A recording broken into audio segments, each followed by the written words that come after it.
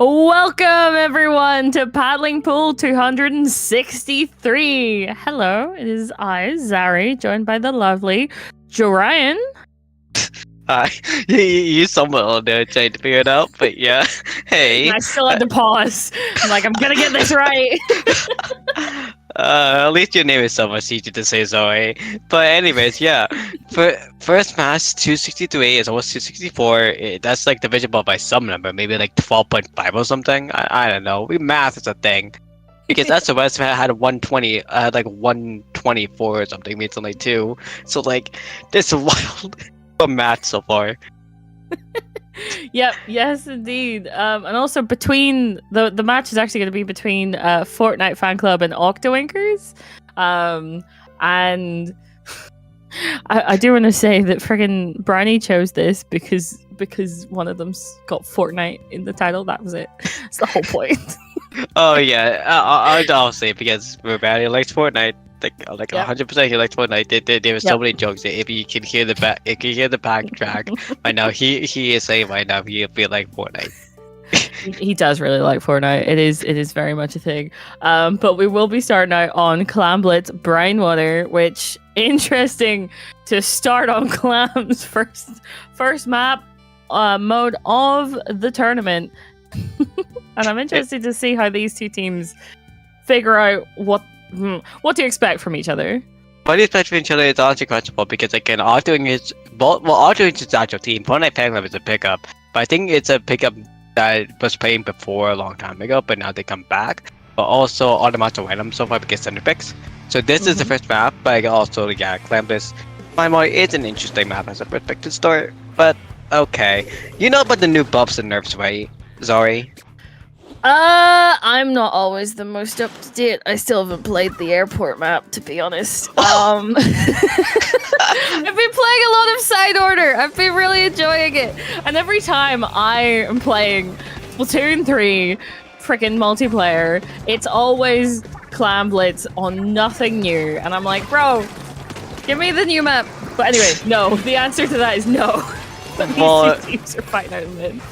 Yeah, but talking about the new side order, and I'll talk about the new buffs and nerfs. You do see the side order shot and side order wiper, and literally the side order wiper having the Agent 8 gear as well. So there's a little bit of your side order gear right there. But on the side of the new buffs and nerfs, you do need the pencil, which is going to get nerfed a little bit, even for the shot as well.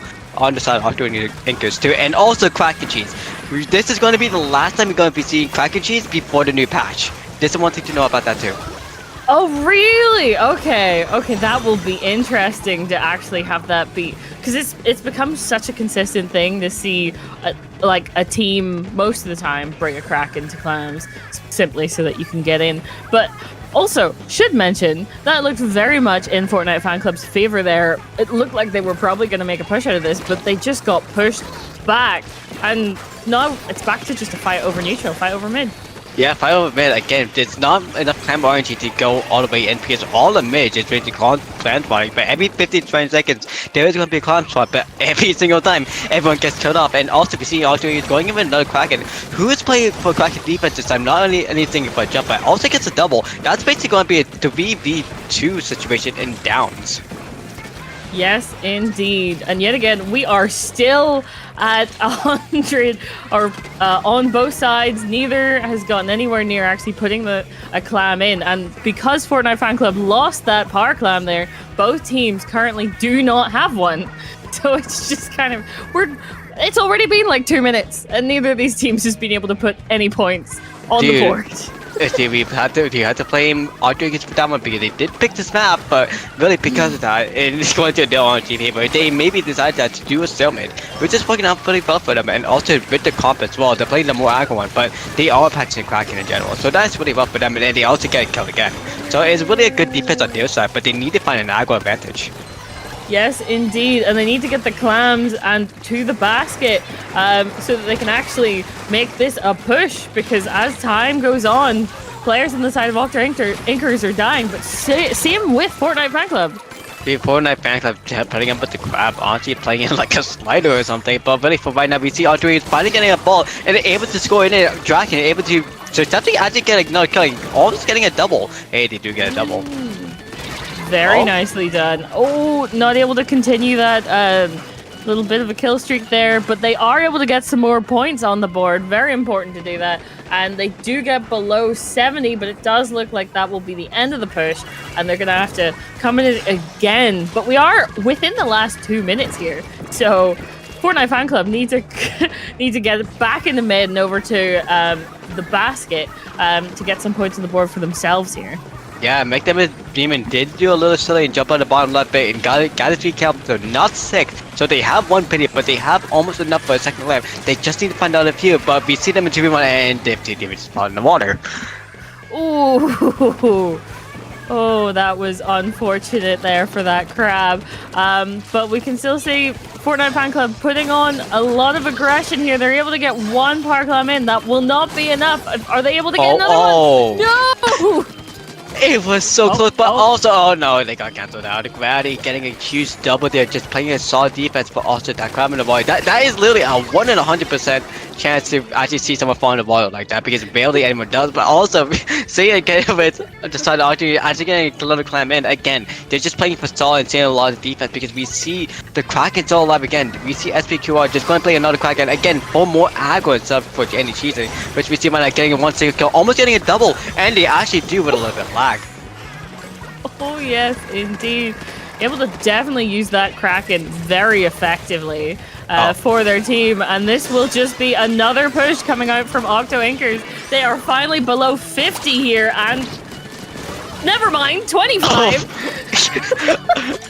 By the way, in the whole team thing, that's an 8 kill streak right there because that was a delayed wipe, plus another Kraken kill, plus another plus another double for the Char. But it was a huge kill streak, and because of that, in the final saving, this is why Arctic chose this map. In the finale, they're able to get a KO. Yes, indeed. Just able to hold that basket open and keep putting in more clams until there you go. Game over. There's no coming back from that one, Fortnite fan club. Not for that game. Ooh, but absolutely, as you were saying, Octo Inkers chose that map and mode for a reason. They knew what they were doing once they'd sussed out what Fortnite fan club came to the table with. So absolutely, it worked well for them. But are we going to see any kind of changes in comps or strategy when it comes into game 2 of the set on Tower Control Museum? But Tower Control Museum, seeing for Fortnite fan club, like from what they picked, it was either going to be this or Ship Shape Cargo, and on this one is mostly seemingly to be more an equal map for both sides, because we saw on the side of Octo Inkers, they just played with more aggro Kraken and stuff like that, and they can definitely run on the tower on there. But for Fortnite fan club, they had your usual comp. The Stamper actually might be really well here, and the Crab as well. So they have a lot of good defense, but just depending on who can ride the tower. Yes, and how aggressive Octo Inkers can end up being, especially since I'd imagine it's not clam, so we're not gonna see that 96. So I'd be intrigued to see what they bring out instead of that 96 from Octo Inkers. You never know, they might surprise us. They might be like, no, this is my main. What do you mean? It could be the regular 96 with the back, because they can still hold the checkpoint there. That is a possibility. It is definitely a possibility, but it just depends on these players and what they decide to do. So we're just gonna have to wait and see. But yeah, this is very much, you need to control the spinner on the enemy side to get a push, get a substantial push, and that can be difficult. For example, if the other team has dependable range, like if you're going to get sniped from, I don't know, pretty much their base. So it might be interesting if we get anything longer range coming in. I don't know.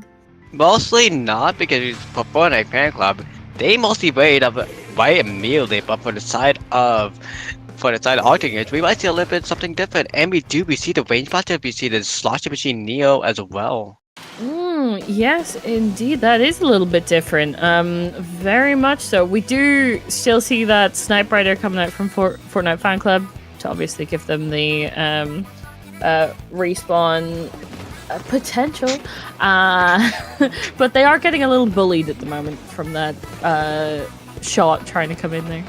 Yeah, they're getting bullied a little bit because of the cooler buff that they have right now. Fortnite fan club trying to go in with regular old comp, but besides Arctic, one thing to know about the little buff, a little bit of the update. Range Blast, they get an update of 210 for the special. So no, I think it's a nerf, but still, good thing to know on either side. But on the side of Fortnite fan club, they have a little bit more advantage. They get Div 2 Demon, and so once again playing on the duo is playing well, playing in 2v1, but actually trapping them all in the middle to make them in a 3v1 scenario. Yes, indeed. That will mean the Octo Inkers will have to back off now, as the only one alive is this Enzap, who's just trying to stay alive, but a Zuka to the face will do that to you. Unfortunate, but honestly a good thing for Fortnite fan club right now. As he past the first checkpoint, Dipty team are just spinning for the second checkpoint. They actually trapped the Zap there, trapping the blaster as well, trying to make them have no control. They have basic 0 pain on the side of Octo Inkers right now. Actually just keep on going ahead. Yes, indeed, and that is kind of giving them a little bit more space to get through that checkpoint, and they are able to do so. That is second checkpoint already, down into the 30s here on the side of Fortnite fan club. But is this finally? Never mind. I was gonna say, is this the turnaround they were looking for? But there's now a lot of people dead on both sides, so I don't really know what's gonna happen here. Oh my god. What happened in the past literally 5 seconds was a double dually battle to shot be shot to blast the be shot, and then it was basically just a wipeout at the whole point. It was just a delayed wipeout, so Arthur gets a little bit more beating with right now. They need a little bit more pain. Mech Demon again was popping off to so much, going in for doubles a lot, but now for the potential of actually losing those doubles potential because the Western team are doing is going up in the air right now. The Viper does not die off though, so that might be a huge defense on their side if they do get killed. And actually, they do get a double. Oh, that was incredibly important there from the start, stopping any push that Octo Anchors had even thought about having and turning it right round into Fortnite Fan Club's favor there. Oh my goodness. Whoa, this is some top tier stamp gameplay, but at the same time top tier pencil gameplay, playing with an assist, and also just playing on the stamp again. They're just playing for the zip cuts, getting a killer well again. The demon of the dually just going push up ahead, battling the sauce machine top right, but they fall off. So because of the flash on top right, trying to battle the pencil too, but the help of the stamp, that might be a knockup for them, and they do. Oh yes, that was indeed, and that blaster was trying to hold that down so it would make it that much more difficult for Fortnite Fan Club to get round that corner. But it does seem like it doesn't really matter that the blaster ended up going down because the rest of the team was able to get them off of the plat and back into mid. But there's the crab ready to take some names. Take some names, getting a double, almost getting a triple. The sauce machine is right behind, but El Caco's yeah, the stamper getting a kill off the sauce machine once again, still on the top right again. This tower is stuck as it is right now on checkpoint, but for Fortnite Fan Club, they don't really matter right now because they have the lead so far. They just need to keep the pressure up on the Octane base. They just want to see wed at this point right now. Yes, indeed. Octo Anchors need to find their way back in the mid without taking too many casualties on the way. And there's that crab trying to look for kills again. Has not quite been able to find what they were looking for, but there's Zuka's coming out left and right.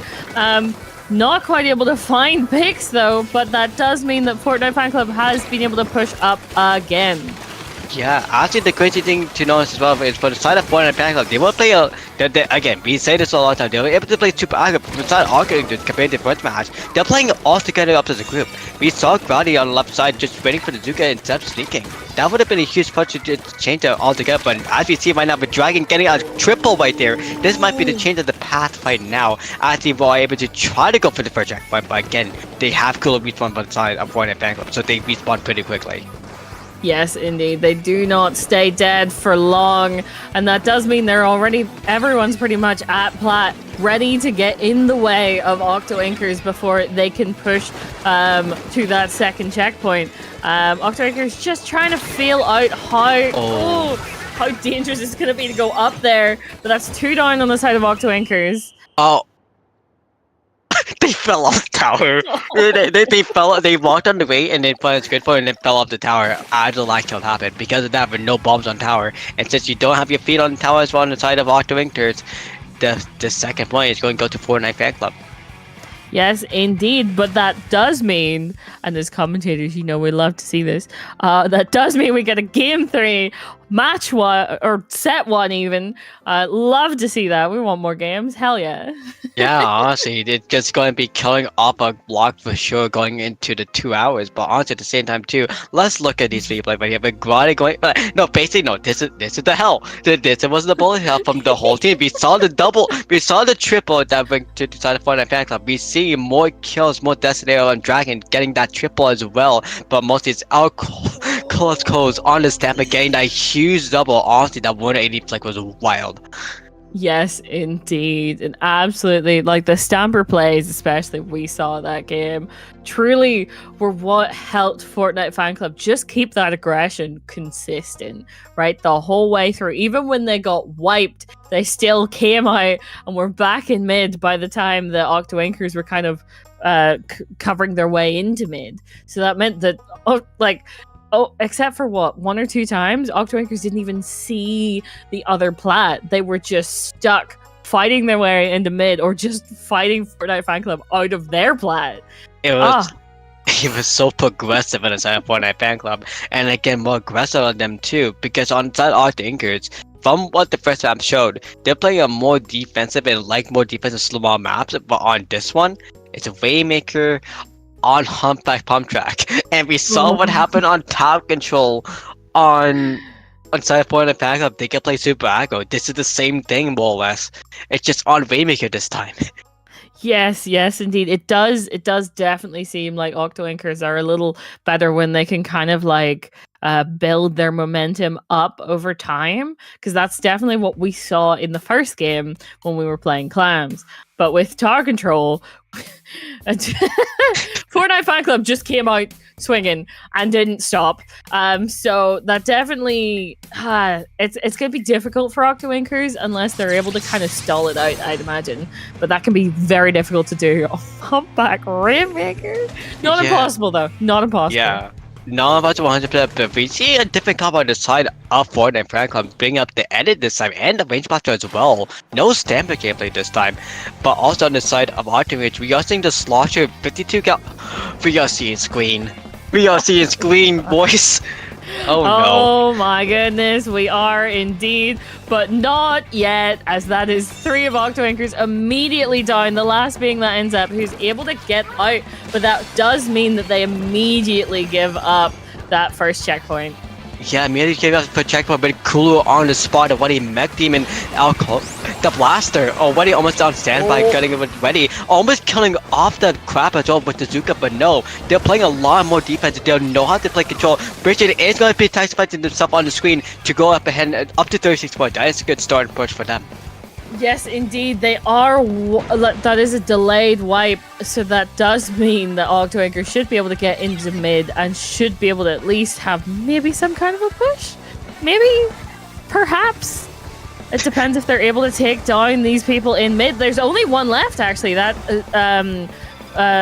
Blaster is trying to hold down this mid kind of alone, and at the moment, succeeding. Yeah, Colaco's able to get a double right there, but mostly getting a single, but also getting 2 assists right there. Honestly, it was really huge on the outside. Dip2 teaming on the hill right now, just going for the Waymaker, getting a single taps 2 times in a row, but about SP2 core, and also dodging up Zuka right there, but also getting killed on Colas, and right there, that's going to be huge anti-pick a checkpoint. Ooh, 52, able to push up, and actually, Fortnite Fan Club weren't quite aware of that 52 until the moment happened, but immediately Rainmaker popped, and they pushed to 22. Oh my god, that screen jump scare as well. Sorry, will you just be such a little bit because you just know it's jump scare of Octoinker just going in for that 32 to 26, literally just passing that checkpoint with no point at all. Literally grounding going in with the buff at all point. Just BTQ getting killed by the Zuka, but honestly, they've killed it off guard. Wait, Mech Demon got a bomb kill, getting a last second Zuka kill as well. Oh my god, what is this game? I know. There's so often where Humpback Rainmaker can be so kind of like it could just live on one side of the map, and you just kind of wait until someone knocks it out. But this is very back and forth, and very you get to push, I get to push, which you love to see. But also, there's that player in behind them, and that's 3 down for Fortnite Fan Club, and a delayed wipe. Cool, yeah, they was the last one to be a lot of it making the delayed wrap as well, but also for Octoinker, that's a huge advantage for them. They have 22 already. Fortnite Fan Club just need to go back, getting a double on the Zuka. That was a 40 damage, but when it says, oh my god, they got Cooling Bomb killed, and immediately right after getting a Blaster kill from Cola. Again, this is, like you said, the back and forth scenario for the 5th time now in mid. Yeah, and especially with that double, oh my goodness, with the double from the Zuka immediately followed with the double of the curling bomb. Absolutely incredible. Fortnite Fan Club looking to get lead here. Not quite able to though. It was really close, but the Waymaker says with the crab actually on the fall of the left if you saw that, but Magni able to clutch it through, getting the Waymaker all the way to 19. They got another kill with the crab. That's pretty huge right there, but they got a kill on the whale as well. So actually for Fortnite Fan Club, they're staying on there. That's basically a good GG defense right there. Yes, indeed. It keeps that Rainmaker in Octoinker's in their spawn at the moment, which they really don't want, because as we're seeing right now, two of Fortnite Fan Club were trying to push that elbow, and it's good to reset it. Because had things gone badly, they would have lost even more points. Yeah, but we see Dragon right now trying to move on budget, but also being defended by Cola. But we see one thing with Fortnite Fan Club just trying to push it up even more. They get cancelled by the Zuka plus the Waypicker as well. But for right now, Fortnite Fan Club is able to just play defense on 30 seconds left on clock. If they stay on that hill, again, it's going to be their victory. Yep, yes indeed, and we see bombs coming in constantly on top of that Rainmaker. But that's 2 down on the side of Fortnite Fan Club, but also 2 down. It's 2 down on both sides. A lot is happening at the moment. Oh my goodness, and the Rainmaker is just trying to live. Brownie and Dragon trying to go for a 1v1 as well, but failed in both scenarios. But we see Europe on the last hands of scenario trying to make a punch for the side of Arc doing this, but also getting cancelled by Dip2 Demon. Oh, yes, you can never be too sure that you are out of range of a Julies player, because they can just keep rolling towards you. Yeah, keep rolling towards you. Literally, as Dip2 Demon literally was doing the whole match basically. Like, this whole set really had been rolling towards you and just saying goodbye and goodnight the whole time. But honestly, Jesus, that Rainmaker Humpback always does this to anyone every day, either stream it or record it in a 30 setting. Because literally, I can just say, I just came back from Milan from Metro Inc.'s Big Dapple on Sunday. Mm-hmm. It was not as close as this. This was the most hyped set for Rainmaker Humpback than any of those, honestly. Yeah, I have not seen a hyped or that hyped of a Humpback Rainmaker set since, I think, Splatoon 2. That was incredible. And also, this is set 1. This is our first round. Like, what the frick? Dude, literally, we're set up for chaos at this point right now, because literally, because honestly, you're just saying this battle pool, even though we have 25 teams, it's pretty stacked. Damn right it is. Absolutely.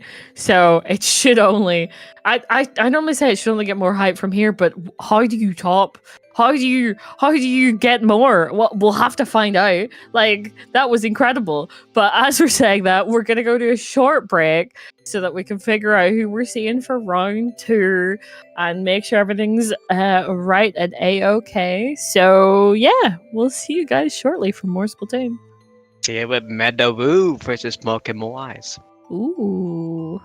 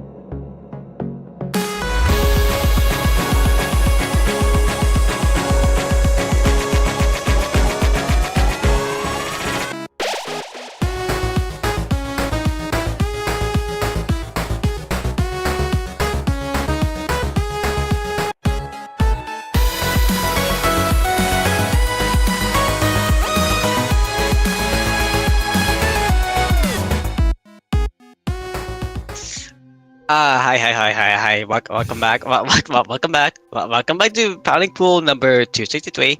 I am Joanne, and I'm back with Zoe. Hi. And also Bounty is right here in my hands.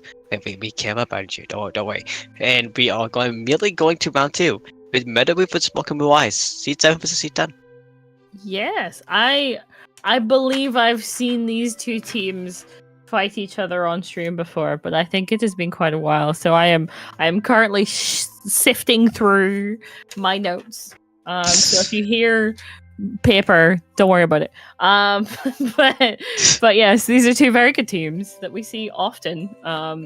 So this should be good, especially since we're starting on Rainmaker Scorch Gorge, which yet again, Rainmaker. It could either go.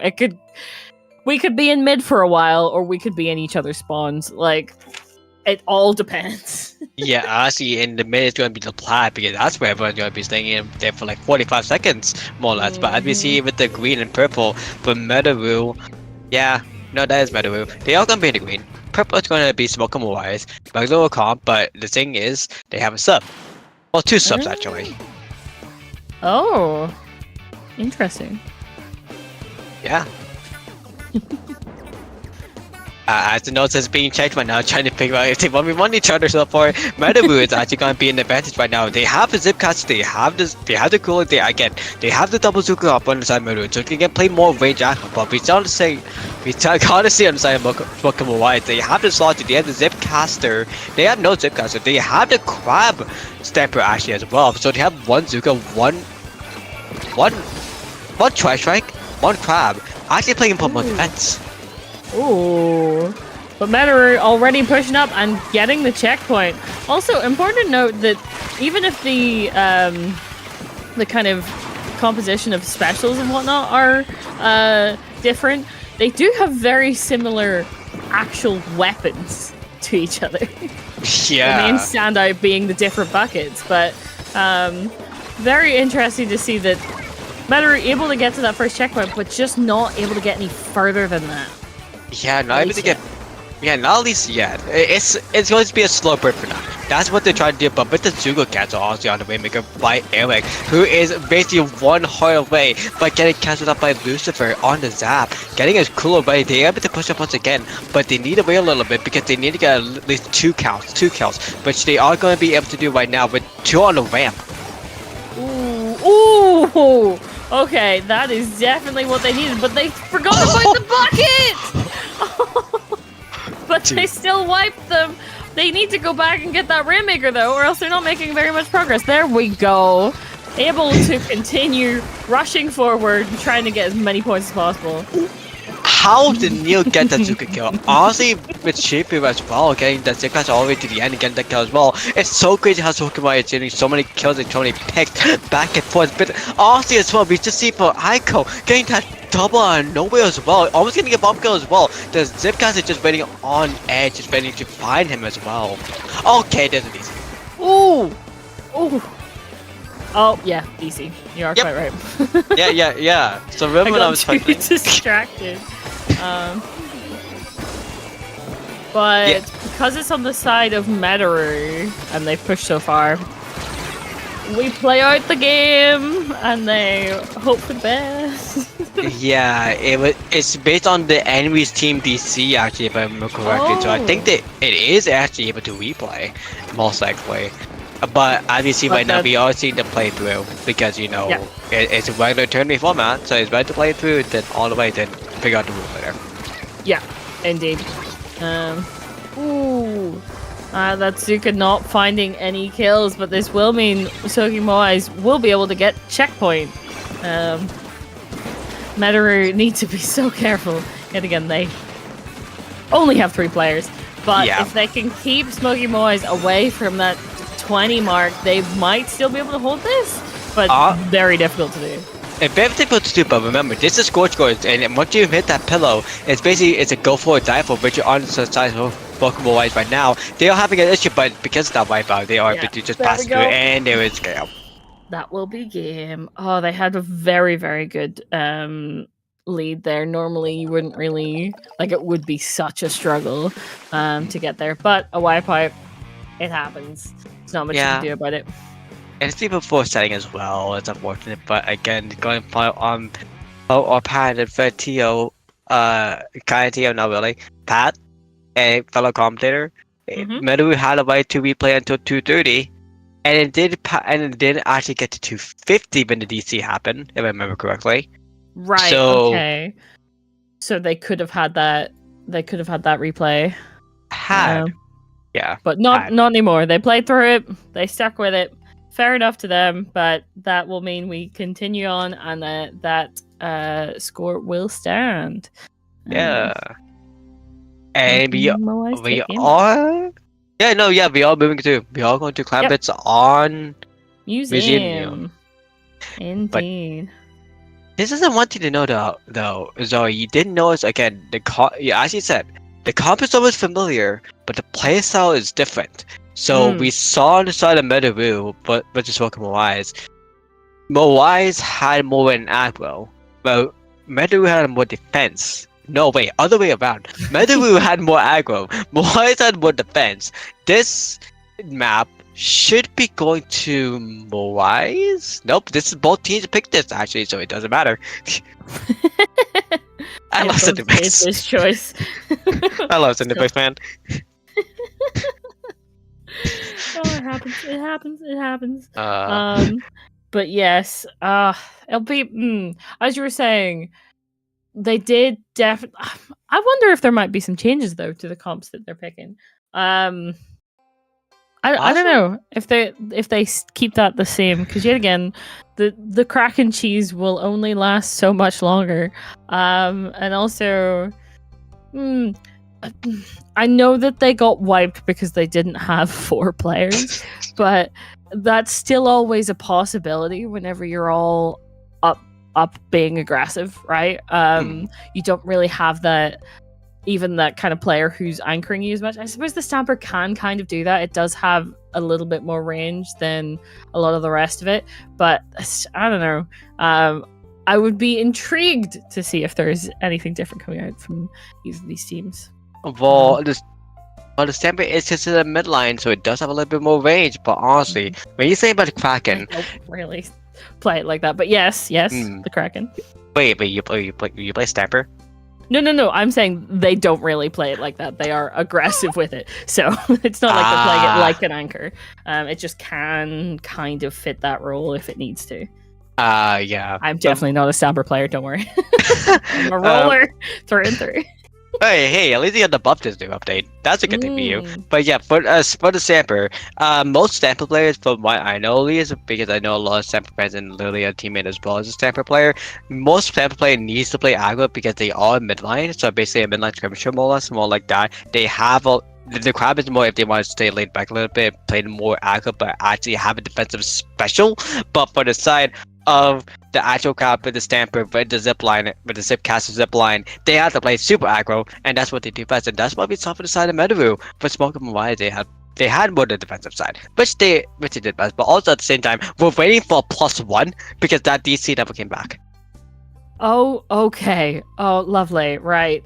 Yes. So we're waiting to see if we can have another 4v4, or if this is going to go really not in Medaru's favor continually. So fair enough.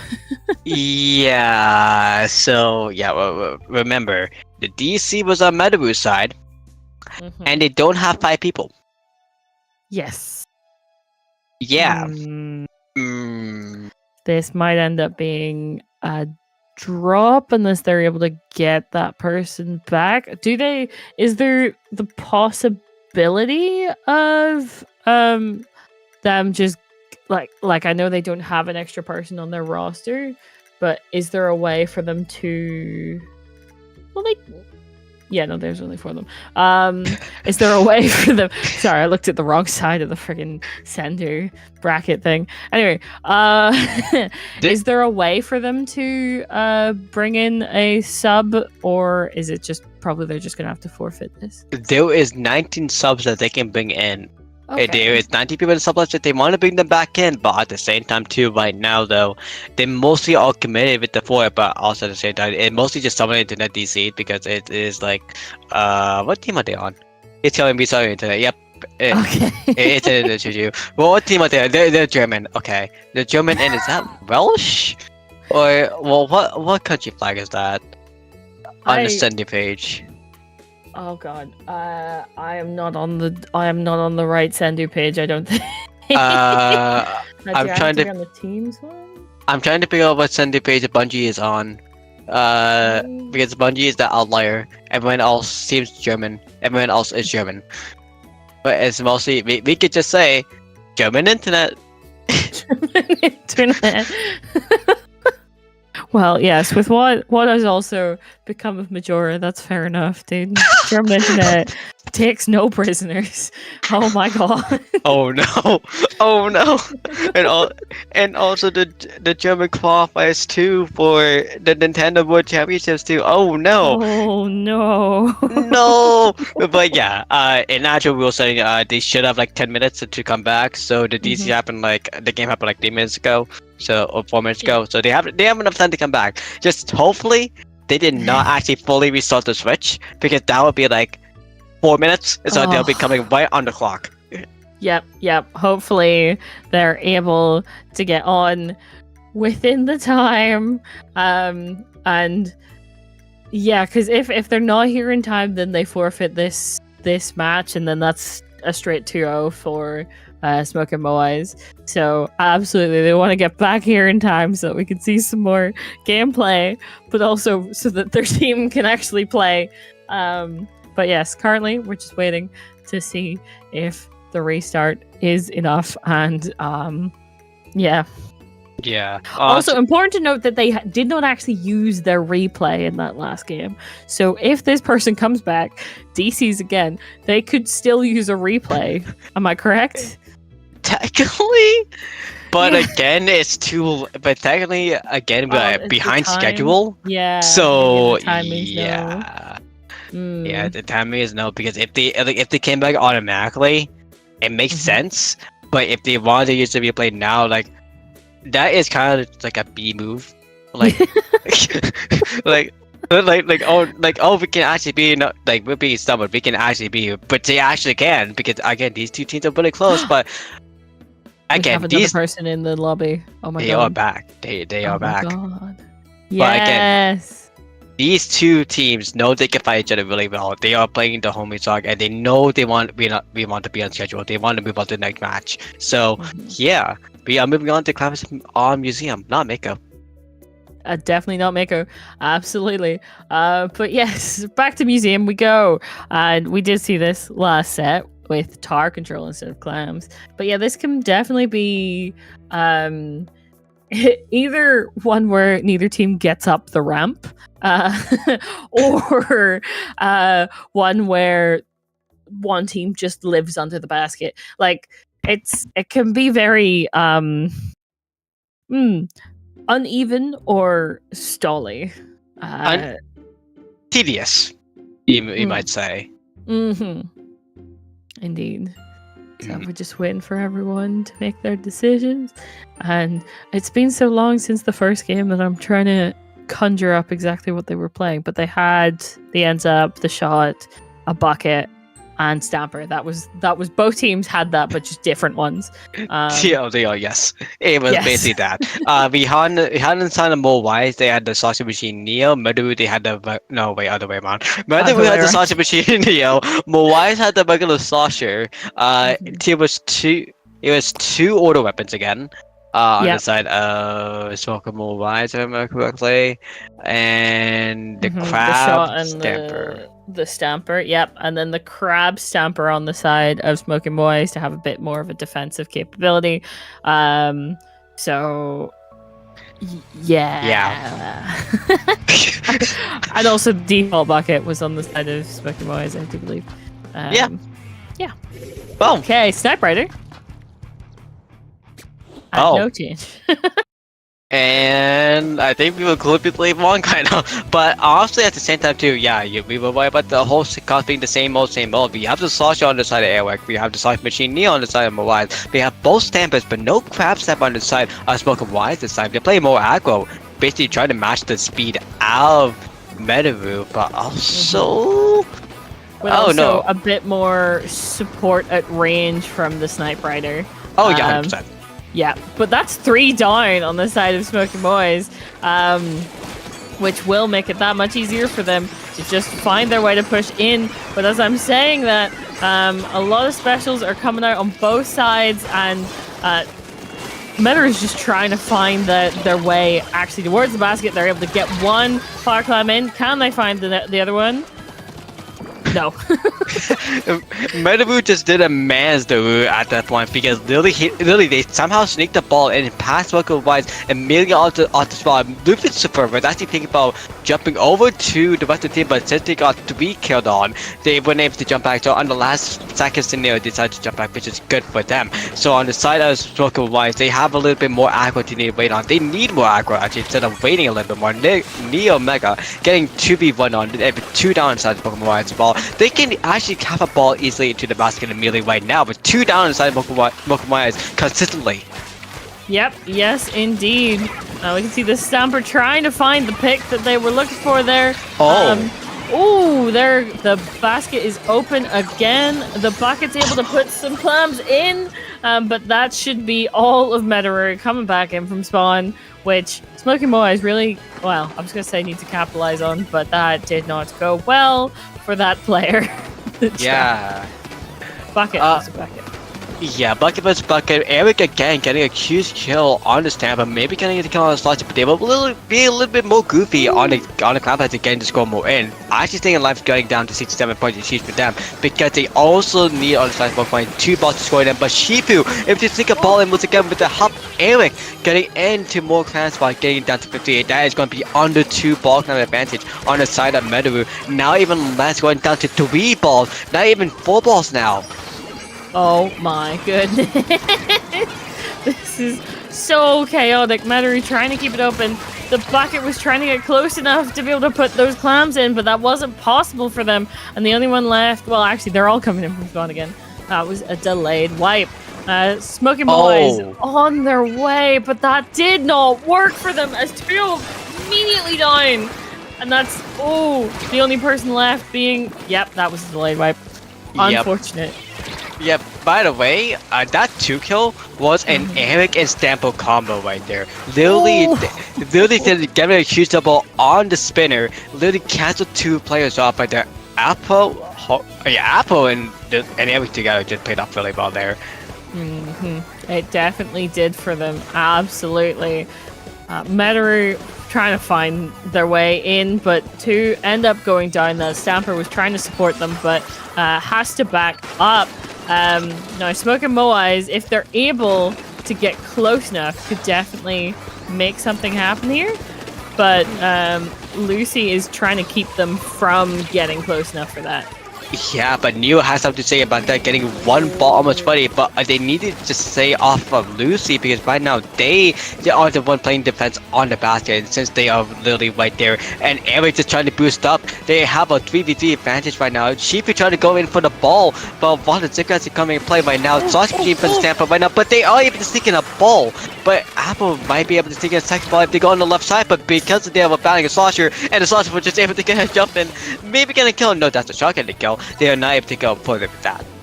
Yep, yes, indeed. And that just gives Meteor pity alongside the Parkland that they've just made in mid.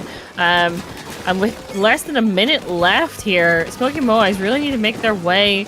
Well, I was going to say make their way in, but with only 1 left on the side of Smoky Moais, that is not the time for that. Absolutely not.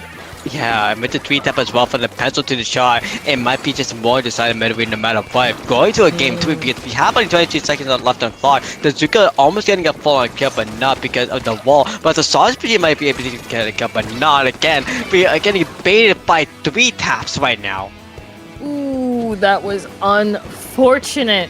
I don't believe Smoky Boys has a Parkland though. I don't think they don't have one. So this could just be game. If they're not able to make one in time, and they are not. They're not having a ball, but we can see that the Stamper was playing off a trick for the stream. But the funny thing is enough, because they didn't get a ball, and we saw that Meteor won, we're going to game 3 again. Yes, indeed. Oh, you love to see it. You love to see it. I love game threes more. I always want more of them. And that does mean that we get to see Tower Control on Inkblot to finish out on this tiebreaker. Yeah. Smoke and Bow Eyes. I'm not quite sure they know how to deal with Medaru quite yet. It just seems that every time they have like an aggressive push of their own, it just gets shut down before it can really start. Yeah. It does seem like that. But at the same time, it's not a progressive mode. But at the same time, too, Medaru did the same thing on Rainmaker, which is a progressive mode. And at the same time, too, Smoke and Bow Eyes is just running up immediately. So they might be playing that Zipcaster again. I could see that working for them. Absolutely. If they're able to like disrupt Medaru some more, because it just seems like every time they're using it on the or Smoky Bow Eyes are using that Zipcaster on the when they're pushing, like it is to try and get kills and whatnot, but it isn't to kind of like separate the team like Medaru or kind of distract them, right? Being in right behind them, like that might help them a little bit. If they're able to just, I don't know, form a wedge between what Medaru is able to do as a team, that might be what they need. But I don't know if that's what's going to happen. Maybe it might happen, but we're going to see on the side of Medaru the same old that we might love, but at the same time on the side of Smoke and Bow Eyes, they do actually have the range blaster this time.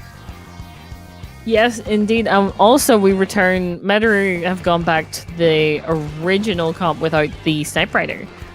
So that does mean they have the NZAP instead. Does the same role, is doing the same thing, but important to note. Yeah, mostly one thing to know as well is bomb help. Yes, very important. One down on both sides. Oh, two down on the side of Smoke and Bow Eyes there. And Medaru starts pushing. Yeah, they have a lot of specials as well. Yeah, a lot of specials as well. And we're getting a triple to come, by the way. Oh my goodness. Well, they're still going through that first checkpoint. Though it is important, it's always about that second checkpoint. If you're able to get to that second checkpoint and make your way through it, you're in a very, very advantageous position. And that's not where we're going right now. Yeah, we're not going to the second check, but we saw we saw the Zap going in for a 2-kill, which they do get. Alco actually is able to shut that off right there. Apple height. That's a crystal gem, by the way. Going in with the blaster, trying to go in for Sheepy on the right side with the help of the Zap. No, the Zap actually getting kill off the Stamper. But no, that's chain off by the Zap on half here as well. But then kill off Eric Agio, trying to go for the Zuki kill, getting a double there too on the corner. Oh my goodness, this is chaotic as frick. Yeah, is this going to be what Smoky and Bow Eyes need to actually get their pushing going? They do need to take out a couple more players to get further forward, but absolutely that bucket is working on it right now, and that will mean they'll get to that first checkpoint. Are they going to be able to get through it before Medaru can shut them down? It's looking likely. There we go. Maybe not, because Javier fell off the tower and doing a cool face underneath the rail too. That's unfortunate for the rest of the team, but for Neo Mega CTN left, no, that's gonna be a wipe out on the side. Medaru, that was honestly an unfortunate goal right there, because that would have been a really good aggressive push up for the rest of the team if they were able to capitalize it off. But because of the slow burn on the side of Smoke and Bow Eyes, getting a slosher strike ready, able to cancel out a Medaru, getting a kill from House Lucy as well. That's not gonna be cool out the side of Medaru at all. That's a great turnaround. Yes, indeed. That could have very easily snowballed in the favor of Medaru there. But Smoky Bow Eyes able to stop that from happening and get the lead. They're getting towards that second checkpoint. But yet again, getting through it is always a struggle because of the positioning of it. And that does look like that'll be the end of that push for Smoky Bow Eyes. And Medaru will come back with a push of their own. Did Mega get... Mega got a double kill with a Shakti Bomb, and they don't see Sasha as well. Lucy getting a 1 kill off. Also, the Sasha getting a 2nd kill off. If you do, maybe getting a 3rd kill off Eric. The Sasha gameplay coming out right now. But also, at the same time, they're focusing on the tower. But they're trying to jump kill from Lucifer as well. They were able to clutch it off, and now Akiko is battling in the 3v1 scenario. But finally, Eric is able to shut it down. But again, we need to see Meru why the tower right now. They're focusing so much on kills. They're focusing on blood, but they have to focus on fighting the objective. Yes, they do. They really do. They're still not in the lead at the moment. There's still that 18-point gap between those two teams. But getting 2 kills with Zukas will be helpful here in making it that much easier for Metaru to continue pushing. They're getting closer and closer to that checkpoint and taking down Smoky Moais like one at a time. Akiko were able to crank those 60 damage with the Zuka, and now immediately cracking in on that kill as well. But because of the strikes on the help of Smoky Moais, they are not able to capitalize on the tower. But Eric might be something to say about it, but Javier might have to say something about the 2 tapping the tower. With only 42 seconds remaining, they have to not get the tower back to the last checkpoint, but Lucifer is falling up back right now. Yes, indeed. We're coming down to the last 30 seconds here, and it is very much all to play for. There is 2 points in it, folks. 2 points. And Metaru know they need to make one more push. They know they need to be successful here. There isn't a checkpoint. Well, there is a checkpoint technically between them and lead, but it's the checkpoint. It's the points on the checkpoint. So technically... regardless, they need to get to that 2nd checkpoint, and they need to get to it now. It literally is all based on the 2nd checkpoint, but also saying that they need 5 ticks to win. As you see right now, Metaru is able to capitalize on the tower, but the Zuka from Neo might be saying something about it, but no, it's a Slosher going in, bounding in, and there's a DC again! Wait a second, Akio, get on tower now. And there we go. Oh my god. What was that? Oh my god! That DC at the last second was the Tower Rider. That's the worst thing as well. Because the Tower Rider, this is the funny thing. If the DC was at the checkpoint, I think they could have got the lead there. Oh my god. Oh my god. But they did not end up getting that. That is very unfortunate for Metaru. They fought hard, and especially after that first match, they started so well, and then the DC just happened. Oh, that is unfortunate for them. But does mean they're going down to the losers bracket. They could still fight their way out of it, but I will say DCs are gonna be a problem on that journey. Oh yeah, again, German internet. German internet is gonna be the big struggle. But yeah, it is a bit of a struggle. Oh god. But that was well played though. Smoky Moais fought for that win so much throughout it. Absolutely, because definitely like Metaru did make some very good pushes. And when it comes down to what 2 points, that shows that both of these teams played incredibly well, but Smoky Moais just able to hold right at the end, and that DC was definitely in their favor. Yeah, and the funny thing too as well is what you said in the game too, in all the missions during it was Metaru was not able to keep up, was not able to read against Smoky Moais because they played so much aggro. But we saw in that game, they were able to read them and just play for it. They were just on the wrong mode. They would play too passive. They had the mode mindset in mind, and every time there's an aggro mode set, they were able to play aggro, and which they did. But unfortunately, in both those 2 times, a DC happened. Yeah, both of them. Oh my goodness. Yep, not ideal for Metaru. Hopefully another restart there will help them in that loser bracket, not to DC, but there we see this point where the Smoky Moais is able to push back Metaru and keep the fight kind of in mid as opposed to. Oh yeah, and here's the bucket. Oh, the bucket able to stay alive so long, gets quite a few picks before they're finally taken out. Yep, and at this moment, there was only 2 replays. I would think that's gonna be the DC replay because honestly, that was a crazy clutch moment. But again, no, that was the match against Medru versus Malcolm Wise. Medru has a chance to come back. Again, as you said, they have to lose back as one to do.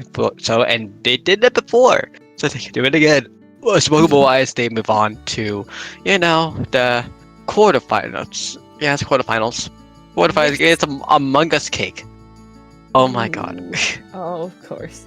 You're seated second. Anyway, we are going to go to a short break as we sort out everything that's happening next. So absolutely stick around. We will be back real soon.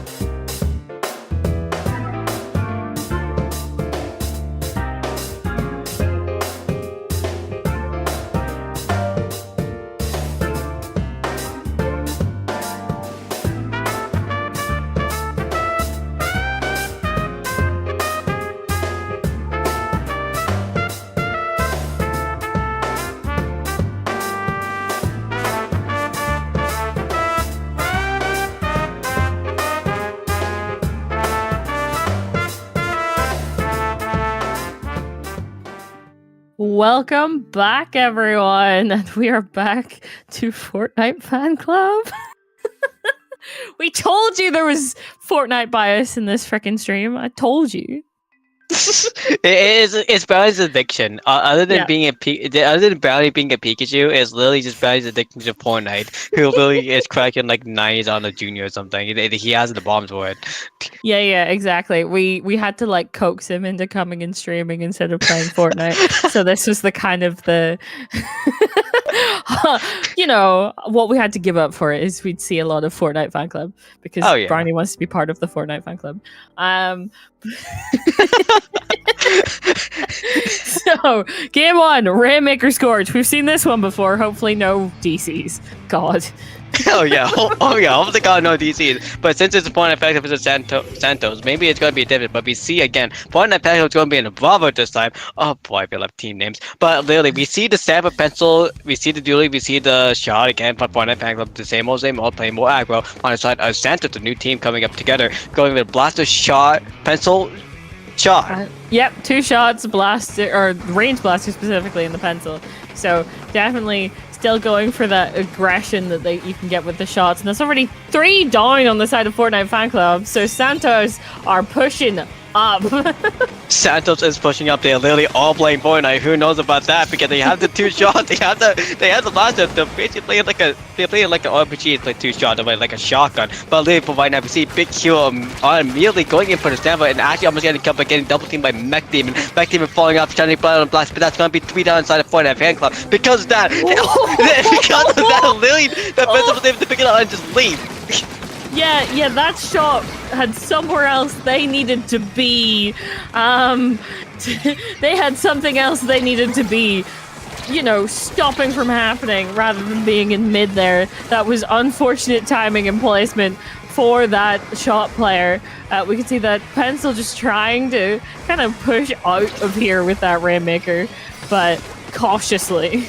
Very cautiously by now because as we see right now, but Bridget, they had to maybe they dipped it on my side again. They were just so scared of the shot on out the pencil as well, but because there was no paint on the Rainmaker pencil, they barely get it onto the pencil, and they get a score of 68, but with the Stanley being the last one alive, and again with Santos having up that score to 28, they need to get past the pencil. They need to go to all the way to the ramp to win, or basically going to the left corner of that plant area to make it to the win as well. But as we see right now for the side of the blaster, they have the Rainmaker coming out immediately. The pencil is able to come out with almost the cool ready as well, but no, they get cancelled out.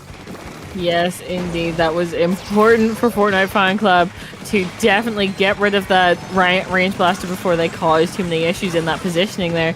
Oh, the Crab trying to find some picks, but not able to see anyone. And this is Fortnite Fan Club getting pushed back yet again, and that's an unfortunate jump. Yeah, but falling in for a triple, almost falling into quarter as well with Big Hero on the Zuka once again. But now we see Crepitus actually getting killed off by Mech Demon, who falls off the map with the Zuka. Honestly, a good off trade-off more or less, but we see right now with the Fortnite fans are able to just get the Mimic once again, falling back with the weed down on the side of Santos. Yes, indeed. This is what Fortnite needs to get back in, but they also need to be careful on their approach because both teams definitely have the possibility of using, you know, coolers to keep themselves from being dead for long.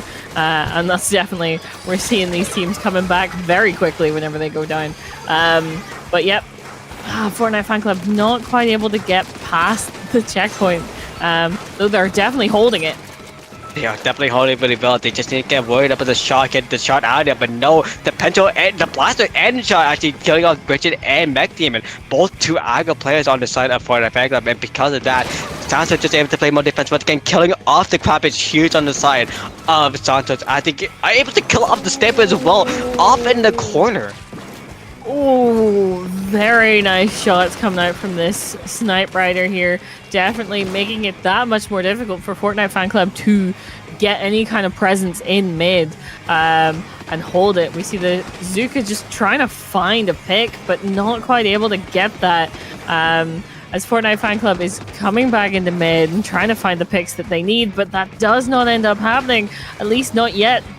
And Cole getting into 3v1 scenario as well, but Big Hero actually cutting off Mech Demon in a 3v1 scenario as well. It's going to be huge on the side of Fortnite Fan Club if they are able to pick up the Rainmaker, but they finally do, but they are going to be falling back going to the right side ramp, but they're getting cancelled out by the Blaster who were just waiting on the mid side. We've seen PR trying to go for Mech Demon once again with the help of the other shop is Zen. But Zekam. And Oh, because these- the Zekam getting the these- kill off is huge. Oh, the Ooh. jumps! Oh, that is unfortunate. That is 3 down for Fortnite Fan Club, and Santos are pushing up, which definitely Fortnite Fan Club need to slow them down, and definitely stop them from continuing this push. They need to get a push of their own, and now that's 3 down on the side of Fortnite Fan Club. Yeah, Nepia on the plaza, just able to shut everything down the point of back of the building had. It's just hurry up with 80 seconds remaining. The Zuka is coming out to play more defense, but because Sekam fell the Mimicker in the clutch spot, that's gonna be it. Yep, that I do not think they're going to have time to get anywhere near that. We've got jumps coming in, trying to rush towards the Rainmaker, but it's not going to be enough. It is not. And bit that, we see Xantos going in with the first point. Mm-hmm. Also, by the way, since we're just streaming Fortnite Fan Club again and Brand's Addiction, should we make every premise to Fortnite as much as possible? Perhaps. Because honestly, funny enough, I was so close to calling the cooler the Chug Jug. A little bit, honestly. You know what's quite funny? Whenever Splatoon 3 originally came out, there's a friend of mine who doesn't play that much Splatoon, but came out for the start of Splatoon 3 and was playing quite a lot, and immediately, I would say it took one game with the cooler being a thing for him to be like, oh, it's the Chug Jug, and I was like, what do you mean? And he's like, yes, Chug Jug, give me Chug Jug, and I'm like, dude, please. He's also a Fortnite gamer. It's really not hard to tell, but yes. Freaking Chug Jug. And of course both teams have one, so or Chug Jug dispenser technically. So, Yeah. there's certain Fortnite vibes. Anyways, yeah, meant to be on Clamplets. So we silently agreed that we might be doing the Fortnite bunch. Who knows about that? But yeah, Clamplets are meant to be on this map. It's going to be a little bit of a sneaky situation, just like Tilted Towers, the sole layout of it. So basically, if you want to know the layout, basically more or less, it's going to be the bunker on top and the catwalk. And there was a jump on the right side. Most people go for the safe out on the left side and go for the catwalk, as you can see on the top of the screen. They put that big area on the right side as well. That is where you want to go for spotting. It's more open and more safe with bombs. But if you want to go for cheese on the right side, which you might see for Stats to do because they did it before, they might just treat it for the win. But Hero has the Kraken, so you might be seeing some kind of Kraken streak before it's over. Yeah, I would not be surprised. It is so funny. You just see, yes, this is how the team plays, and then Clams comes on, and there's just a 96. There's just a cheeky little 96, ready to Kraken at the most annoying times for the other team. Yep, cheeky Neil Knights is coming in the back, but merely getting killed off on the side of Santos. On the side for the Fan Club, they are able to just play alive a little bit more, but no, the Pencil is going to be denying it, which basically is cold save for damage right there on the right side. But literally in mid, we are seeing Zekam on the left side, trying to go and then play aggro with a sneaky situation, but we see the Kraken coming in once again. That's another Kraken actually in a matter of 5 seconds. What? I would be intrigued to see what they actually had as gear. Oh, this is an unfortunate place to be. Oh, I was gonna say as a 96. That did not look like a position you were gonna live from, but they are surviving. Oh my goodness. Hero just staying alive and causing chaos for the enemy team, keeping Fortnite Fan Club back for just that little bit longer, but that does seem like Santos should not be able to get anything else in, and we'll have to push back in again. It was so fun and Nepia was able to get the double there too. It was just to stay alive for that long, but also able to get a little more work that he wanted to play a little more aggro, but no, they decided to play it safe, and we see immediately because of that too, with the help of Zekam, they literally Fortnite fan club was 3 down, and so now they have to play back. And with that, the Santos is able to just go up ahead once again, and mostly going for no crap. But we see the crowd on Div 2 Demon come alive, but the Zuka is only able to cancel the out, what you do, and almost getting the last shot in to make it badly damage for the side of Div 2 Demon. But here is the crack and cheese, and this is gonna be the first score because it happened. Nope. Oh, He no. rolled. He rolled. Oh, Bridget was able to delay it just long enough, but that doesn't mean that they were able to stop Hero. We've seen this already. That's a triple on the side of the 96. That does mean that the basket will close, but that was difficult for Fortnite Fan Club. The only way they can beat crack cheese is beating it out yourself because you rolled. So honestly, that's a good thing for Fortnite Fan Club because they have a little more time. The penalty was not that bad for Santa because they had only 1 clam and no extra pity clams. So it was able to score into a matter of 10. So with another small big clam, they was to go down past 50, and that's where the judgmental damage is going to happen. But here getting the triple in the first core clam though was pretty huge for them. But now they are almost getting another clam. But second being the one to get into clam and putting it in, now their damage is going to be done even more. But second getting a first kill, maybe 3 kills off more. No, that's going to be 3 down on the side of Santos actually. That should be the opportunity that Fortnite Fan Club need to finally get into mid and maybe see the other side of the map. But as I say that, immediately the Stamper goes down. Yep, and we don't matter the side underneath Zepia right there. As he gets I think. Wait, that was 3? Yep, that was 3 down. Last one being that, Yep, never mind. Yep, That's a delayed wipe, technically. Oh my god. It's just one thing after another. Blaster, please! Oh my god. He's talking about a 7 kill streak right now. That's enough for a tri-strike bomb, more or less. But literally, it's we see right now on the side of Fortnite Fan Club, they have no balls. Santos has 2 balls more or less already in action. And Crack going out again. Oh my god, here we go with the cheese once again. But no, he was going for the kill instead, going for a double actually. Oh no! Hero He does. To get the kill and still does, but ends up going down for it. And there's a lot happening, but none of it seems to include power clamps. they forgot to put the ball. The Mimic carrier killed.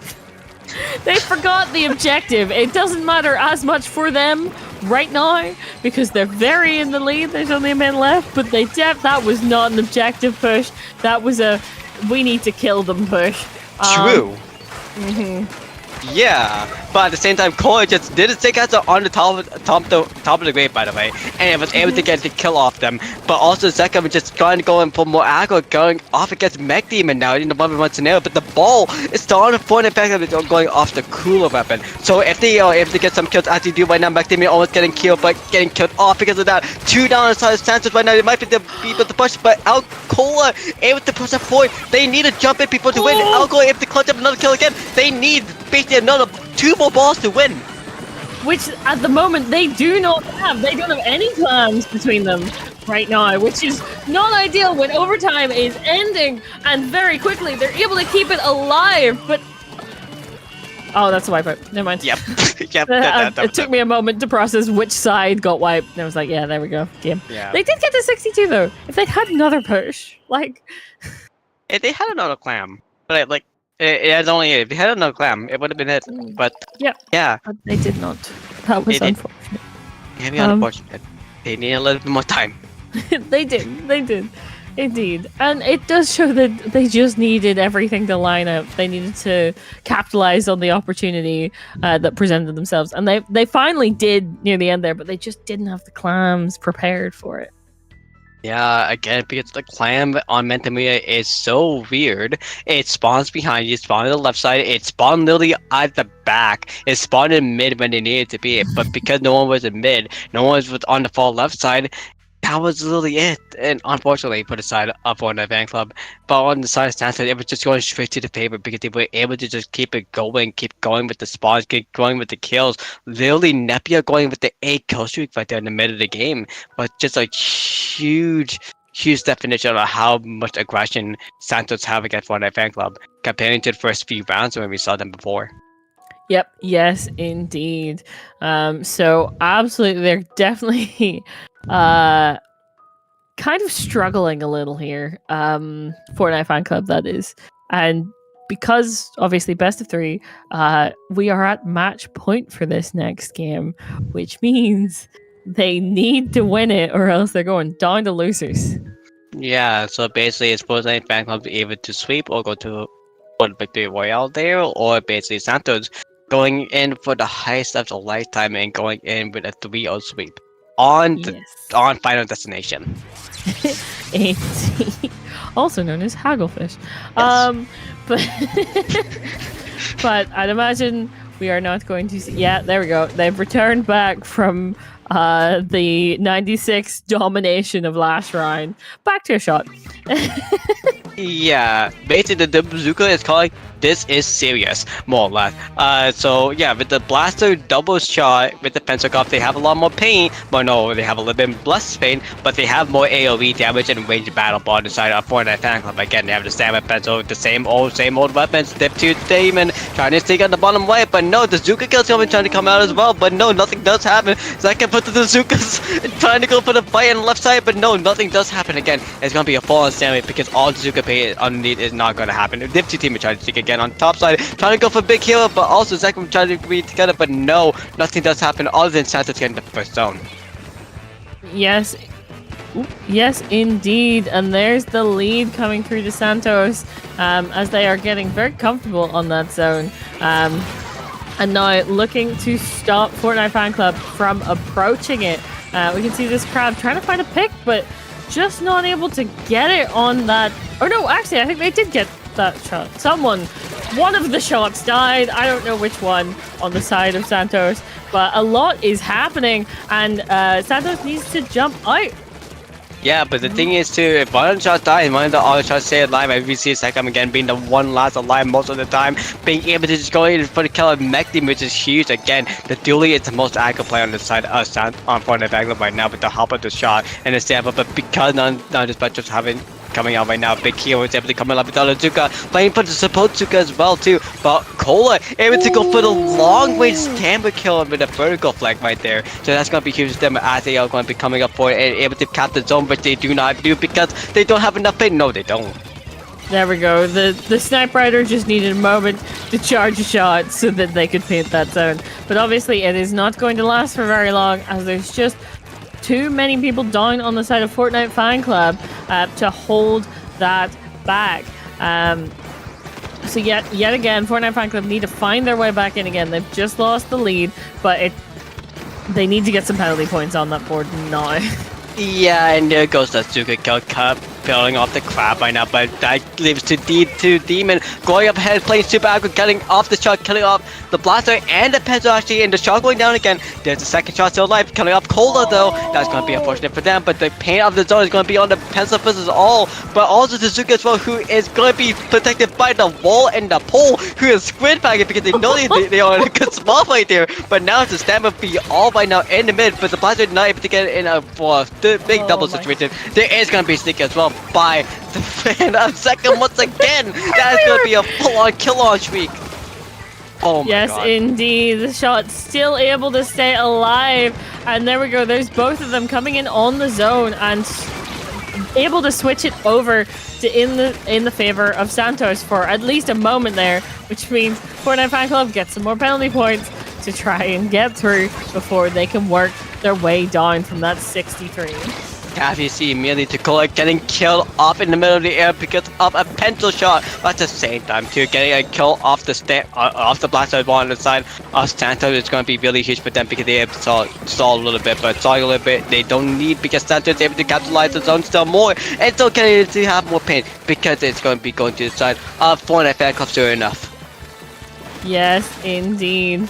And as we can see, Fortnite Fan Club trying to make sure that all of Santos is backed up so they don't have to worry about people coming in from the sides there. And they're finally working on those points, getting them down into the 40s. How much further are they going to be able to get before Santos has the opportunity? And there we go, for it to flip. Which does yet again put more penalty points on the side of Fortnite Fan Club. That was literally only a 10-point difference on the side of Florida back before the penalty did actually take off. But on the side of Santos, we see right now with the back demon in the corner trying to kill off Zekam, the main aggro on the side of Santos. They are able to get a 2, so maybe Fortnite able to spin his own once again. But with 3 down, the 2 shots going down, that's a whole wipe on the side of Fortnite with the advantage. Yes, indeed. And will make it that much more difficult for Santos to get back in. But that does mean that they aren't staggered. Oh. They are going to be together. But that pick is going to be unfortunate for Fortnite Pack Up. That's 2 down. That 2 down going to a 3 down, going basically into a reverse sweep more or less if they are able to get the kill off, but no, they're able to control the zone. That's which is more important in the mode of splat zones right now. But 6 seconds left the clock. For the fact of being out of the position for the zone, but able to come in, almost getting for a double, but unfortunately not doesn't get that kill. The VC Santa going in with a 3-0. Yes, indeed. Fortnite Fan Club were fighting for their lives there, but just were not able to get the lead. They got so close, but just Santos was always able to get back in, even after wipeouts, even after everything. They made it back to the zone, and they were able to get the picks that they needed to just constantly be able to approach the objective. And that just meant that as long as they didn't even need any more points, they just needed to keep adding penalty points and stalling out Fortnite Fan Club, which is what they ended up doing. Literally, that is what they're doing, able to get just multiple kills, and literally we saw it from Nepia, and the rest of the team of Santos from, again, Kenshin and Hero, mostly Hero as well, just going in with a lot of kills, but honestly, they were just playing so well together at the same time, playing so aggressive, but knowing how to play defenses as well. But we saw on the side of Fortnite Fan Club, we saw Demon, Div 2 Demon trying to go in for a lot of sneaks as well. But in the end, you just need to go for objective a lot more, which Santos did do really well. But again, 2, what happened was just such a coordination hell, but that was going on the side of Santos, which literally gave Fortnite Fan Club no reason to live, more or less, because they were just stuck in the base for basically 15-second moment of the game. At the end of the game, they had a wipeout, but basically overall Santos had 2 wipeouts over Fortnite Fan Club in the end. Yes, indeed. That wipeout was not enough for them to solidify that win, and it just meant that Santos came right back in and took the zone, and that was game. So absolutely well played to Santos. Fortnite Fan Club definitely did try throughout all of those games, but there was the constant aggressive power of Santos just keeping them back and away from the objective. So absolutely fair play, but that does mean that Santos continues on in the bracket and Fortnite Fan Club heads down to losers. And also one thing to notice as well is Fortnite Fan Club did defeat Seed 1 previous round, but since that happened, Seed 1 can come back, and Fortnite Fan Club could be eliminated by them in losers semifinals, if I remember correctly. Yeah. Yes, indeed, if it gets to that part. So, anyway, we're going to go to a short break as we set up for the next set, which is going to be semis. Yep. That's going to be a last cast. That's going to be a last round as well, too. Yes, we only get one more. Yep, we only get one more round, so we'll be seeing you for that round real soon, so don't be going anywhere.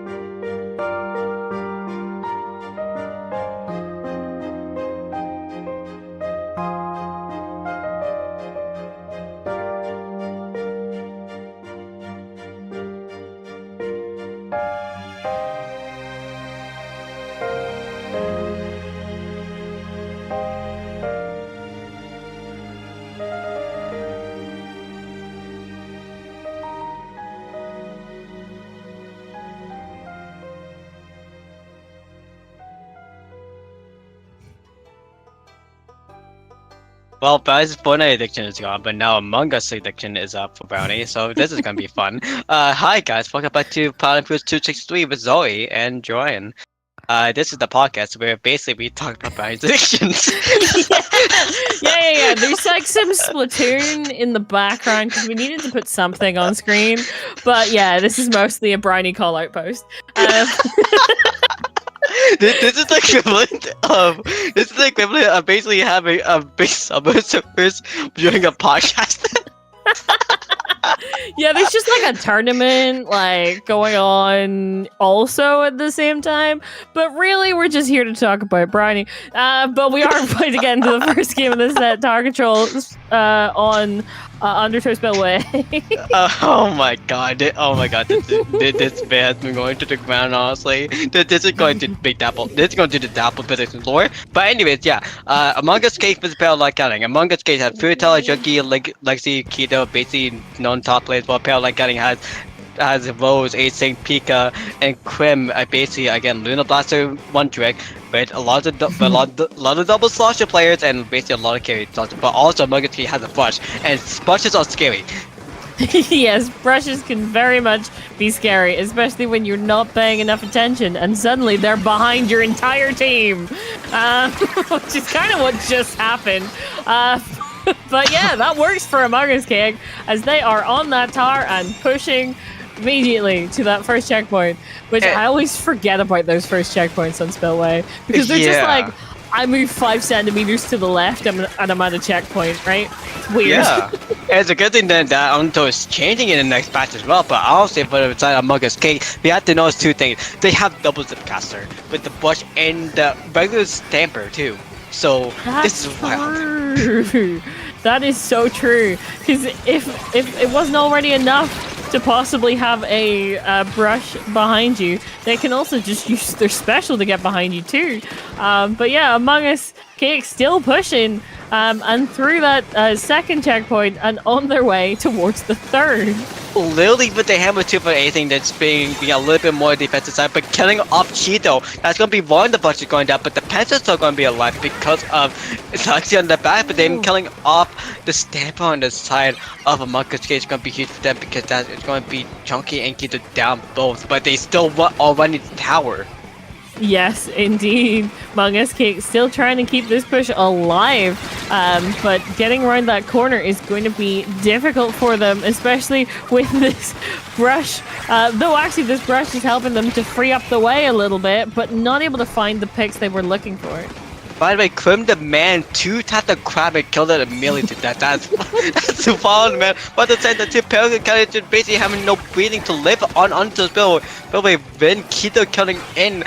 Anything with the brush, but at the same time, Punchy still being the one running down with a special was ready, but at the same time, the Stamper is going to be coming up with the Zipcaster in play.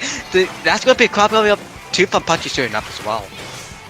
Indeed. Keto was trying to find a pick there, but not quite able to. And Parallel Cannon trying to just delay for long enough, but I'm not sure how long this delay is really. Well, actually, I say that, and no one was on that tower the entire time. Yeah, no one's on the tower the entire time until Lexi popped on the tower and then popped out of the tower because they get cut off because of acing on the Luna Blaster. Pika saw life on the Dreadbringer, but I have to say that too. Dreadbringer trying to use for paint because most single times of using Ridge Slider, it just basically was used for paint because this map has levels and levels fed for both sides. But acing going in with the Pam, but going in for a double kill with the cheat, going in for a triple, maybe going in for a quad with the little nerf. Oh no, they did it. They got the quad. Aiden busy popping up on his own stream right now on Twitter TV, so they think SBL, but literally for right now on the big Dapple on the Dapple production stream, they're getting the stamp kill as well. It's gonna be a huge swap for Paralyzed Cannon. Yes, indeed. Yeah, Among Us Cake really need to find their way out of spawn. They've come in on this right-hand side, but I do believe there were players that were trying to come behind them. But it does seem like Among Us Cake were able to stop that before that became too much of an issue. Ising looking for the pick here, but gets taken down by the Stamper before they can really do much there. And it's just more back and forth trying to delay here. Oh my god, the beam slide as you were cutting off the Stamper as well too. It's cutting off the 3 kill right now as we see on the side of Ating turning off the Punchy. That is a possibility for Paralyzed to ride the tower and keep on going. But no, because the Pencil's still on the top left, they are scared. But we see Quim trying to go for the top side, trying to go for a sneak, killing off the Pencil, but no, that is gonna be Punchy denying him off again, like they're going up in the cooler, giving more opportunity for Among Us Kid to come back, but no, Paralyzed is just going to keep on putting the tower, which they do have to come back and lead.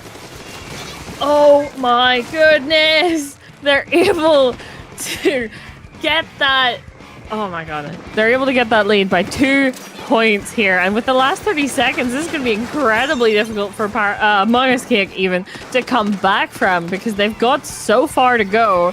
And a map that is not very much painted in their favor at all. What's today's twos? Sorry, what's today's twos? Oh my goodness! Oh my goodness! Yes, in the last 12 seconds, I don't think Among Us Cake is gonna have the time here. They need to get someone on tar, and they need to keep them on tar. Yeah, given tower, but I'll just send that 2 Paralyzed kind of now in the lead by 3, but basically 2 down on the side of Among Us Cake, and basically 1 alive on tower with a jump on tower as well. No one tapping on tower, but it's gonna be the Dreadbringer and the Tri-Saucer with Rose and with Pika on the tower. They get the first point. For the side of Parallel Cannon. Parallel Cannon taking that first game of the set, but absolutely, there was only 2 points in it. It was just because Parallel Cannon was able to make that such a good push there, and then just keep the tower kind of towards Among Us Cake, and that definitely won it for them. Yeah, honestly, at that point, they were able to crack through the double brush, double zipcaster comp which they had, because again, like I said at the start of the match, the brush and the zipcaster are scary because one is an actual aggro front line, which is a one trick as well from Junkie, and Wakido is playing the zipcaster, which is the mid line, but at the same time they lose on paint, which Parallel Cannon playing the Tri-Saucer and playing the Dreadbringer, they have so much pain and so much range advantage over them. They just need to find the right time, and which they did in the end. Yes, indeed. And then they just, Among Us Cake just were not able to then get back out of their spawn once Parallel Cannon put them there. They just were not able to really escape from that and get back into neutral at all.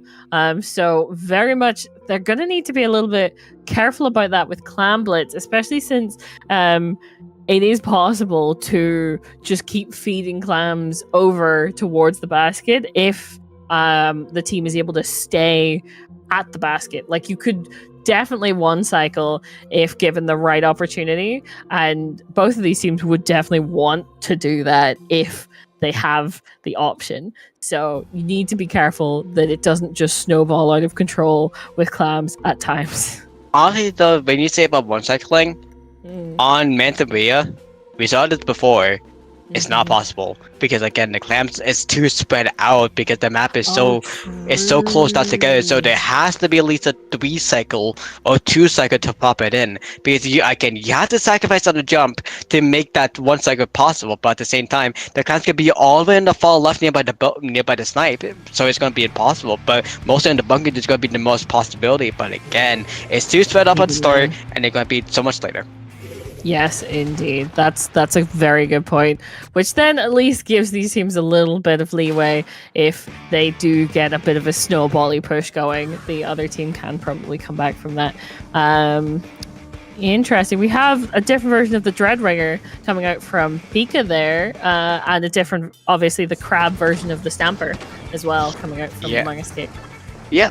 So that's going to be a Wayback and a Crab Dip. So obviously the bunkers and the drop is going to be huge. But we're seeing the first kill from Quim going for the other shot, and now Junkie trying to go in for the kill, but Ace getting that first kill off and gets this rush as well. So that's just going to be a good push for Parallel Can. If Ace does miss a jump, no, they don't miss a jump, but they're able to jump out somewhere else somehow. So they are able to just play more defense. Literally, they're able to play more defense. Yeah, decided that pushing that way was maybe not the way they wanted to push, and so just jump out of that. Oh, as wow. Wait. He just left. Dude, Yeah. he just peaced out. Wow. Yeah.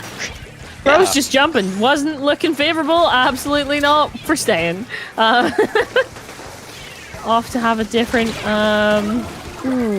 or try again, I was gonna say. But this attempt did not go in Parallel Cannon's favor. And there we go. There's the first Super Clam in, and the rest of the team coming in to support Punchy and put some more clams into the basket. Yeah, and actually Punchy is set up in a perfect position right now on the funnel to just going for a stick and trying to go in for triple, but they trying to go for crit, but no, nothing does happen at all. But there is going to be a lot of clams going on the side of Among Us, okay? Which does lead up to the side of 50 if they're able to put in the clam in, but no, they try to play for more kills, not going into under 50, but still a good enough push for them. Basically having them to have 2 and 3 spitty clams to basically go in for the lead for Parallel Cannon, +1 as well. Yes, indeed. Which does mean that it will be a bit difficult for them to get to that point. It won't be as easy as a power clam and a couple clams, but still obviously very possible. What the frick? I was very confused by what just happened. What just happened then was Ethan trying to do a hammer, but Lexi in a centimeter, basically an inch, jumping on the platform, able to just snipe acing on the head with the pencil. Honestly, that's a crazy snipe right there. But also, Lexi is a non-sniper player, so honestly, that is just a usual day for them. As you see, just Punchy doing a 4K, basically Zuka kill on Grim as well. Honestly, on the left side right there, it's just going to be more defense for Among Us, able to push it forward. And we can see Junkie here pushing up, ready to try and push in as soon as their team is with them. And there we go. Someone make a power clam, and there it is. That is another push coming out from Among Us Cake. They need to get more than just that in to get, there we go, some more points on the board. They get to 50.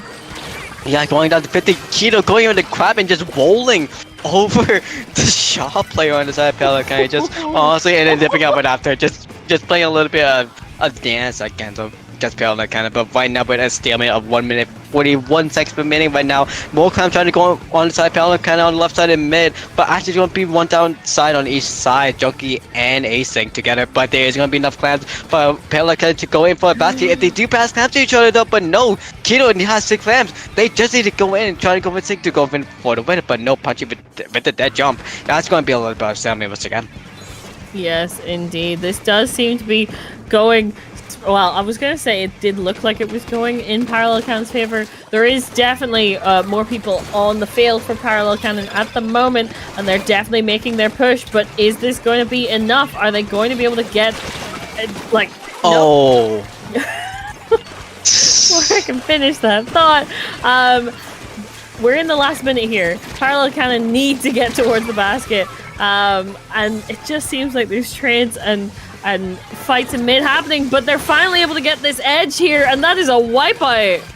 They always get the edge, but they have no clams, they have no petty, they're so back in the base. They literally need to keep on going. No, they were in the base of Among Us Skates for the whole time, but they still don't have the petty. That's all be back in their base, so nobody need to jump to, but 2 down, they'll be hard to fetch. But Asian trying to go for a trade, but she do, but still no jump for the side. Uphill like that, but only 25 seconds remaining, and basically 5 more seconds because of the clam basket on the side of Among Us Skates need to go down. They need to try to make up something to go up for the win. Yes, indeed. There's still so many points between them and the lead. We see the jump coming in with the power clam. Immediately gets punished, and that is the wipeout. That was they're not going to be able to get another clam, which means that jumping in with that power clam. Oh, that's so unfortunate, but that will lose them the game. That will end it before they can do anything else.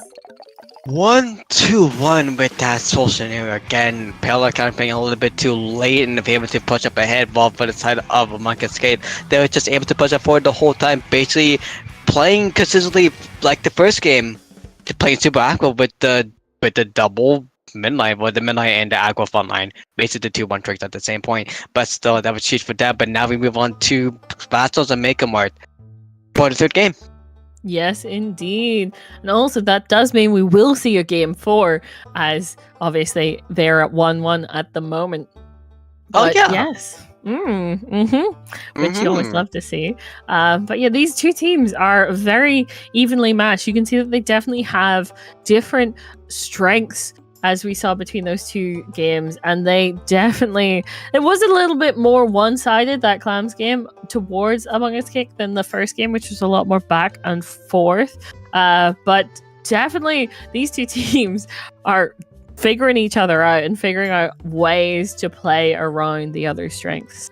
That is the thing though, because this is going to be going for an aggressive versus an oppressive kind of map mode combo, and with Clams it's more of an oppressive map mode combo because you need to play more defensive. While for like Power Control Rainmaker, that's more aggressive, which Power Control Repeller can have an advantage on. And for game 4, if you do make it to that scenario and they do win it, that's a more aggressive kind of combo. For Among Us Kate playing a Clambets, playing a more passive thing as possible. That's the thing, but at the same time too, Repeller can have just so much pain. And the game too, it was just wasn't your favorite because it was just too closed in. But now with an open map mode like Spot Zones, it's so much to your favor again. Yes, indeed. And especially with just how small of a map this is, I could see the Brush and the Lunas, or the Luna even, having a lot of fun here and being both very much in their element because of the raised platforms, but also just how tight this map is, and you cannot run far enough. You say that about Keto and Acing and Junkie, but you forgot this is a slosher map. So you forget about Rose and Pika, who's going to be mostly running the double slosh combos again, and they do. But also, Punchy is still going to be staying on that Zuka instead of the Crab, though. So that's going to be interesting to play because Keto is going to be running the Crab instead. Yes, indeed. Okay, very, very true. This could. Oh my god!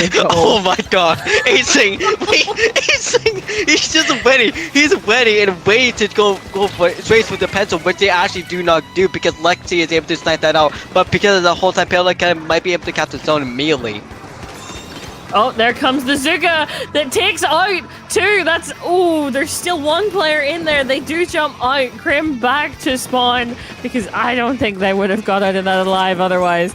But yeah, that is.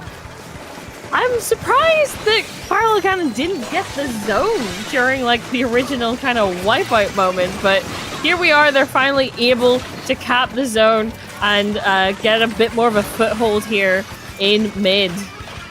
Yeah, but at the same time too, there's 2,000 Among Us Kid going in from the left side, but immediately still capitalize the zone because Parallel Cannon was so focused in the base, trying to take out Among Us Kid, but at the same time too, again, trying to paint out against Parallel Cannon at the same time. It's going to be easier for hard scenario because they have a pencil. So because of that, they're able to capitalize the zone and just put them in penalty just back and forth. But again, 2 down inside Parallel Cannon because they were trying to go aggro inside the base instead of play defensive of the zone. But Punchy actually on the right side of the time trying to go and help Junkie, which they do die for on the right side, trying to battle against Crim. But because of that too, Punchy versus Crim is going to be on the right side, with Crim done with that.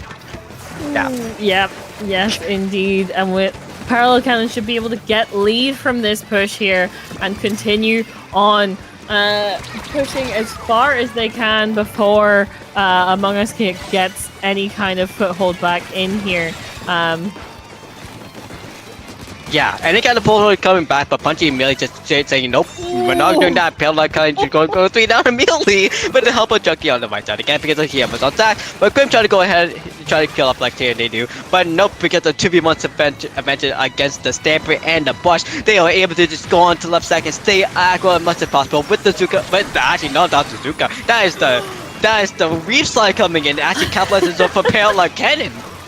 Yes, indeed. That Reef Slider can very much change completely change what you're seeing with a zone very, very quickly, which can work very well for it, especially since a lot of other times you cannot be sure that a Reef Slider is going to get you a kill, but you can be pretty sure it'll get you a zone. But yes, as they're fighting and they're still parallel cannon able to hold on to the zone and work on those penalty points back down and trying to get more points on the board for themselves. Yeah, also trying to do sneaky Reef Slider on the left side, trying to kill off the crab, but since the crab is on top, it's not able to get a kill off, but both trying to get in and get a double because of that sacrificial kill, trying to bait the zone instead. They are going to be killing in the arms of Junkie and basically having a Monkey Skate capitalize in more zone. Basically having more points to kill off the penalty soon enough. But the Crim on the left side trying to go for a Suka kill, but Punchy on the right side trying to go for a Suka kill as well. Two special sweaty. The Camber trying to go up first. The two Zipcaster and the Cap coming out as well. But 3 down inside penalty. One capitalizing on the zone. Pika definitely going for the stall here as they are on their own and still alive until I say that. But that stall was very, very well placed and added a lot of penalty points onto the side of Among Us Gate. Was very important that they were able to pull that off when they did, and giving their team a lot more time to get back in. But as we're saying that, it flips back over to Among Us Gate. It's a crazy thing as well because for Parallel Cannon, they have a 4-point difference against Among Us Games, which again, as you said earlier, they have the aggressive advantage. But based on the side of Among Us Games, they have aggressive advantage, but on the side of Parallel Cannon, they have a more defensive, aggressive advantage. But they are showing right now with another reslide coming up from Pika, killing off Pudgy and the Mega Echo, and Acing just going in against Keto. The stamina, they jump up immediately. They have no penalty points anymore, and because of that, they are able to go for the KO soon enough and to keep this hold. Yes, indeed. They're trying to hold it, but players are going down on both sides. That's 2 down on the side of Parallel Cannon, but is Junkie gonna be able to cap the zone? They've started going for kills instead. They need to get. They got the zone. They got the zone. Goodness. Okay, very, very important that they did that. But with the last, I didn't even realize it was this late, and there comes the yep. Reef Slider. Reef Slider cheese. Reef Slider cheese. There it is. There it is. Reef Slider cheese to kill off the whole game. You forgot Reef Slider cheese is still a thing in this game. And because of that, we see Paladin kind of tying it, well, going to a 2-0, 2-1 actually, not going to a 2-0, or not going for a tie game. It might go to a tie game because Among Us Cake has Rainmaker on Scorch Gorge. Indeed, that's where we're headed to next, and we are at match point here. So Among Us Cake need to take this next game at Rainmaker on Scorch Gorge, as you were saying, or else trying to losers bracket with them, and they definitely would want to push this to a game 5, but it depends how this goes. It depends on this goes for sure, honestly. Gosh, those maps can tire you out as much as possible because it's literally just team deathmatch more or less. But let's talk about Rainmaker, because that's more of a team deathmatch than anything, because it's more capture the flag actually, but you're actually carrying the flag instead. So interesting. Interesting indeed, and we just hope that this goes better than the last time we saw Scorch Gorge Rainmaker. But we're not going to go too far into that because we don't want to bring what happened back. But Rainmaker, I do not expect these checkpoints on this map to last very long. That is my prediction here. I predict that within the first 1.5 to 2 minutes, or probably just within the first minute, we're going to see at least one checkpoint, probably both of them gone, and then it's just like OG Rainmaker. It's just like the Rainmaker we've always known and loved, where you can just run it, just gun it down, and that's the only thing you have to do. Obviously, the enemy gets in the way, but that's just another obstacle, right? Yeah, that's an article. Mostly what's going to happen in the first minute or first 30 seconds, basically, we're going to be seeing most likely Parallel Cannon is going to get the first pop, and then basically Ace trying to go in for most echo, but at the same time, Junkie is going to be on the left side with Keto on the left side. Lexi is just going to be basically on the pencil on the side, mostly going in for a pick on the top side. Rose is just trying to play Agro for the cooler as well. While Pika is just mostly going to be play Dreadwigger at the same time, once again, just going for the cheese. But actually, yeah, no, it's kind of the best predicted ever. The one thing to note is Punchy has changed over to the crab as opposed to having the Zuka. Honestly, it's kind of interesting that they go for the crab because immediately they get killed up by Pika on the V side, but also at the same time, Ace is going to be going down because they were trying to play Super Aqua, but at the same time, they always try to go for the checkpoint, but no, that's going to be a 2-down advantage on the side of Parallel Cannon. That's going to be 3 down on the side of Parallel Cannon because Among Us came with the double punch stamper combo able to push through. Yep, and Acing is also down again, which does mean that they're trying to see if they can get to this checkpoint. Pika coming in with the Reef Sider to push them back, but immediately gets punished for it. Are they going to be able to make it to the checkpoint? There are 2 down on the side of Parallel Cannon, and there we go. There is the first checkpoint within the first minute.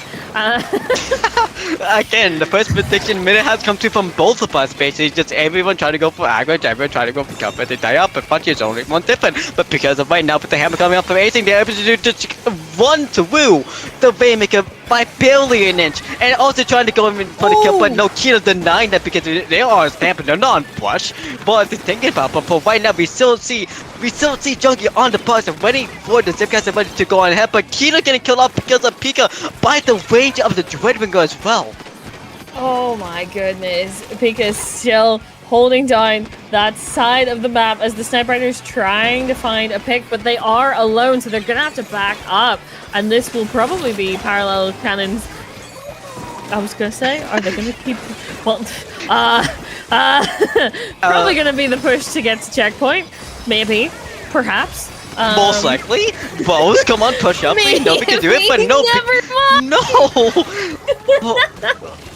All because of Parallel Cannon being a little bit too slow, holding on a little bit, waiting for Coolers to push up ahead. That left Among Us to just have full force, full pressure, Punchy able to just sneak on in, just going for the kill against 2-timer, and all the way in, getting a crab kill on Acing on the full right is huge. Both trying to run from Punchy, but both getting an advantage this time. But Among Us is just running in. He's coming in behind them for real. Oh my god, the pillow saved them. Yes, but not for long, as Pika coming in on the Reef Slider yet again, and that will be the Rainmaker into the hands of Parallel Cannon, and they're gonna try and get through the checkpoint. Take 2. Oh, wait a second. Acing clipped through to the Rainmaker puts in, getting the kill with the hammer, but Junkie able to get the Rainmaker at the last second on the Savecaster, not giving them the checkpoint. So Parallel Cannon needs to pop it once again to get on board, but Keto on the top left. That's going to be crappy right behind the spectator cam. That's going to be a lot of people just going through on the checkpoint, but they keep the close to that. Parallel Cannon has some kind of lead right now, but no, Punchy able to make it down to 50. Oh my god. And with that, Reef Slider, they're gonna pop it. Wait! No! I'm oh my god! Wait, what? The Rainmaker completely unpopped and free for the taking, but Among Us King able to stop 3 different attempts to pick it up. Dude, who's the lobby host in this match? Because that was basically that was the Rainmaker that Parallel Cannon tried to do to try and pick up, and also the Reef Slider not killing anyone on Lexi. Wait, what actually is this map mode? Oh my god! Oh my god! Punchy getting a kill off on that huge because there's no cooler, but the cooler's already popped up, so it doesn't really matter. Acing on the drop, Crimp getting killed off by Punchy, Acing jumping out. They know they have enough time for the side of Among Us they can leave it there so they can win. Because that is an unfortunate spot for Parallel Cannon to pick it up. Because they need to reset to die, or they need to ride all the way through the ramp to go in for the win. Yep, yes indeed, that is gonna be difficult for them. Even with the Reef Slider, they're not able to pop it, but they've now got 2 players on that Rainmaker able to finally pop the shield and get a push going. But there comes Junkie back in to take some picks here and slow them way down. We're in under 30 seconds left, actually. Yeah, we are under 30 seconds left. Junkie again, still being alive on the bus. Still having Zipcaster ready as well to show for a punch up ahead, but acing, killing off Cheeto is going to be huge because you don't have any crap. But also Ham's going to be ready for acing for the next punch. Punchy is still on the right side trying to be killed up, and the acing does kill him off, but still, the Zipcaster is still alive. Both Zipcasters are still alive on the side of Monkey's Cape, but Pika just needs to jump to it to go for the win. That's going to be 2 down on the side of a Monkey's Cape. They just need to run into it so they can get the win, and they do! Oh my goodness. What a game. What was that? After all that matches, in the second half of the game, basically in the last minute 30 seconds to 90 seconds of mayhem, Pale Cannon got the victory. Mm-hmm. They brought it back. They brought it back. Able to find the picks they needed and had the Rainmaker in just the right position to be able to get that push and get it right before the end there. Oh my goodness. Oh my gosh, basically in that VC, it has to be popping off right now, but it's not about Cannon. It's literally in chat right now, like, say the truth. You guys have to be popping off, right? But literally, no, the 2 people, to be an actual commentator for him. Among Us Kate tried the best, but literally in the last moments when it was literally possible, Among Us Kate had so much opportunity to just punch it forward, and they did. They made it past their first checkpoint, they were able to punch it even forward as well, but literally they were being staggered so much, like so much staggered that literally they were being put off in the awkward spot for the Rainmaker to put it back in. Both teams actually did that actually. Because of that, it was so much stall and stagger. They were just doing so much 1v1s instead. Yep. Yes, they were. And it just meant that whenever it came to that final part of the game there, they were just able to kind of walk it in, right? We saw at the end, they picked it up and they just pushed, and there was no one was there quickly enough to stop them from getting that lead.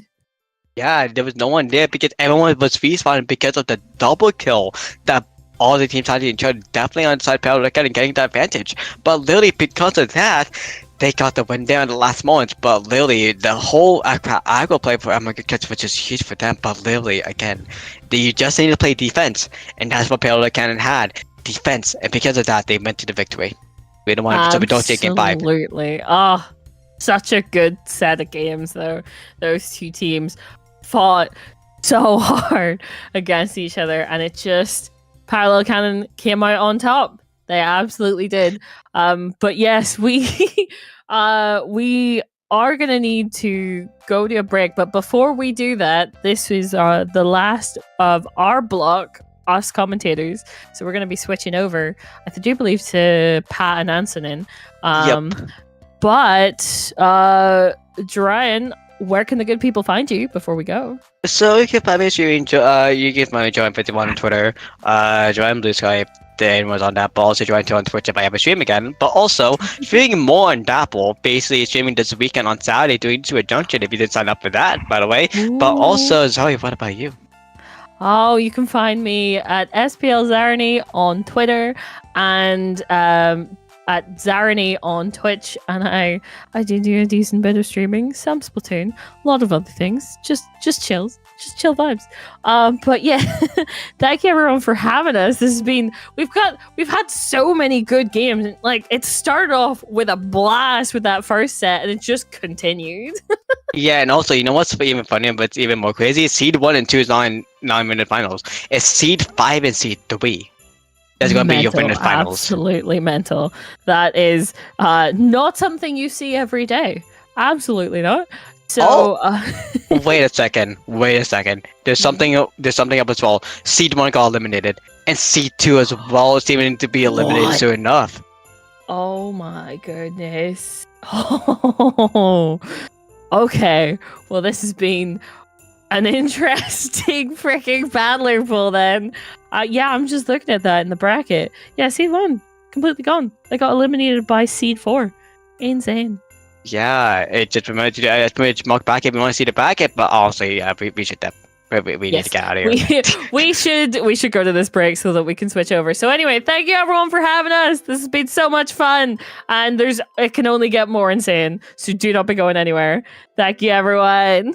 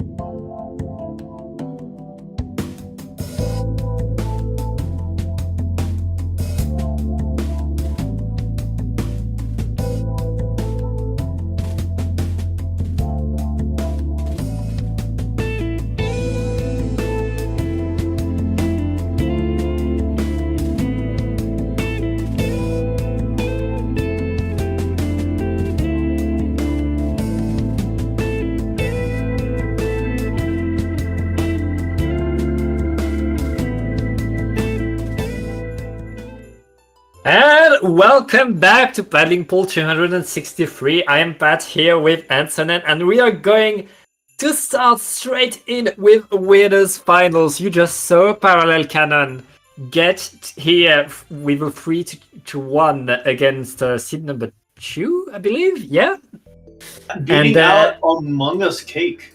Yeah, beating Among Us Captain. Now we're going to watch who got their 2 from their side of the bracket. Both of these teams creating the surprise being here, but Anson, that's promising to be a great set. And yeah, the team that wins this one gets their ticket to Grands. Excited about is we do get to see acing in winners final. We do get to see that Luna Blaster. It's going to be fun. It's going to be enjoyable. As we get into tower control on Mako Mark as the first map. I'm excited to see how this goes. Yeah, and this has to be a good map mode for Parallel Cannon. I mean, they have a blaster, they have 2 slushers on this map. It's going to be pretty good for them, but let's see right away how they're able to do. Parallel Cannon bringing back the combat. They were pretty much using the previous set. Meanwhile, is using the squeezer pencil. I see 2 walls for them. That's they're going to try to stop the shots from coming in. We'll see if they're able to do so. Well, let's see, because there's already 1 blood down. It's going to be one of those gals going down. It's a squeezer as well. Both walls taken out, as you were talking about those walls. But it's 2 picks going to come back in favor of already to a back and forth start here at the start of this map. Yeah, pretty back and forth. The tower stays mid. It's so tough to push the tower on this map mode. You really need to take control of mid if you want to get in, and it looks like it's working for They get the wipeout and they move forward. Look at that, not wasting any time. Pew on the right side, making sure that no flanks will happen. And with Bazooka, is going to force all of Parallel Cannon to be back. The checkpoint is already down, and they are moving forward. The Parallel Cannon is trying to answer with 2 down onto A. That's probably the end of that push, Antonin. Going to be the end of that push here, as the members of Parallel Cannon are back, but they're still getting splatted. The Dreadringer's going to go down, but it's a trade in response, acing on the flank. Now it's just left up to acing as their teammates have died here. Gotta wait for them to respawn here, as Ed's gonna use that opportunity, start pushing here. They've already broken the first checkpoint, so it should be free points here, and there's even more picks going down onto Parallel Cannon. It's not looking good so far as them, as Guy finds that one as well, finds a double. Even more pressure, the specials are flying out. Parallel Cannon in a bit of a pickle right now. Yeah, Air is not stopping, and Parallel Cannon really struggling to stop that tower. 2 checkpoints down, but finally Parallel Cannon can breathe a little bit. They got a delayed wipe, and they are going forward, but they have a huge lead to get back from right now. Huge lead to get back from. Indeed, it's going to be hard to get that, but with that pick, maybe even getting a second here, acing, trying to turn things around. I believe does grab one. It's 3 down. Make that a 4th. Going down onto F. Parallel Cannon looking to finally pop the first checkpoint here and get even further ahead as well.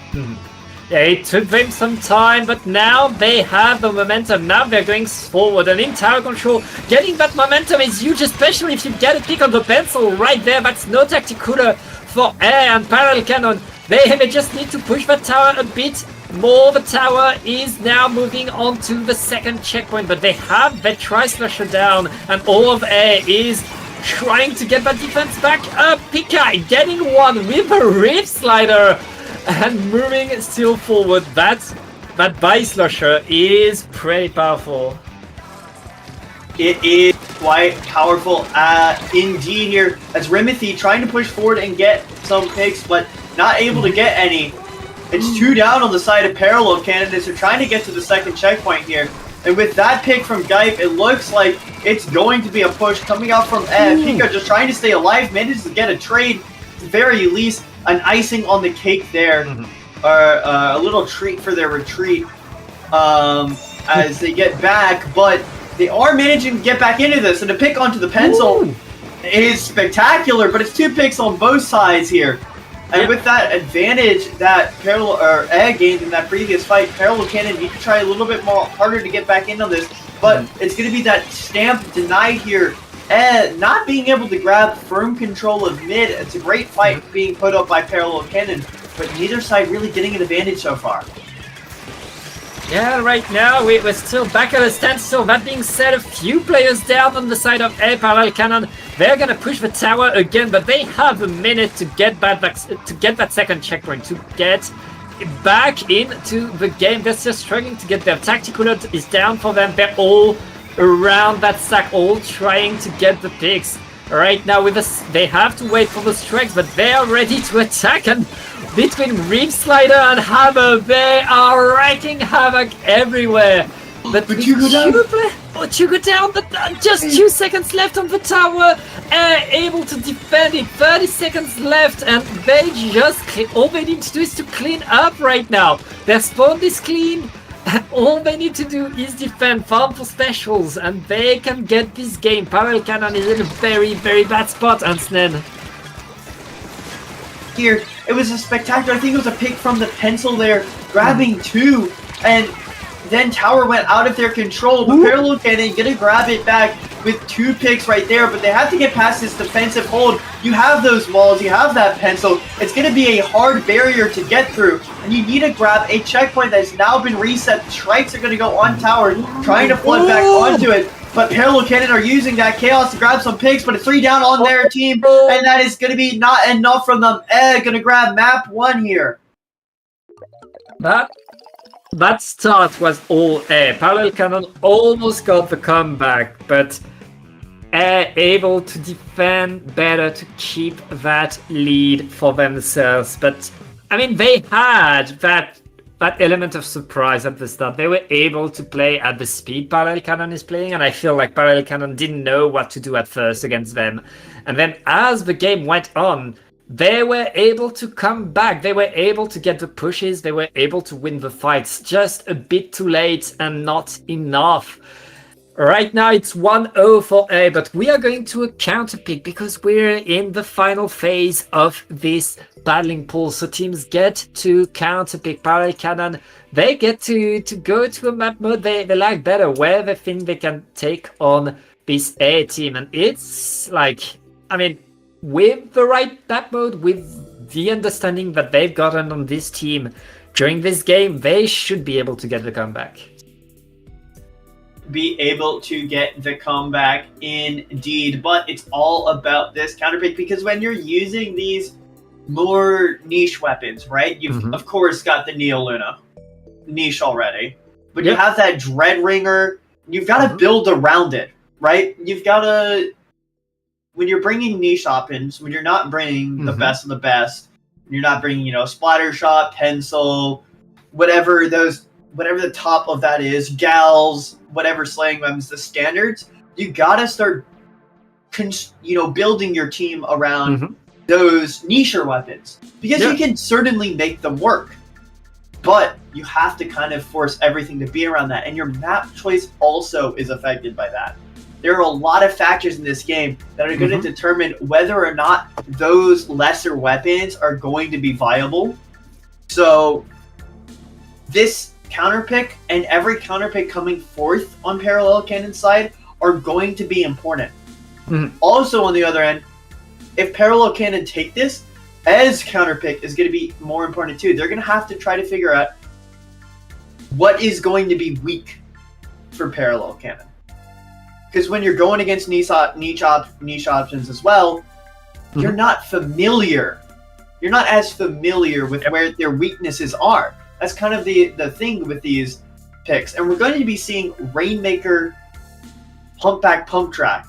I kind of like this pick coming out. You do have that explosiveness, that speed that these teams can get when you're, running these aggressive. Because let's be honest, with the short range of the Luna, you do have to be a bit more aggressive.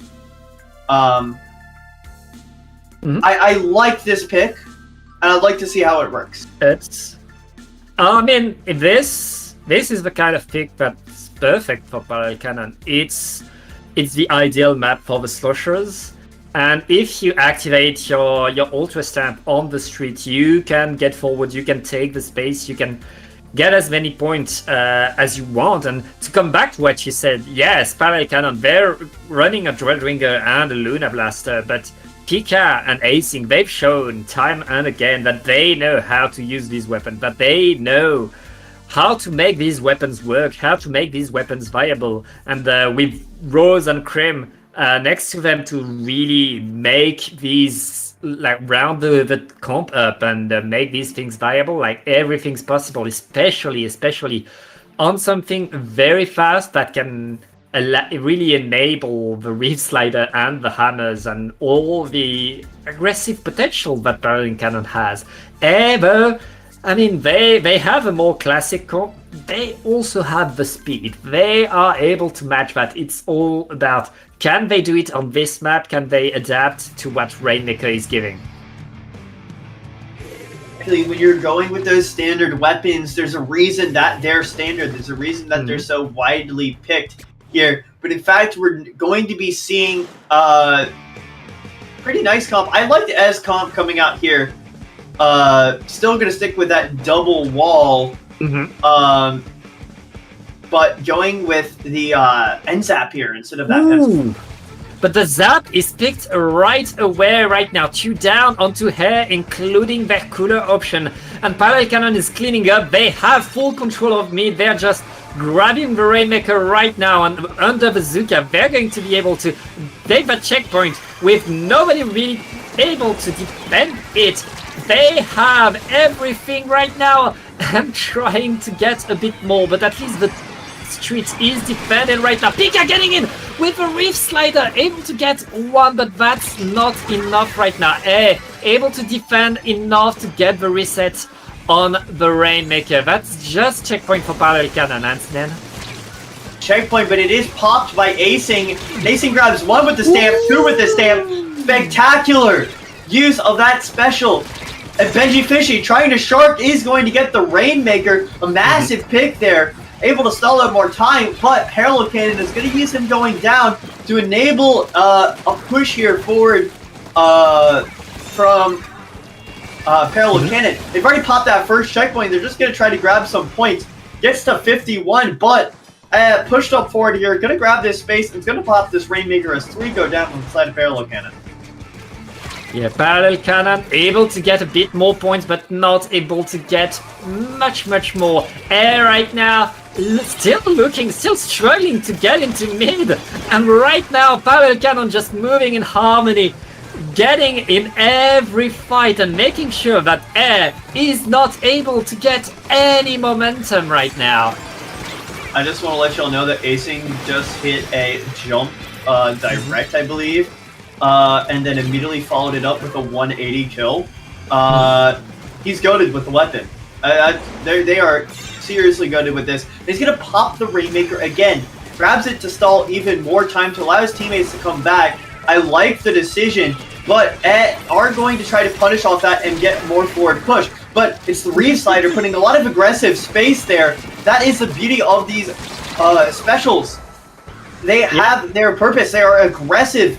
And now it's these members of kind of stuck in bad positions here as Parallel Cannon going to try to get past one of the hardest Rainmaker choke points in the entire game, in my opinion. Yeah, at least in this, right now? At least in this rotation. This map pool.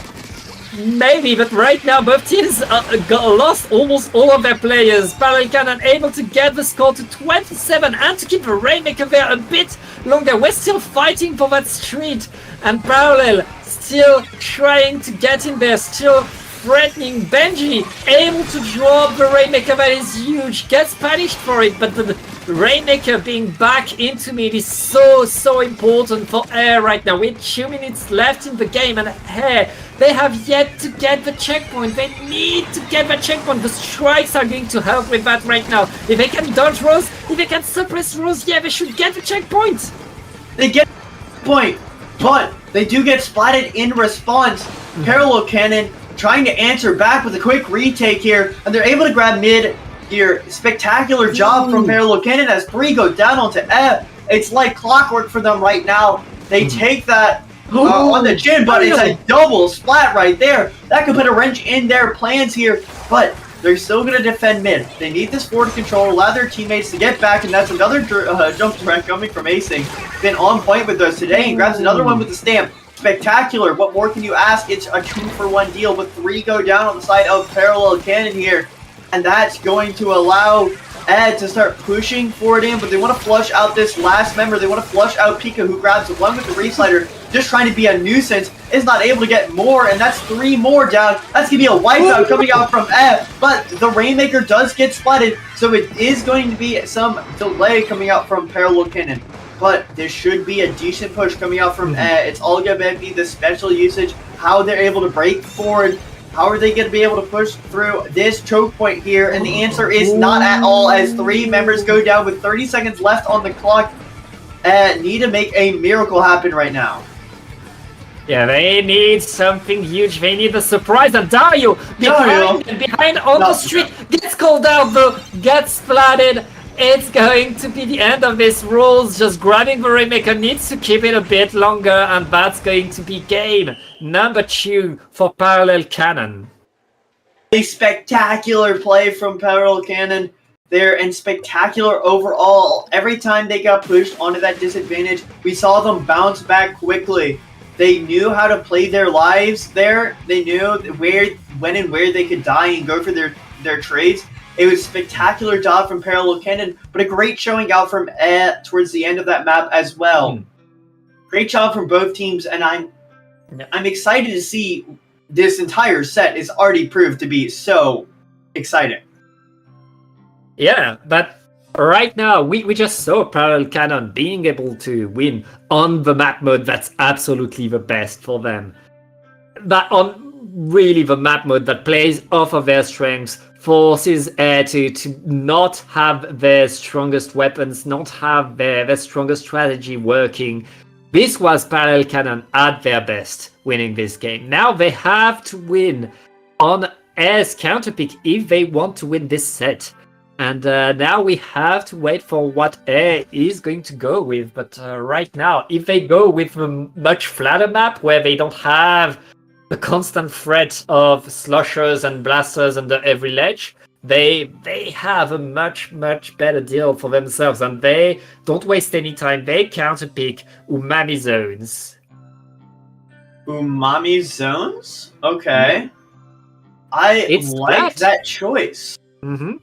I really do. I think that is a fantastic counter, really, to what Parallel Cannon is bringing. It allows Ed to play what they are familiar with, what they are good with. I really do. I think this is a great decision from Ed here, but this is going to be. I mean, I never discount Parallel Cannon now. Never discount these players, especially that this is just map selection. We haven't even seen how they're going to hold up in here, but still, nonetheless, a great decision from Ed. Yeah, great decision. I expect Dario to go back to the pencil there, profit from the wide open space, have that presence on the map that you can have with a pencil that has been so oppressive in this past month. And it's all on Parallel Cannon to bring the fight to that backline, to be able to cross the gap, do the distance, and Reef Slider is going to be key. But it's not going to be enough with that top mid that can be shielded from it. And we're going to be seeing that pencil indeed coming out from Dario. Great cooler option and spectacular almost necessity on this map here. You can get so much forward map control. But speaking of this map, it's already down to a one-person down brawl here, as both members of these teams are trying to find that first advantage. So far, Benji Fisher getting that pick is 3 down on the side of oh my god. Yep. Sorry, my mind just blanked, but it's 3 down on the side of the yellow team right now. Yeah, Air is in control right now. Parallel Cannon looking to get out of their spawn, and they have the tactical at the ready at least, so they're able to push forward. But Acing is kind of isolated right now and gets punished too. Nothing comes out of this push for Parallel. Parallel not able to get anything, and right now with 2 down on them again, it looks like Air is going for a KO right now. They're right in there, and the Ultra Stomp is going to punish Voids. Everybody but the pencil down, and Parallel Cannon gets their ink on the zone. They just need a bit more ink to apply penalty, but they need to apply penalty. Everybody's down, but Pika with a Dreadringer trying to get the zones, able to Pika able to get it by themselves. Painting all by themselves, going Bob Ross there. But a spectacular job from Pika, but spectacular job from Ed to make this close as well. Putting the, going 3 down and still getting the straight.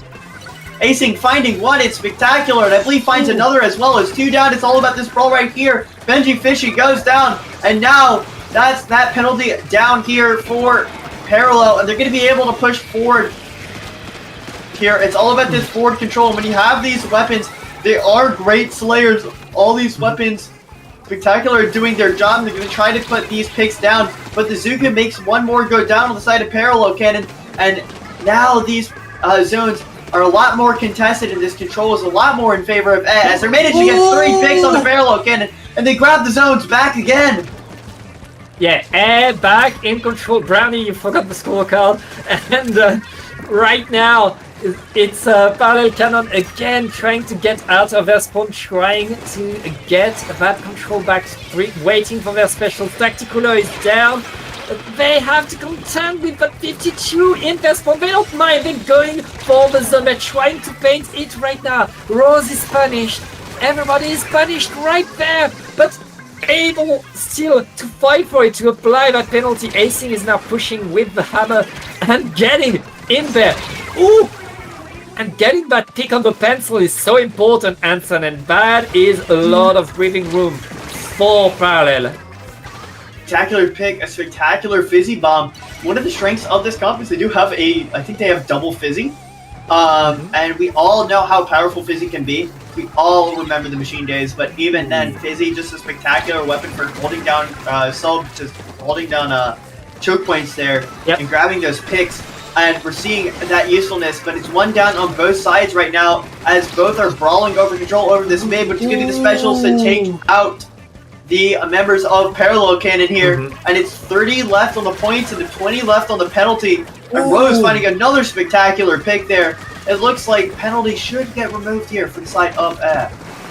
Yeah, pretty much done with their penalty. They're not that far from a KO, and with 1 minute left, Parallel Cannon is in such a troublesome position. 20 ticks left, but 2 down onto Air. Parallel Cannon getting in, Rift Sliding, taking the zones. They get some breathing, but they have 2 players down again. Capturing the zone is not enough. They need to keep it, and they have less than a minute to get that lead back. They don't have that much penalty, so that's at least they're making points, but they need to keep the zone. Dreadringer down, Tri-Slusher down. It's just Acing. Acing cannot paint, and the zone is flipped back to purple. Flipped back to purple, but I wanted to say how they retook that zone there. Parallel Cannon used the stamp on one side and the Re-Slider on the other, and the zones got very quickly painted. The power of those specials here on zones. I like to see that coming out from Parallel Cannon. They're going to retake the zones yet again. They're not letting Ed take too much control of them, but the time is low. They can't afford to let Parallel Cannon retake at all here, because they will lose this map if they do. And it seems like that is indeed what Ed is going to do. They retake there at the last second, and that is going to be Ed taking map 3 there. Yeah, map 3 going for they win on their counter pick, and they show that, they know really how to exploit Parallel Cannon's lack of range, lack of backline, and they really put themselves in position and were able to get the pushes onto Parallel. That's all they needed to get that win. Parallel back to their counter pick. They're now back to the wall. They need to win the next 2 games if they want to get in grand finals through the big door. Alrighty here. This, again, it comes down to these map selection here in this instant. What will be chosen? It's going to be important. There's going to be some thought put into this. And you got to think that, with the showings of these teams, we saw that Parallel Cannon was great on their map pick, Ed was fantastic on their map pick. We are probably going to be seeing a Game 5. Yeah. That's a possibility. Parallel Cannon, they need to go with something strong. They need something big, but I think, that they will win on their counter pick, and that counter pick is Tower Control on Inkblot. That's, again, good. There are lots of ledges, lots of ways in, and Tower Control is always good for a blaster, so, good pick for Parallel Cannon. It's all about the execution now. I think that also we're going to be probably seeing Dario on that pencil again, right? And Dario's looked very strong on that weapon. Mm-hmm. You're giving, with this map, you're kind of giving that advantage, but I don't believe you can take them to Rainmaker again, so you can't, force them into that end zap again. So, lesser of two evils here. We're going to see what happens here. Will that be enough for Ed to take the third map, or will Parallel Cannon show why they're picking this map? I'm excited to get into this map.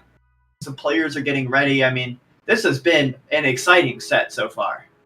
Yeah, pretty much exciting indeed.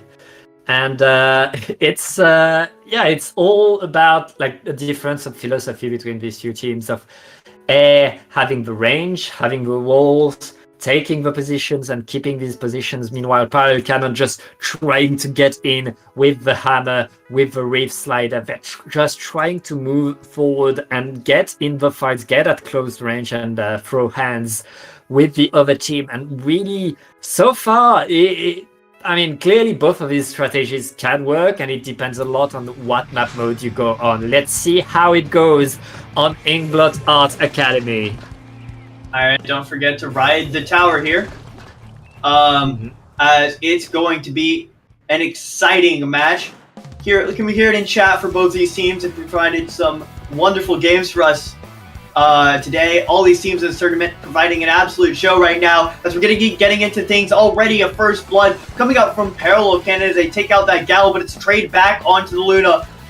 It's a brawl, but two go down onto Parallel Cannon as starting out with this advantage, but we're going to see whether or not Parallel Cannon can fight back. It's going to be that Dreadbringer going down. Has full control of mid right now, and they're going to be able to grab that tower.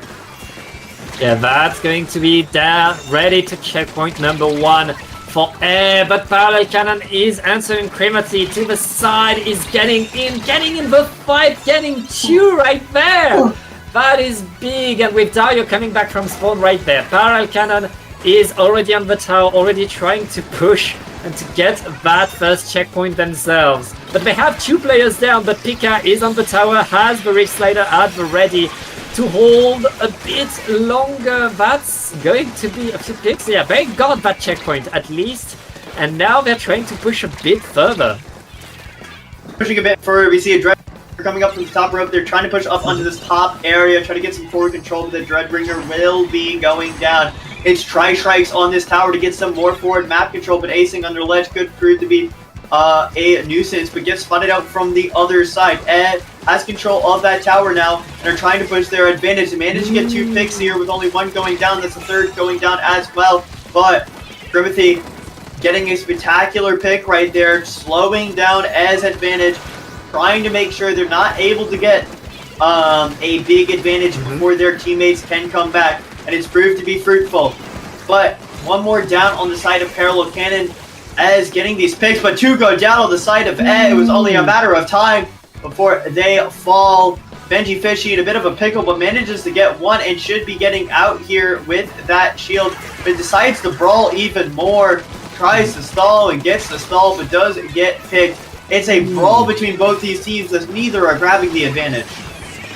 Yeah, both teams just fighting for mid right there. We get trade after trade, but Parallel Cannon able to get a bit more. Pika with a Rift Slider ends it, and now Parallel Cannon, they are moving forward, getting a bit more in there. But Slasher is control and acing on the top, has to move back to give some room to the 52 right there. Oh, they don't know where the 52 is. But that doesn't matter. They're going to get checkpoint number 2, moving even more forward, taking even more space. And Pika is winning that slosher duel right there. We are now at the final checkpoint, and it's just Dario with a pencil trying to defend, but they're too late, they're too far away. The tower is still moving forward. Parallel Cannon looking at a KO. And they're still going in, Anson, and they're back on the tower, 2 down on each side. They just need a few more points. And that Stamp cleans up the one person who was trying to get on tower. A spectacular showing, a KO coming out from Parallel Cannon. As soon as they grabbed that tower, as soon as they got that mid-control after the first checkpoint, it was just, they ran away with it. Spectacular showing, a spectacular map pick. It had a great showing in the beginning, but Parallel Cannon stayed strong. And, I mean, what a fantastic map coming out from them. Yeah, but now, Ansonen, we are in the game 5 of this winners finals, and this is where winning game 1 is so important in this kind of set. And they get to decide the map mode for this tiebreaker. One good thing for Parallel Cannon is that they cannot go onto tower control, they cannot go onto zones. But they still have a wide range of map modes that they can choose from. They still have lots of different things that they can go with, so we'll see what they decide. I expect a very wide map with open space so that Dario can be used to its maximum. But there's a lot that could be done. It's I think all we're probably getting Clan Blitz here. I don't think they're going to take them to Rainmaker. I don't think you want to take them to that aggressive of a game mode. And I mean, looking at the Clan Blitz maps here, if I can remember them off the top of my head. Oh wait, this is Sunday. I think I can check this. No, I can't. They have a couple of good maps in here for them. If I can... No, I'll just I think... I'm not going to try to remember. My brain is not working today, and you know what? That's just the way it's going to be. I'm excited to see what map they choose here, coming into map 5. And you got to think this late, you know, it is their counter pick, of course. They have that advantage from winning map 1, but this late in the series, with how many maps have been taken away from them, it's still going to be close no matter what.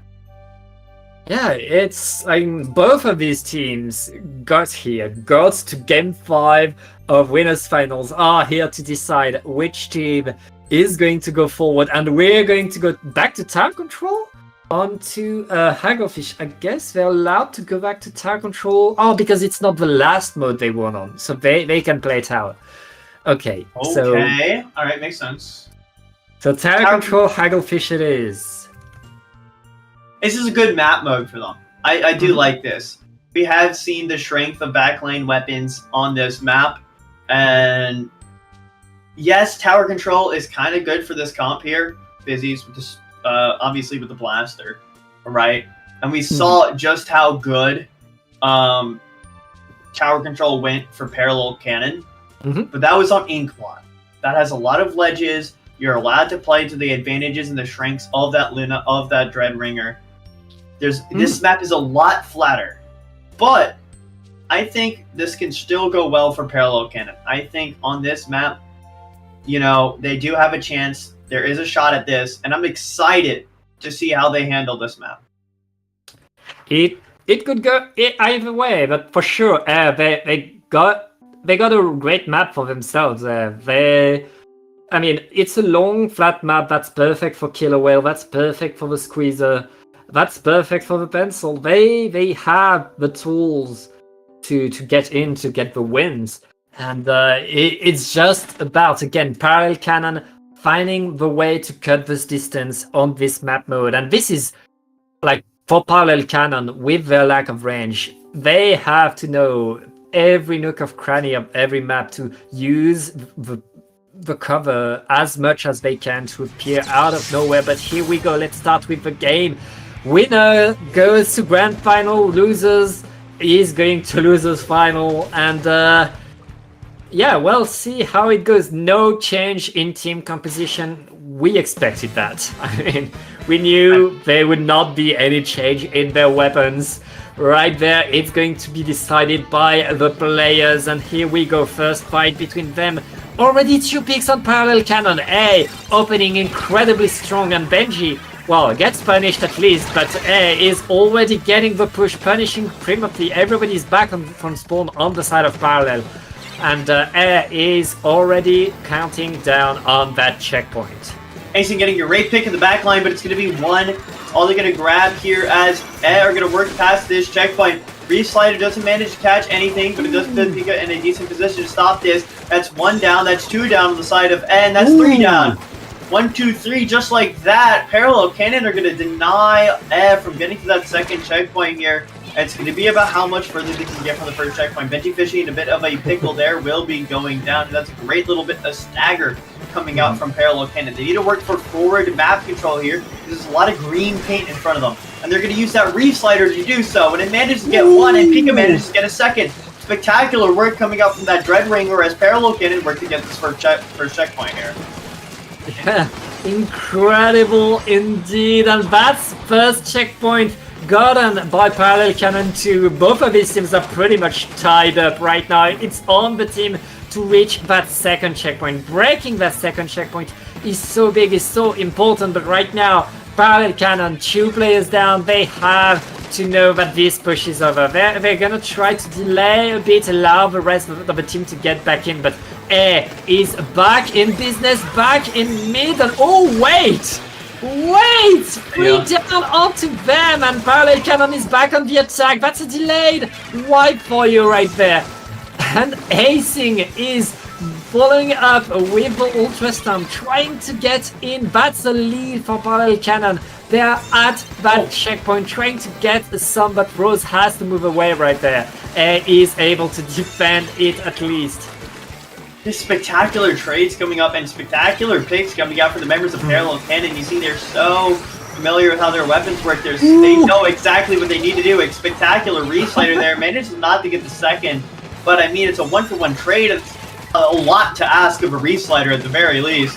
Acing trying to go for something tricky there. Will fall off the map, but let's be honest, it's happened to us before.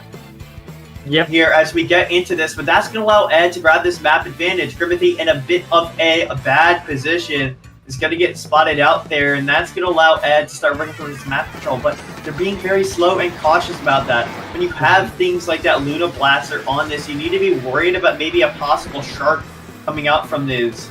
So that's just a natural slowdown of this team, but it's 2 down on both sides as Ed trying to make this forward push happen, but they're going down while they make it. It's constantly 2 down. It's always a brawl, but Benji has a lot of map control right here, and I don't think Acing knows about their location. And Benji has been here, living pretty much in that first checkpoint spot for so long, but the rest of the team was not able to follow up because there was someone from Parallel Cannon doing the exact same on the other side, I think. And right now, both teams are back to the drawing board, back to the fight 2 versus 2. A is not able to push still, and Parallel Cannon still with the lead are able to just keep the fight into mid, and neither team is really able to push right now, Anson, and we're still at a standstill, and there's almost just a minute left. Almost just a minute left, and Parallel Cannon can keep this up. They could possibly just win off their lead right now. But it's only a 6-point lead. You don't want these members of Ed to get any advantage, and that's a spectacular flush out coming from them. And they're going to be popping their Zuka here. It's 1 more down, but it's 2 down on the side of Parallel Cannon. They're not able to grab these advantages as Ed's going to push this checkpoint, push this tower all the way to second checkpoint, but Reef Slider going to try to stop that. It gets 1. Pika gets a second. It's a brawl on the tower as 3 go down for Ed. It's just left the shots as drops come in. Members are back. Benji Fishy grabbing Acing. It's 2 down on the side of Parallel Cannon. This is so back and forth. It's a 1-point difference between these teams. But they do have this map control. Parallel Cannon need to flush into it. They need to get this defense going on, but it's going to be the Tri-Strikes to try to stop it. It's 2 down on both sides. It's 3 down on the tower. Acing trying to make this not happen. But it's Pew Pew still on tower. 10 seconds left. Members are here. It's so close! It's a wipeout! In the last second! Parallel Cannon! Take map 5! Parallel Cannon able to defend like 30 seconds on that checkpoint. 30 seconds within 5 points of getting the lead. But all the time, that one reef slider in, that one Luna shot, that one fizzy, everything aligned. Parallel Cannon able to clutch out that victory. They are going to grand finals. Congratulations to them. But it's not the end for Air. They're going to go to losers finals. We will see them very, very soon. I'm gonna need a pick-me-up after that one. That was chaos. Holy. Parallel Cannon clutching it out in the end. What a showing as they take map 5. We'll be seeing them in grands. But we still have more matches. We have the loser side to catch up on. Is still in this. If you are rooting for, if you're fans, we will be seeing them still in losers. We'll be hoping, we'll be praying for their losers run. But I mean, what a game. But if you want to see more games like that, I mean, stick around because we'll have more right after this break.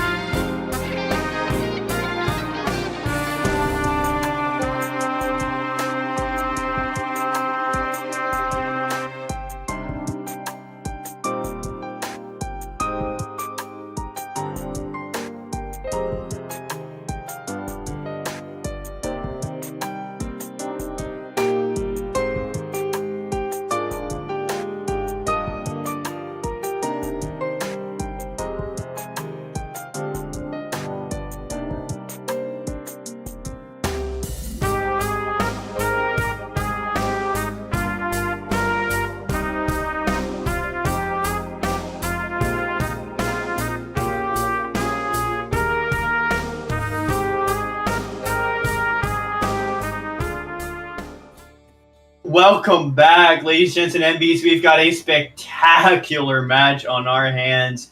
We have Ed versus Santos. I'm Pat. We just saw Ed have a really close ending against Parallel Cannon, and we've seen Santos actually take some insane dubs throughout this tournament. So I'm excited to see what these two teams have here. Yeah, especially in since this is a rematch. Both of these teams match each other in winner's bracket. A won it 3-2. It was already close at the time. Let's see how close it's going to be. But at least these two teams, like, they have a good idea what the other team is playing. And they're going to start on a Rainmaker on Undertow Spillway. We saw that A was not very happy with Rainmaker, with a lot of ledges in the previous game. That being said, on Undertow, they will have a bit of a better time, I feel like, especially with their pencil and their slusher. Alright, well, we'll be getting into this right now. Rainmaker, Undertow Spillway. We'll be seeing what these teams offer us. And we're going to see that NZAP coming up from Dario. Interesting. Yep. And we're going to be seeing the Nautilus and the Dualies coming out here from Santos. Yeah, meanwhile, Santos, they bring a pencil on their side. That's range for both teams. It's all about putting themselves in position right there. Tactical is already down for Santos. Looking to get some defense, but Santos, they don't mind. Crevette already going forward, going to that first checkpoint, and that checkpoint is not defended at all. That's an easy checkpoint for Santos. Santos getting the repop. They are going in incredibly strong, and finally, is able to defend, is able to shut things down, but Anton, and what a first push! A bit of a crab moment. Tries to drop in to use Crab to survive, does get that special out. It's an important special for this team of Santos. As two go down here, looks like Ed is going to make a similar push, but their members are in a little bit of trouble here. Has to get through this right checkpoint. One go down, but that's going to be that checkpoint pop. Nobody to stop them, as these members are going to go back in for the pop. But because they popped it second, they don't have lead here. 61 to 60. It's a 1-point difference, but Gype has managed to get one there and assist their team.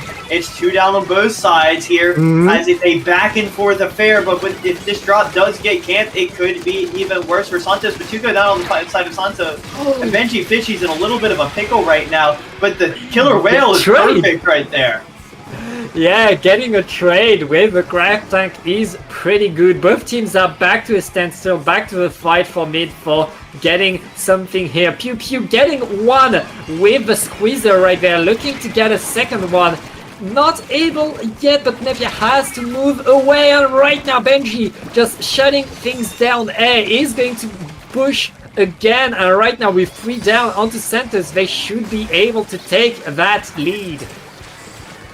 They're going to be pushing through this trench. They almost have a way through, but they managed to get to 26. A spectacular push coming out here from Ed, but Santos putting up that defense. It's 60 to 26 right now as these drops are coming in and they're getting splatted. Aka manages to grab both, but is not able to grab Benji Fishy, who's going to manage to get out of here alive, just barely.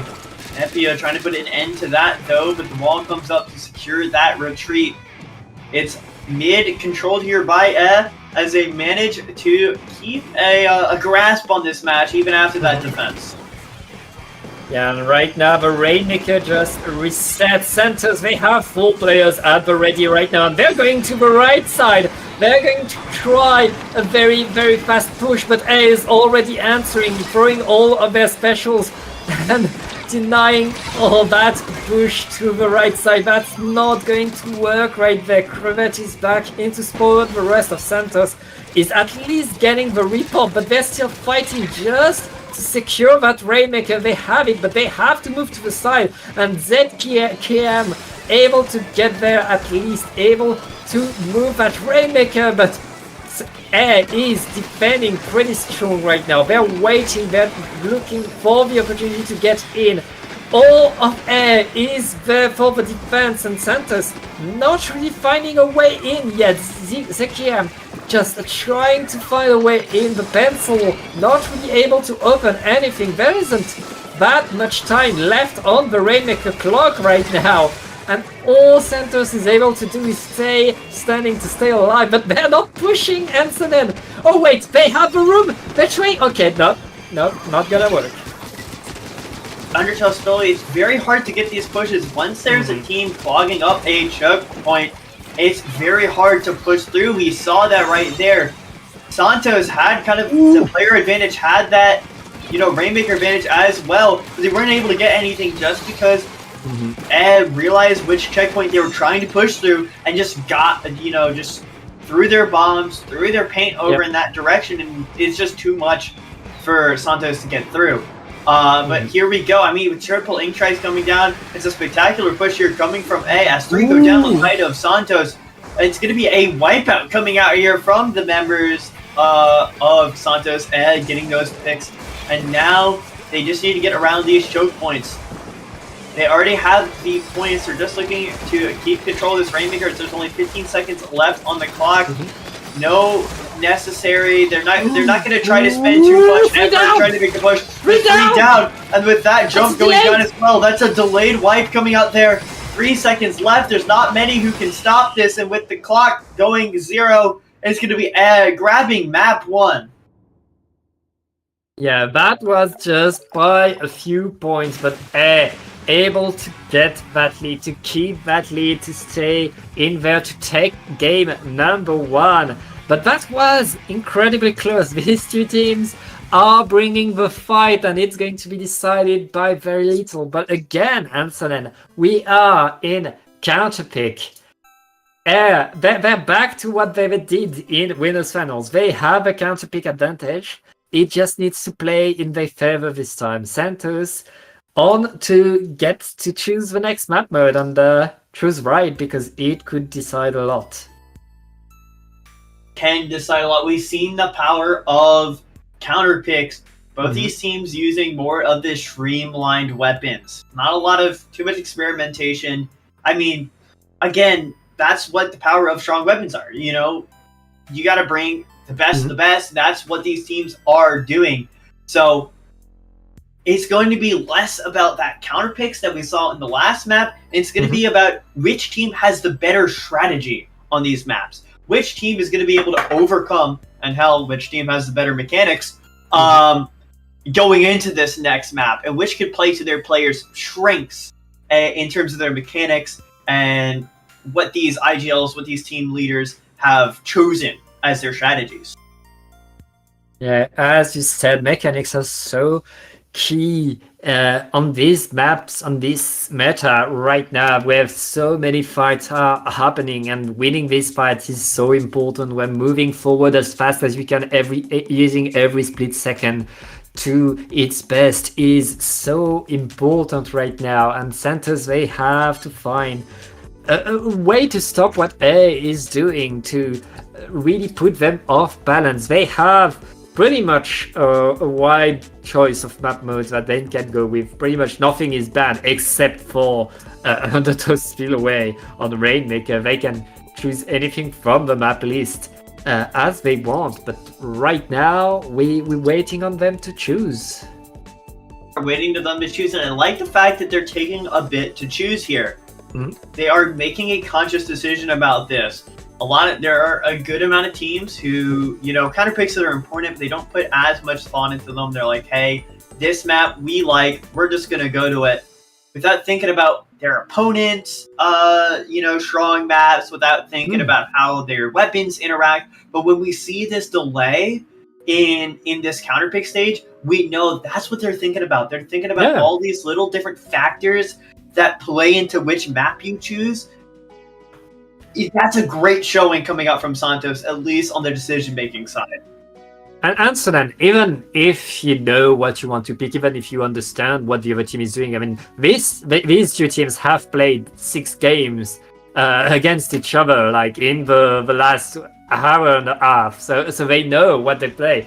I mean, taking the time to take a breather, taking that time to make the other team not know what the map mode is, and they are stressful on you taking your time, gives you lots of mental edge, and that's a way to revert the momentum, to reset yourself and take whatever you can to win this set right now. And we're going to go onto Hierofish zones, it seems. That's a classic counter pick. It always works. That's the map mode that's good for everybody, I feel like. But again, if you want to reset yourself, if you want to take that momentum, that's always a good pick. Santos probably, this map works, again, as you said, works for everyone. Confident in their skills, confident in their mechanics to take the map off of here. Maybe they saw how it, played against before here. In that last map, maybe think, Hagglefish might not be one of their strongest, and they're thinking that flat zones are going to be the mode they want to take them. But we're going to see exactly how this decision plays out into this next map as the players load in, as they get themselves ready. I do like what you said about the breather here. Not only can you have, a lot of people think, oh, you make the decision, right? When you get this time, if you already know what decision you make, you already factored things in, you're just going to pick it. But a lot of times, you can take a lot more of that time that you have to pick and just take a breather, calm down, get that mental reset. Yeah. Get that, because after a game, your mentals are all jumbled up, whether they be it for good or bad. And sometimes it's better to take that time, take a breather, and return to that neutral state, to return to how you were like before that match started. And I think that might just be what Santos needs. And, the other side, they've got all these thoughts. So what are they picking? What are they discussing? That time builds stress with the other team. It's a great choice to just take that time and get that breather. So you see how that plays into their hands here. We're going to be seeing that squeezer down. We're seeing that double wall come out from and meanwhile, we're going to be seeing the blaster, I believe that is the range blaster, coming out from the side of Nepia. Yeah, that range blaster is such a menace, especially on a map like that where you can just throw a blast above the zone and just get people. But right now, that range blaster is down. A is already on the zone trying to paint it, and with 2 down onto Santos, A is going to get the first push right there. Do have some good specials on board for Santos though to try taking it. It's gonna be Crab, but it's gonna be the Whale taking out one.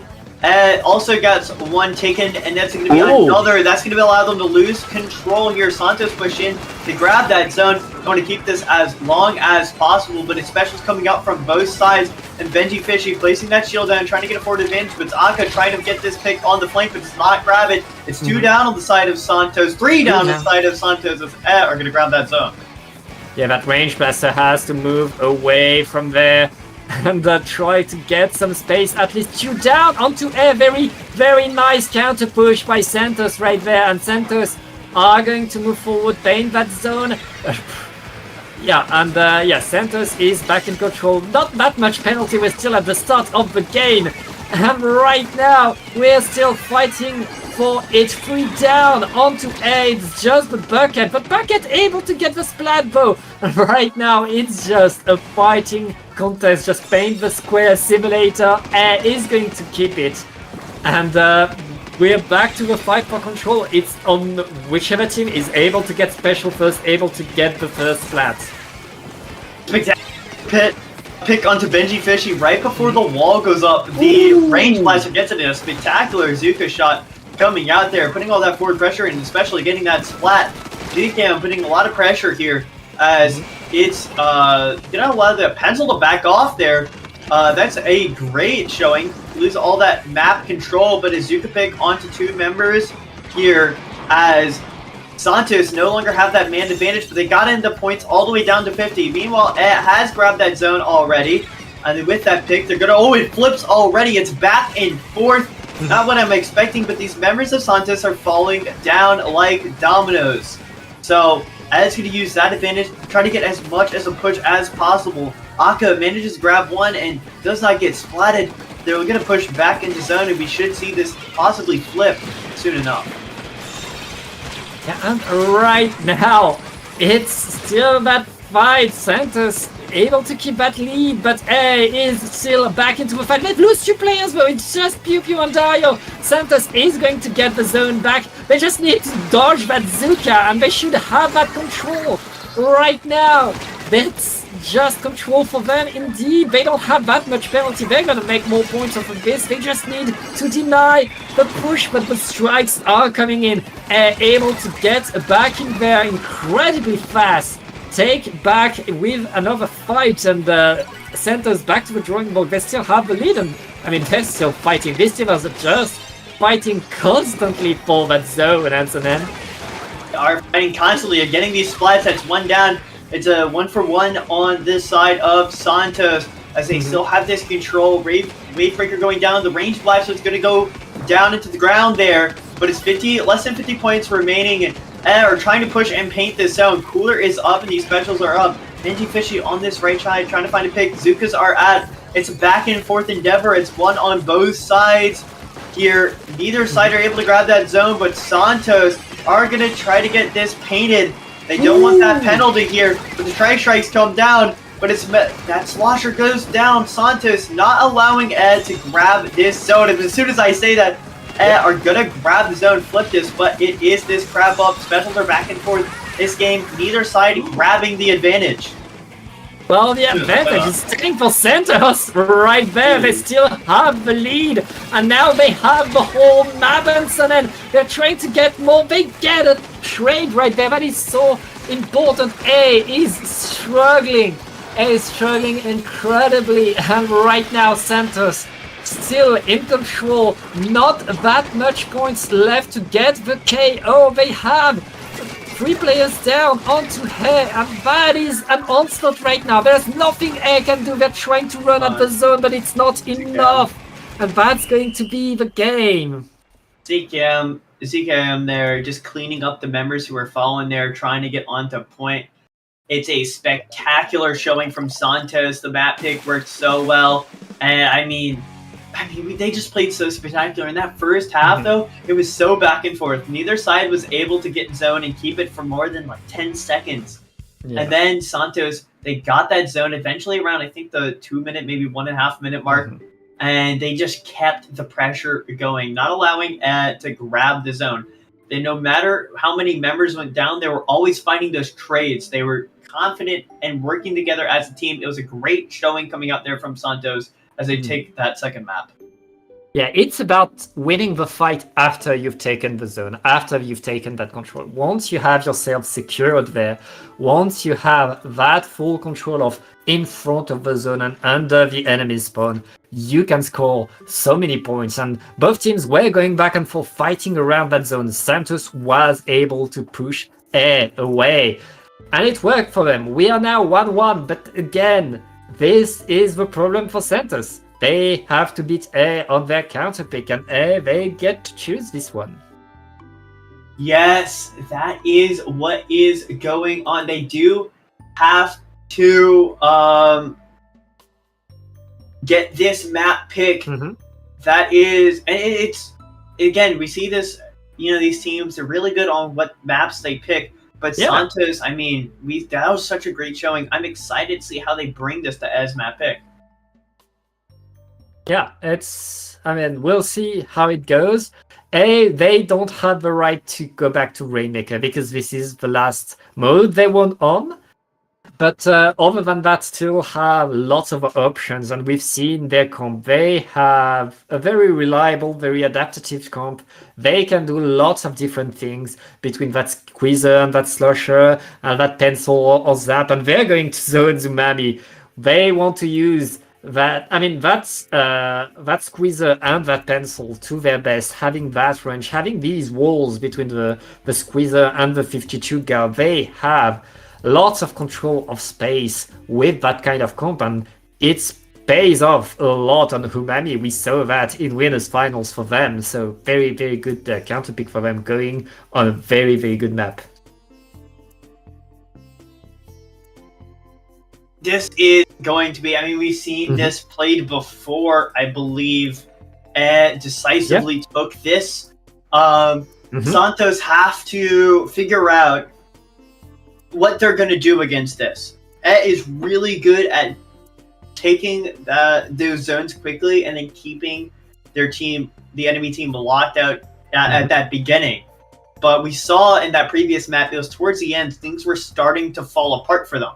So maybe Santos can take advantage of that and come back in that second half of that map of this match and lock out themselves and take the map for themselves. We'll see as these members are readying up here. They're getting ready to play map 3. Yep. Let's see which team gets this. And we've seen that Santos, they have the backline. They like to play in these fights. They like to play fast. So this is the kind of map where they could be able to take on to what A is bringing. That Range Blaster is going to come back. I love it. And right now, it's all about setting Aka with the crab tank in position, all about taking this position. The team that's able to set themselves up the first will have a lot of points, but right now it's all about fighting for mid, and this could be a redo of the previous game. Could do a redo. Either team able to grab zone, but as soon as I say that, zone's gonna get grabbed, but it's back and forth. Both these teams trying to find that slight advantage. One goes down the side of Santos, but it's a trade in response from both these members. They are finding their picks, and that's going to be Guy finding 2. Will they find the third here? They're not going to find the third. It's to go down on F, and once again, the zone's going to flip here. Nepio pushing, wants to grab this pick. This would be massive. Doesn't find the pick, but does push them all the way back, and does find the Squeezer here. Those are special taken away. Geif goes down as well. It's just the Pencil left as 3 go down, as Santos are pushing almost into their spawn right now. Yeah, right now Santos doing what they did the previous game, just taking that control, being ahead. Crevette able to hold that incredible, powerful snipe right there, and really getting beaten on their own map, and Nepia just getting another pick right now. We're down to 40%, and there is no sign of way in for AA. Finally able to be out of their spot, but they still have to get to the zones, still have to get in there. They have 2 players down. It's going to be so tough. Pew Pew able to stay there, but they are under fire by all the... Oh! Aka just getting in there, trying to ruin things. Anson, and just a few more points! Oh! The lane here, it might get flipped. It's all about this pain. 3 seconds left on the timer as Benji Fishy finds that to grab the zone. It's 2 down on the side of Santos. Can they hold on and grab this? Napia goes down, and I think with that, no, pick from CKM to stall. But with that, the zone's gonna flip with 3 left, and it's a wipeout. With just 3 ticks remaining, able to just keep themselves alive, keep that control, and now it's their turn to hold their ground. It's not over, and especially on this map, as we can see, as we've seen so far, it's so much possible to hold the line for that long. And I mean, A is already at 50 points right there, but the Zuka is coming in. He's only going to get a 1 right there. That's not going to be enough, but Santos, they're already pushing. They don't mind, and they're able to get that zone back in pink. Picks coming out from these members. Aka finding theirs, and Nepia finding theirs as well, but it's 2 down on both sides as they have to work through this insane penalty. They don't have the zone already grabbed here, and are going to grab that as well. They need to delay. Santos have to work through 72, but have to work through their own penalty as well here. And oh my god, 3 go down. That's a delayed 4th as well. Running forward here. They've got so much forward map control. It's crazy. It's going to be very hard for Santos to get back in with this. With the position of this pencil, had to move back a little bit. You gotta love to see this. But Guy finding 1, finding 2. But ZKM with a trade as well. But this is not looking good for Santos. There's only 20 left on the timer, and looking like they might be able to grab this out of the claws of defeat. Ooh. That shot goes down, but a Scowl response. Dooley goes down as well. It's 2 down on both sides right now. But it's only 3 left, 4 left here. It's chaos incarnate here, but it's all left up to the crab comes out. Their specials are flying. Right side is grabbed. Will that left side be grabbed? And will they grab? Zone 3 goes down on. And Santos, they grab this from what looked like was going to be an amazing comeback. They take this away, but they're still 50 on that timer. In fact, actually, it's going to be the game timer that's going to be mattering more here. There's 30 left on that. Can they keep control of zone, or will they let grab this? Yeah, but Anson, and there are not seconds on these zones. That timer is ticking pretty fast, but A is already getting in there, trying to get to this zone, not able to paint, but Santos keeping to just clawing at that penalty, looking to get that KO with 4 versus 2. Well, it looks like they're going to get it. That's a very close KO by Santos. Holy, 1 point separating them, and I could have sworn I saw it tick over to 3 at a point. That's how close that was. Santos coming back with one of the most clutch retakes we've seen here, and then locking out not allowing them back on the point for those last 40 seconds, taking their opponent's counter pick 2-1. I mean, what a map coming out from them. Yeah, and now Santos, they beat A on their counter pick. Now they're the ones with the counter pick advantage, and A, after being 1 game away from grand finals, are now like they need to win 2 games in a row in order to qualify. If they lose 1 more game, they are out. Santos looking to do it, but now it's on A to get the counter pick, and if I were them, I wouldn't go to zones. They're allowed to go to zones, but don't. Come on. You have to switch things up at this point. You really do need to switch things up, but you do know that like Tower is going to be very good for Santos. They have an amazing range blaster player, and we've seen how strong they were on Splat zones. That's an okay mode for blaster, but it's no tower control, right? So you're kind of locked out of that mode, even though you could very well pick it, right? You got Calamblitz on the board here, and you have Rainmaker, and you've already seen, you've won once on Rainmaker, so you can't go there. Even though I think they cannot pick it since it's the map they last one on. It's not exactly. It's the last mode they won on. They're going on tower. They're gonna go on tower. A risky choice, but I want to see how this works. If they're confident here on Mako Mart, maybe they can play against this rain on that blaster, right? It is a strong choice, but you can always bring a strategy to beat strong options here. There is always the way to play around it. We saw go against Parallel Cannon in Winners Finals on this same map mode. Parallel Cannon had a blaster and 2 slushers, and they didn't mind. I think they're ready to get a fight with that range blaster on this tower control. And as you said, it's all about being able to rush it, being able to get that fight. And they have such a fantastic slusher on their team that's able to really get so much splat, to get so much off of the stacks. It's all about, playing off of their strengths and not letting Santos get any momentum. The second you're able to paint the whole map into your color, that blaster on the other side cannot do anything. But yeah, here we go. Here we're starting right there, and they're not changing what they're doing, still with the same comp. Meanwhile, what we expected from both of these teams. And needs to win this one. It's 1-2, and here we go. Let's see how they're able to do, Ansnen.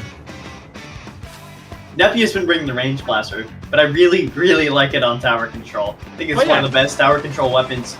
Suction bomb's so good. Wave breaker, insane. Already 3 down. Santos taking this first fight very well, but the first fight isn't always the determiner. But when you go into tower control, you do have that special advantage. These specials are amazing. We already see the Zoo could get one, but doesn't get another, but makes the members retreat. We're seeing these specials fly so far here, and that's going to be what makes this push happen. But 2 go down here. Santos, not immortal so far, but they already get to 45 as Benji Fishy grabs that one, and it's tight here, but I think they're clawing this back. Yeah, able to push to end the push from Santos and able to bring the tower back into mid, but it's not over. Santos, they got that first checkpoint, and honestly, in a first-minute push, that's already pretty good. And with 2 down onto air, Santos are back on the attack right now. They're hot on the momentum of the 2 previous game, and it's just pew pew. It's a wipe out. Santos are going forward, and they're already on the opponent's snipe with a crab tank. That's going to be so tough to defend right there. They're at the second checkpoint, and they're going to get it. There's no one from A anywhere. They don't want this to go to a game 5. They want this to end now. And with that pick right there, they're going to start pushing that advantage. Benji Fishy has a great position right there to play spoilers. But it's 2 down, a delayed third onto Santos, but they need a flush out, but it's not going to be quick enough as the tower just coasts in. It's a knockout coming from Santos. That's spectacular showing, as it's going to be 3 here for Santos. They will be moving on to Grands to face Parallel Cannon. Spectacular showing from them. Yeah, congratulations to Santos. We will see you in Grand Finals. Incredible team, so good, but not good enough for Paddling Pool. They get bronze medal in this tournament. That's pretty good, but we will see you next week. It's going to be Santos versus Parallel Cannon in Grand Finals. And we will see that right after this very, very short break as we set up the lobby. Do not go anywhere. It's going to be great.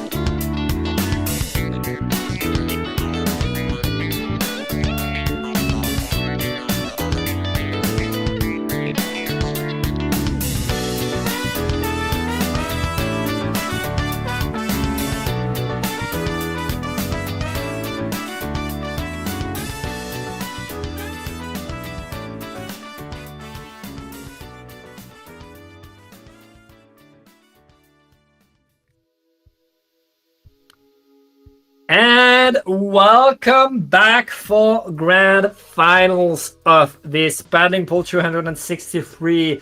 We had lots of teams coming in. We only have 2 that are left. Parallel Cannon on the winner's side. They only need to win 1 set. Santos, they struggled. They clawed their way back in, beating A, getting their spot here. They need a bracket reset. They need the fights. And we're going to start on Undertow Spillway Rainmaker.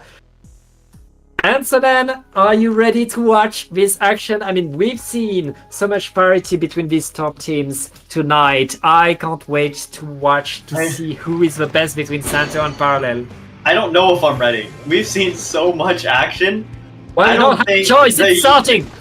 I don't think the human body can take this much excitement. But here we go. Getting into this, we're seeing the dualies and that range blaster come out from Santos. That's going to be that crab, and of course that range blaster was so good. We saw that, but this was the map they lost, I believe. Yep. Santos lost on here. It was their first map previously. It's going to be the first map again, but already it's not looking so hot for them. As they go 3 down in this first engagement, this should be first checkpoint grabbed.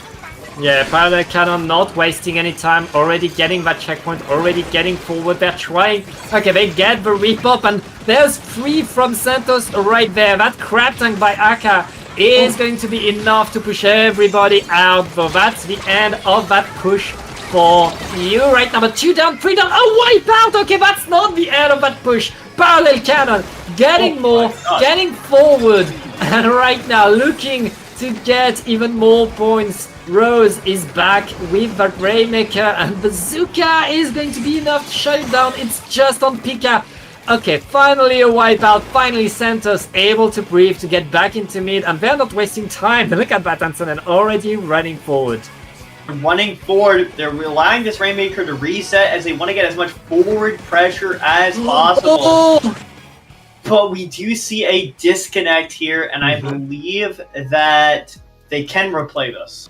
Yes, the score was not at 50, so they have the right to get a replay. Santos are going to take that replay. This is their only replay of the set, though, so that's it for them. Santos, now they need to stay in the lobby, get a wired connection, please. And yeah, Parallel Cannon opened incredibly strong, but Santos in the end, they were able to get the wipeout to push Parallel Cannon away and to start getting some momentum. Unfortunately, their connection didn't survive, but I mean, they were in the game. They were still there, so it's still pretty close between these 2 teams, even though Parallel Cannon able to show that they can push.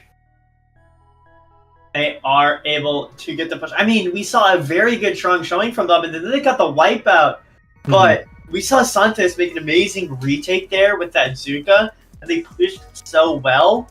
They stopped Parallel Cannon from getting any advantage off of that. And then we saw them push really far in front forward. We saw what their game plan was. If they got that Rainmaker down, they'd let it reset and then work with have their backline player pick it up themselves and run to the rest of their team who's holding a front line. But when you do something like that, the weakness is that front line can only be 3 players, right?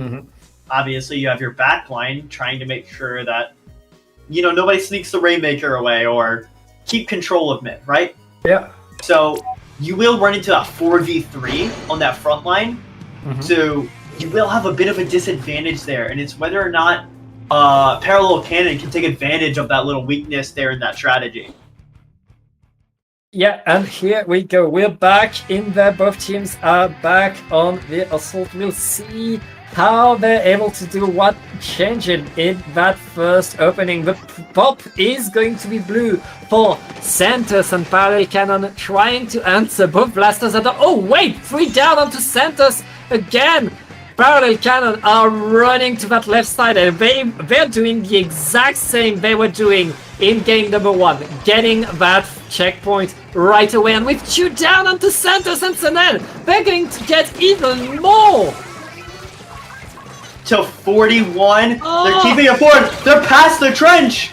That is insane. All the way down to 16. A spectacular question. 3 go down. It's not over. Drops are coming in. They should get splatted, but they don't actually. As a forward adventure, Pop's going to come through. More points going to come through. Down to 11, but it's a wipeout. Finally, Santos defend, but it's an insane push at the start of the round coming out here from Parallel Cannon. And that was just the first minute of this game. Parallel Cannon getting a huge lead in the start, but it's Rainmaker. It's never safe. And Santos, they're back into mid with the Rainmaker. Rolls! Getting one, almost getting the Rainmaker to two, but Crevette able to survive to go forward. And right now, Santos. Oh! Well, never mind. No more Santos. No more Santos. Santos is goodbye. But Santos actually going to grab the Rainmaker here as two members were splatted there towards the end. It's a splat. This should be the checkpoint. But you see all that AoE, you gotta take out these members there. They're not gonna allow this checkpoint to go without a fight. Reslider there to get away. I like that from Pika here as it's two more going down. Santos getting these individual picks, but it's also two go down on their side as well. And some later picks. Parallel Cannon should get this pop, should get this reset, but they need to watch out for ZKM. A spectacular pick right there.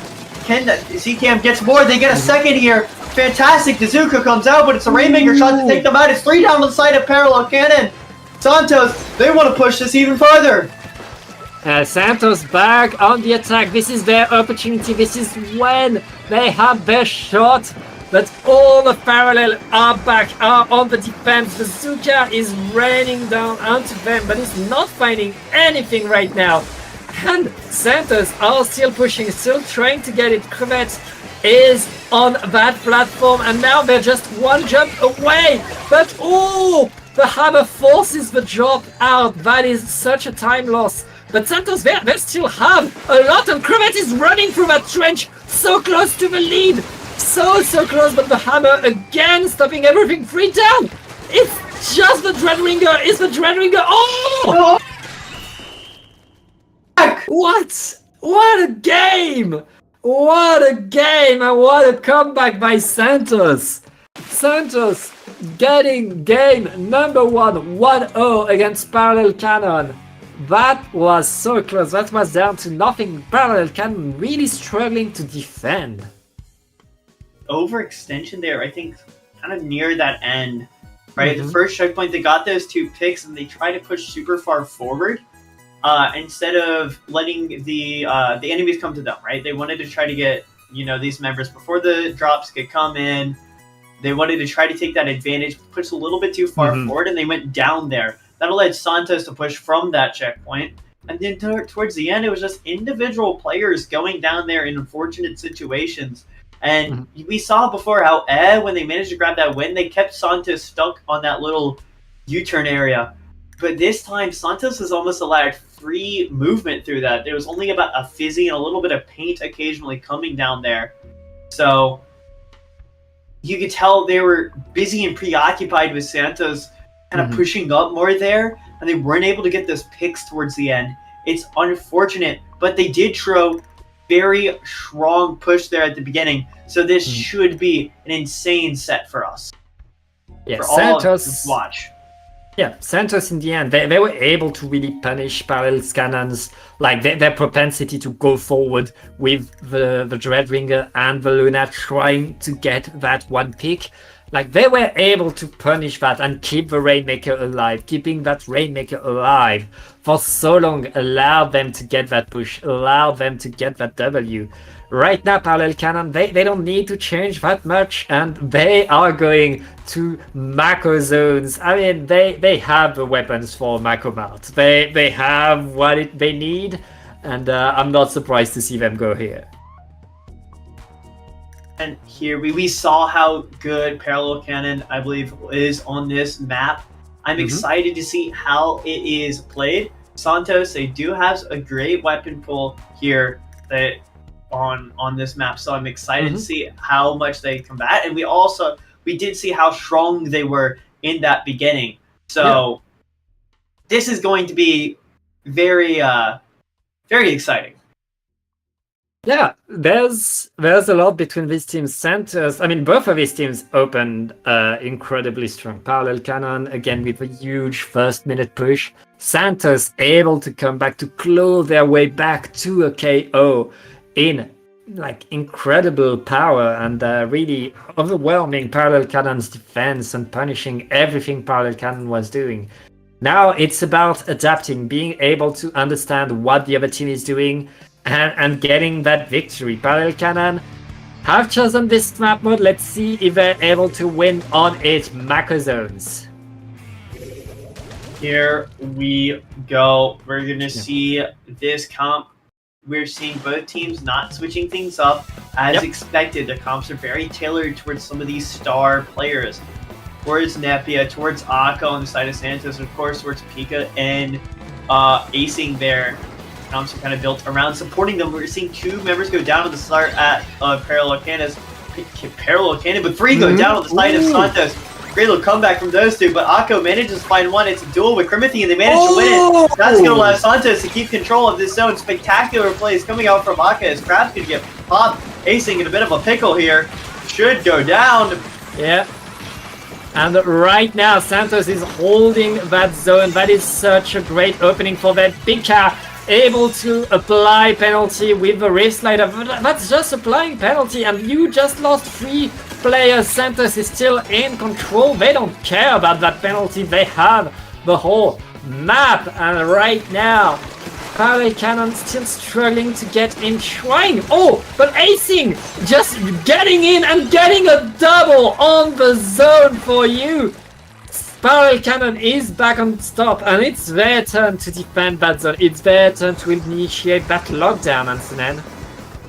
They have some weapons to do that. They have these ledges they can play around. It is almost necessary for Santos to drop at some point, unless they go to the open area on the right. So they got to play around that, wait for them to drop and get those picks. As we see, Crimothy does just that. Manages to get 1, manages to get Crimothy, manages to get 2 as well. Spectacular from Crim here as Parallel Cannon take the lead here. Yeah, the lead is taken, and Parallel Cannon still holding that zone incredibly strong. Aka with a crab tank is just chasing, but Dreadringer able to get it, and the zone neutralized but not captured. 2 down onto Santos. Parallel Cannon still holding, making more points, getting the jumps in. And right now, Santos needs a miracle. They need to paint so much. They have 2 down onto Parallel, and they're able to get it in the nick of time. Able to get it just in the nick of time. 8 points left, but it's a spectacular push from Parallel Cannon. But we've seen sometimes that Parallel can let this slip, and Santos is really good at putting this forward pressure, especially with their weapons that they have on their team right now. So it's going to be hard for Parallel Cannon to get back into this. There's only 40 seconds remaining. It's about 2 team fights at most, and with that pick on the acing, it's starting to look not that good, but the Reef Slider cheese to buy themselves some time is spectacular, and Crim finds 1, might find a second, will not find that second pick, but it does buy some time, and Santos go 3 down with a spectacular hammer toss. Parallel Cannon take that zone, and now they're working on grabbing that penalty away from them. But 2 go down on the side of Parallel Cannon. Fantastic drops coming out from the members of Santos. But these players, they need to get their picks. It's the late double there. The zone is going to flip. Crimothy on a flank, trying to make something happen. It's going to get 1, and the Splasher is going to get another. It's 2 down on both sides as Akka finds theirs, but it's 3 down on the Parallel Cannon as it's all left up to Santos versus acing. Which is the better Blasters player? Both goes down. We'll never find out that one. But Santos, the drops come in and they grab zone. It's a great showing from them, but now they got to work on this forward pressure. As that's going to be Crimothy going down, but the Reef Slider comes out, not able to pick up any, but is going to pick up that zone. At the very least, that is penalty applied, but it's 2 down on the side of Parallel Cannon. They got to work back into that. That's a spectacular direct coming out from Deca, but it's going to be flatted there. Yeah, lots of splats coming left and right, and Santos able to get rid of their penalty. Parallel Cannon is back on the attack, acing, activating a hammer, gets punished for it in a trade though, and with the Reef Slider onto the zone, that's another penalty applied. That Reef Slider has captured the zone so many times. Santos must be so frustrated by this, but Parallel Cannon are back in control, and right now Santos has 40 seconds to get back in.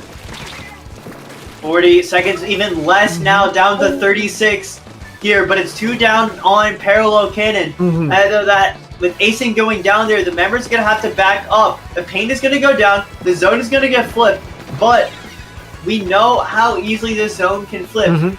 Parallel Cannon have the power of Reef Cheese here, and Reef is online. But they won't need that, as it's going to be Rose going down, but Aka gets the trade.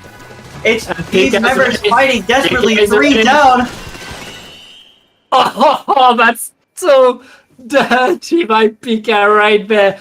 Perfectly timed, no overtime for you. We are now 1-1, but what a close game.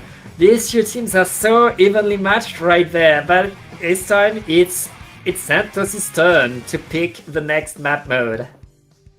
Now, Kraken Cheese might be dying, but Reef Cheese will live on.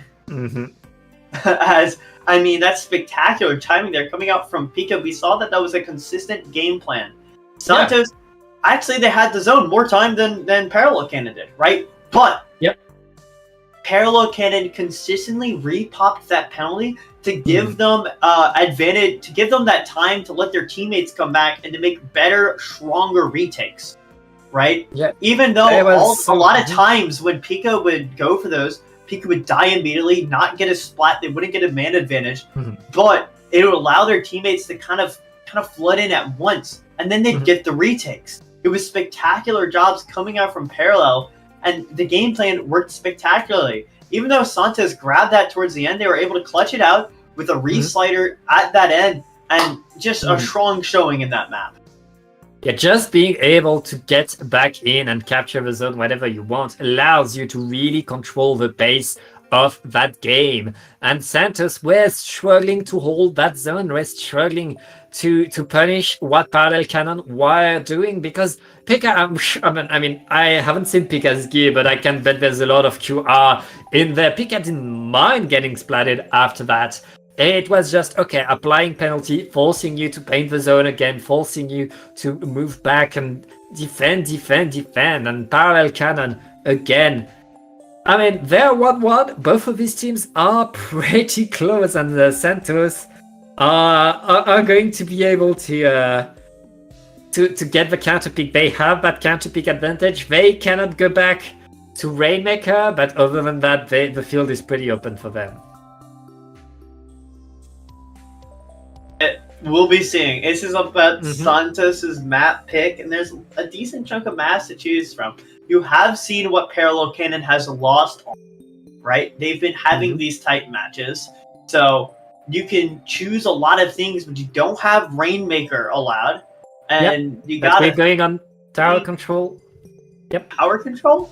Yeah, I mean, it's great for Santos, right? Because they have that range blaster. But you also, it's not bad for Parallel Cannon as well. Yep, on Museum, there's lots of plays for both teams, honestly. I'm not sure how this goes, but for sure, a range blaster on tower control is always a good thing to have.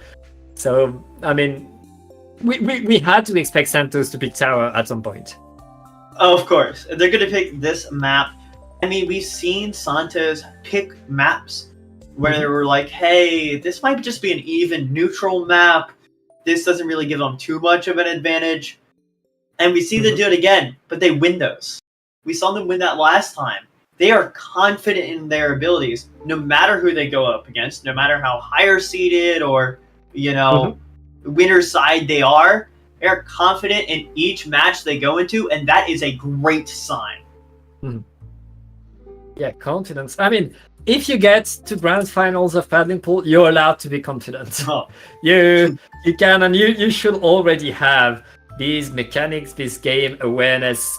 There's 8 players of great experience, of great skill in this lobby right now, choosing their weapons. And yeah, at this point, it's about endurance, it's about the mental game, it's about momentum, it's about staying at that level despite it being the end of a tournament, despite it being against that one team that you have yet to beat.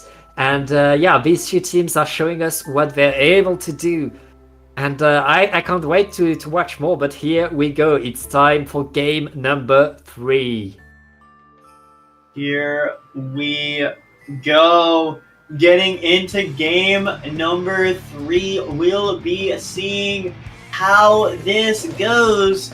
We're going to be seeing the same team counts probably come out from both these teams. There's not a lot of change that happens when you have these specialized comps, and I love it.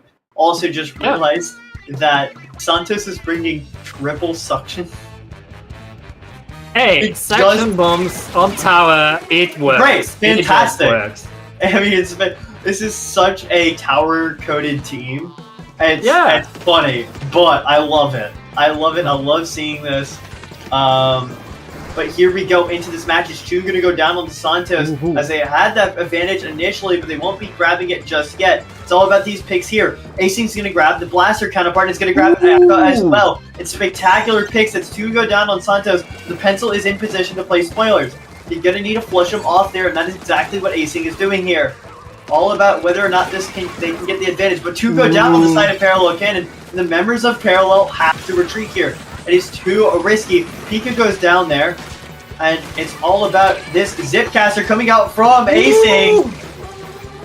That Zipcaster Luna is not going to find the splats, and right there, it's still the fight that 3 down onto Parallel. Santos is at that checkpoint number 1. They're going to get in, and they're already on the platform fighting for more. Pika and Acing, though, are already setting the traps, trying to get in. The Reef Slider is cancelled for you. And right now, Santos deploying the Crab Tank are looking to get that second checkpoint. Rose has something to say about that, but gets punished. Okay, lots of players falling down left and right for both teams, but Parallel Cannon able to defend their second checkpoint, able to save it, but not able to get a foothold on the platform. Fortunate splat and jump there. Gets picked right before going behind cover, and the jump gets in that unfortunate position as well. That's going to allow Santos to take the advantage here, but Acing going to get one and get out. Fantastic pick here, and that's going to allow Santos, it's going to allow Parallel Cannon to try to push forward, but it's amazing specials coming out here from Santos. They're going to stop what Parallel Cannon is trying to do. It's 2 down on the side of Parallel, and make that a 3rd there. Santos keeping this advantage, see how strong they are, but Rose from the back flank is able to get 1, get 2, but Zcam's going to put a stop to that, but it's fantastic job, and fantastic Zuko keeping this advantage, and now Parallel Cannon have tower again. They have tower, but they have yet to get the first checkpoint. The players are jumping back in, and right now they're finally on that platform. The second they get on that platform, they get punished for it. But it's 2 versus 2 right now, and Parallel Cannon is now in the same checkpoint as Santos is, and they just need to step on the tower if you want to push it right now. 3 down onto Santos. The splats are going, and Parallel Cannon, they're gonna get that lead back, and they're probably going to get that checkpoint. They grab them right before they can get tower up, cooler up as well. So no cooler there. That's gonna be massive respawn times. And Acing doing spectacular work with the Spider-Man right there with that Zipcaster. Acing not just a Neo Luna specialist, but also good on pretty much I've seen them play well on every blaster here. Spectacular jobs, but it's going to be game. I was about to say 3 go down. Spectacular defense from Santos, but it's just not enough. The last member coasts this in, and Parallel will be taking their opponent's map pick. It's 2 on the board for Parallel.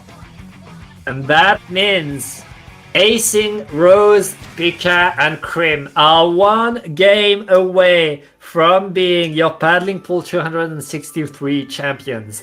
They only need that 1 more victory. Santos, they are back to the wall, and they need to bracket reset even if they win the next 2 games, but it starts with their counter pick. But let's watch a replay of that game. That's the opening, the first fight. That really was a struggle right there. Both teams trying to get the edge. Parallel Cannon taking the tower right away, but getting punished for it. And right now, that final push where Parallel Cannon is just pushing further and further and further, knowing that they can lose their players. They have the tactical and they are clutching that KO despite being pretty much wiped. Spectacular job from Parallel Cannon there. They were excellent in their fights. Their individual prowess showed out there towards they had a bad start, right? But this is Splatoon. Anything can happen, and that is exactly what they did. They stepped it up towards the end, and they kept themselves alive for just long enough. Pika goes down there right at the very end, but the tower coasts into the end. Remember that when you step off tower, it does not immediately end. It actually keeps moving slowly for about 5 seconds afterwards, and that is what takes the win for Parallel Cannon. Santos was not able to get on that tower quick enough, and they got the loss there. Spectacular job from Parallel Cannon, and now we're going to be moving into map 3, and Santos, you got to be thinking, well, tower control didn't work. Yep. We're going to go back to Splat Zones, and we've seen how Parallel Cannon plays on Splat Zones. But there's a bit of a difference in this map. I believe, if I'm remembering correctly, well, yes, there's that. Reef, so I think Stoken Cheese is, there's a middle option. There's a middle piece of cover, right? There's a middle option, and with enough power up, Reef Slider can cheese anything. And I was mainly saying because I don't know why I thought Hagglefish did not have that middle piece of cover on the zone. I believe it does have that, because that was kind of one of the reasons Reef Cheese was so strong on Mako Bart, is because Pika could, reef in there, and then they have cover to take more engagements. Okay, so the reef is so good on Mako because the tower is shaped like a plus. So for a circular explosion in the middle, it paints pretty much all of it except for the tips of the plus, which aren't enough. And right now, we are going on Hagglefish. I mean, Santos, they beat A on this map in a pretty dominating fashion. So let's see how they're able to do against Parallel Cannon. They need to win this one. No composition change, of course, between these two teams. Acing sticking with the Zipcaster, sticking with that Vanilla Luna there.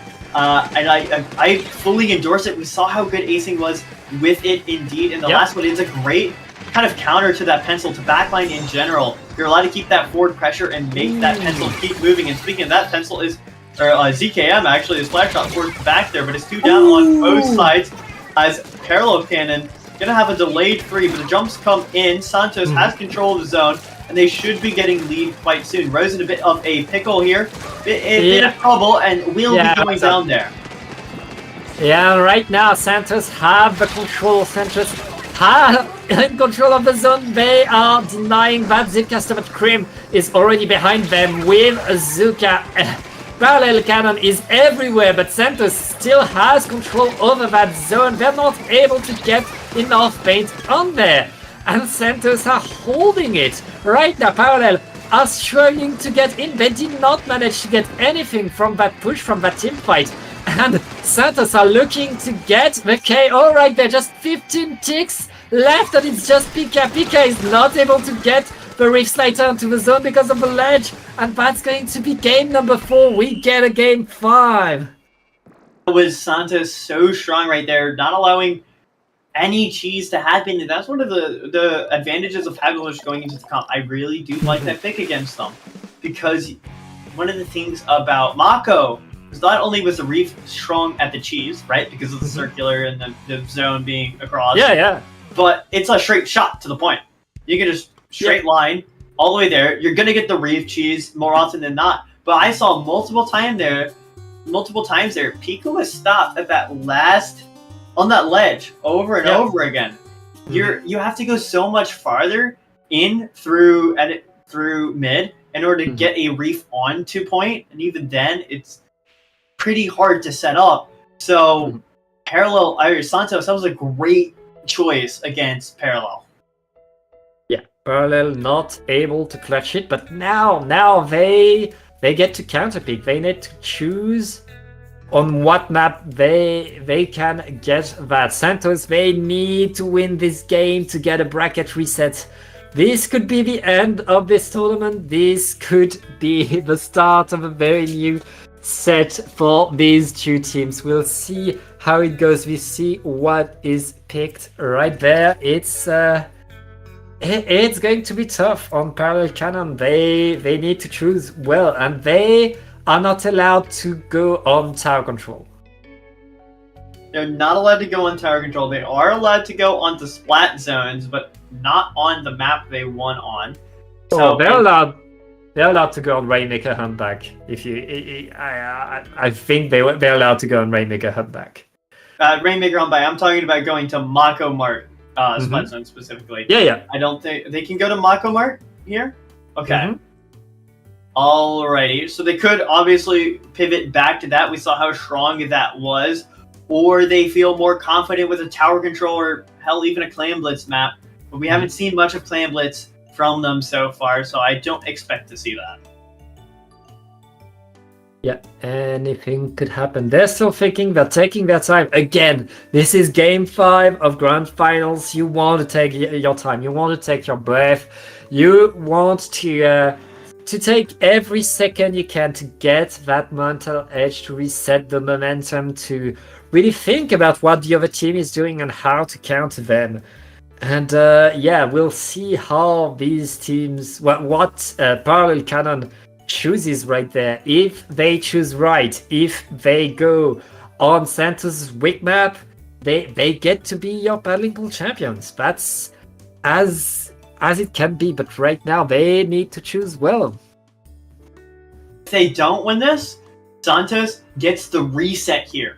So Parallel Cannon, I mean, they can afford to lose this if they're confident in that next BO5. But you don't want to do that. You want to end this soon. But they might have a little bit of advantage. Santos has been playing a lot. Obviously, when you go into the losers, you play more. And then taking it to a reset, meaning you have to play another best of 5, you can tire out easily. Parallel Cannon, on the other hand, are coming off of a break. Yep, well, the break's over. We have a map mode. It's going to be Clan Blitz on Scorch Gorge. Interesting. And do we see the Zipcaster coming back? Or I mean, it's such a I think it's such a good map for the Hammer. But I'm not sure. It's good for both. It's a good map. Yeah, it's good for both. And especially, I mean, Zipcaster is great at taking space. Especially pushing those backlines. We know how strong Santos' sniper that Pencil can be. Obviously, the Pencil's still very strong as well. So you need to like that was the point of the Zipcaster, but the Zipcaster kind of got a little bit shut down there, I'd have to say, in that previous map. So maybe they don't feel as confident with that. And we do see that Neo Luna be brought out. But we'll be seeing once these players ready up and get into this lobby. We're almost there, and what a set we've watched. What a tournament we've watched. Yeah, it's been quite a ride, but it's not over yet. It's not over until it's over. And yeah, Santos, they've shown the resilience. They've shown what they're able to do. They've shown that they can bring the fight to Parallel Cannon. And it's pretty even between these two teams. Parallel Cannon, though, they have a bit of an edge. They can end it right here, right now. And let's see how it goes. I don't expect much of a comp change, but this is a tiebreaker. This could decide it all. Give us some hype. And acing back to the Luna Neo.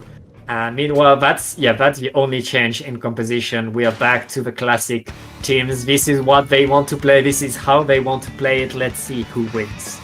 Maybe the interesting choice here is going Clan Blitz, right? As I said, I didn't think we'd see Clan Blitz come out, but in fact, they're going to it in this final round. They're confident in this, and it's a 1-for-1 trade so far. 2 go down on the side of Santos here, and Pika's in a bit of a fight. He's going to win that out. It's all up to Crimothy here, trying to get that one, but I think the member gets out there. But that means advantage here for Parallel Cannon to have this map control. Zuka comes out, displaces these members, and now Power Clamp is going to go in. We're seeing that re-slider. Matt nags one. It's 2 down on Parallel Cannon, though, but they managed to get some clams in.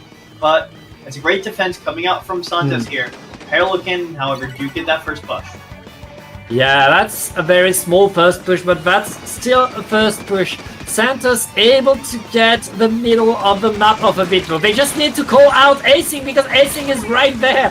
Right under that crab tank is going to be punished though. And right now, Santos is in 4 versus 2. They have clams, they have the map. They just need to prepare a push. Rose is sharking, waiting for the mistake on the side of Santos. The Santos, they're taking their time. They're waiting for the perfect occasion to get in. And they want to get as many points as can be, but they have 2 players down right now. They're in a very, very tough spot, but they're still there. Oh, they're able to break the basket. Open and win. Oh! They get the lead, but they also get wiped. Which one will matter more? We saw that Super Clam coming in there, and that was because Parallel Cannon did get that first push. They give that. And now I get to finally say my daily segment. It's been so chaotic every time, guys. When you're talking about Clam Blitz here, it's all about making. Oh my god! I don't get this break. I don't get that time to speak. Because even though 3 go down, it's 47 left. Holy Parallel Cannon! Santos is back on the attack, Antonin right now moving forward and trying to push. They are right under there. The crab tank is pushing and Parallel Cannon is defending as much as they can, but they're losing 2 players. Santos is going to reopen the basket, losing a few more players in the process, but Parallel Cannon, it's just Rose for them right now. That's going to be another lead swap, another great push, and more clams in by Aka. Okay. Oh, the data clam. Already down to 13, and this is looking so strong for Santos here. It's a bit too chaotic coming out from the side of Parallel Cannon, and Naka's gonna clean up these mistakes. Yeah, these mistakes are costing them right now. Parallel Cannon, they didn't get mid after that push from Santos. They have nothing. Santos is back into mid, are painting the whole map, are looking to get more. Bazooka is getting the range blaster though. That's going to allow all of Parallel Cannon to push forward, try to get a bit more points, but they have 1.5 minutes to get back from a huge lead. A huge lead, but they managed to pop the barrier, and it's a wipeout still, but they get closer to that lead, but you do give your opponents that pity clamp. However, though, popping that penalty and getting those points is very good coming out from the side of Parallel Cannon, but Santos, they're not going down here. They are going to push and get that, but it's a perfect re-slider coming out there from Pika to take the crab out. It's 3 down, make that 2 on the side of Santos, but it's a delayed wipe coming out there, and Parallel Cannon holds on with an amazing defense right there. They still have a chance in this map. All they need is 1 push. All they need is 1 push, but all of Santos is ready to defending for their life right now. And the Reef Slider is getting in. Parallel Cannon trying to get in, but Reef Slider is punished again. And right now, Parallel is back to the drawing board, back to trying to find a way in. They don't have a way in, and Santos is back on top, literally. Oh wait, never mind. It's another push. Crim trying to get in, but every time Parallel is getting in, they lose a player, they lose momentum. And with 20 seconds left, so much of the map is yellow, and the hammer is denied, Antonin. That's going to be so tough, but we need a huge overtime push by Parallel. Oh, we're getting 2 go down the side of Santos. Pika, a re-slider to get some space here, forces players to look 2 ways. It's overtime, but there is no easy way to get into the basket. Acing gonna try to use the hammer to get forward, but it's not enough. Overtime halfway on the clock, but these members go down. Santos is gonna take this and bring this to a reset. That's game number 5 going to Santos. Santos snatching that victory, winning it, bringing us to game number 6. We are now even between these 2 teams. It's just 5 more games. 5 more games that will decide everything. The first team to win 3 is your champions. Was maybe it looked strong there coming out from Santos. Parallel Cannon were good at opening up the basket, right? Yep. They kept opening up the basket, but Santos was just so quick on the defense there that Santos, they got those quality pushes. They got those big pushes with lots of clams going in. Meanwhile, on the side of Parallel, yeah, they were getting all those little pushes, but you kept on giving those pity clams over to Santos, and that is not what you needed to do there in that situation. So, I mean, it was great. That was forced out by Santos' defense. Spectacular job from them. So, Yeah, maybe Parallel Cannon's probably thinking we don't bring them back to that map, right? Maybe that was a bit of For scouting. sure. I was thinking like that was very strong from Santos. Maybe a little bit of scouting. Willing to take this to a reset. Maybe this is copium, What? right? No, this is complete copium on your This side. might be complete copium, but like... On game 5, you don't experiment. You go with what you think is going to give you the win right there. It's just that the reef sliders were not working for Parallel Cannon. They were getting in, but they were not getting in enough. And now Santos, they've gotten used to it. They've gotten used to punishing these reef sliders and these ultra stamps. And the second they happen, they are completely called out and they are punished as fast as can be. But it's not over yet. It's not over. Parallel Cannon and Santos, they're going back to Undertow Spillway for Rainmaker. And we've seen how this goes. Santos came in with the clutch ending. Parallel Cannon had an amazing start. Maybe just now they clean up their mistakes, right? And they take this. Or Santos, they realize how they got Parallel Cannon got that first push, and they've adapted, and they're ready to dominate on this map. It could go either way. I'm excited to see how they play this map. I'm excited to see what happens as we're going to get into this very soon. Yeah, we'll see very soon. Teams are readying up. We're about to get in the game. I mean, we've seen this map mode, and both of these teams pushed deep close to the goals. So anything could happen. Expect a comeback. Yeah, let's go. I mean, I want to see more of these two teams. They are so cool. They are so amazing. We couldn't have asked for a better grand finals here. It was such an insane tournament. But here we go. It's going to be all about this first push here. Try to get that advantage early on, and we know that these members of Parallel Cannon can do this. They grab the first, but it's trades going back. 2 go down on the side of Parallel Cannon. That's not going to deter these members. The Reef Slider picks up 1, and it's a fight here in mid, but 2 go down on the side of Parallel Cannon. There's no response. And Santos are going to take this all the way to first checkpoint, but not if Acing has something to say about that. Yeah, again, Santos are able to punish this Reef Slider. But Parallel Cannon able to save it, able to get in there, get a few more splats. Denying that checkpoint is so important. It delays the next push. And right now, Parallel Cannon are getting in. Nepia is getting a trade. That trade is so important because it leaves time for all of Santos to come back and defend. Right now, Acing with a hammer, getting 1, looking to get another, but is punished. That is no checkpoint again for Parallel Cannon this time. Both teams able to defend. Incredibly strong. Pika punished again. And more punished. Both teams able to save their checkpoints, Antonin. Yes, but they do buy some time for their team by making sure they have to pop it. But at this point, that's not a lot of time to... Because all members... That's not a lot of time bought because all members are there. They pop that super quickly. But it's going to be all about this defense right here. They have the lead. It's up to Santos to get this. Yes, only a 5-point lead. Yes, neither checkpoint has been gathered. But it's still a lead nonetheless. And you can play around with that. As 3 go down on the side of Santos, and the 4th gets wiped at the very end. It's a bit of a delayed wipe. And they are allowed to coast to this right checkpoint. One of the easier checkpoints to grab when you're in that wipe scenario. Yep. But it's hard to grab when you're in that fight. So they're taking... very good advantage of the situation right there. But now we see that why it's so hard to push forward from that point right there as 2 go down on the side of Parallel Cannon. Not without responses, but that is going to be enough to allow Santos to start pushing in and get this pop.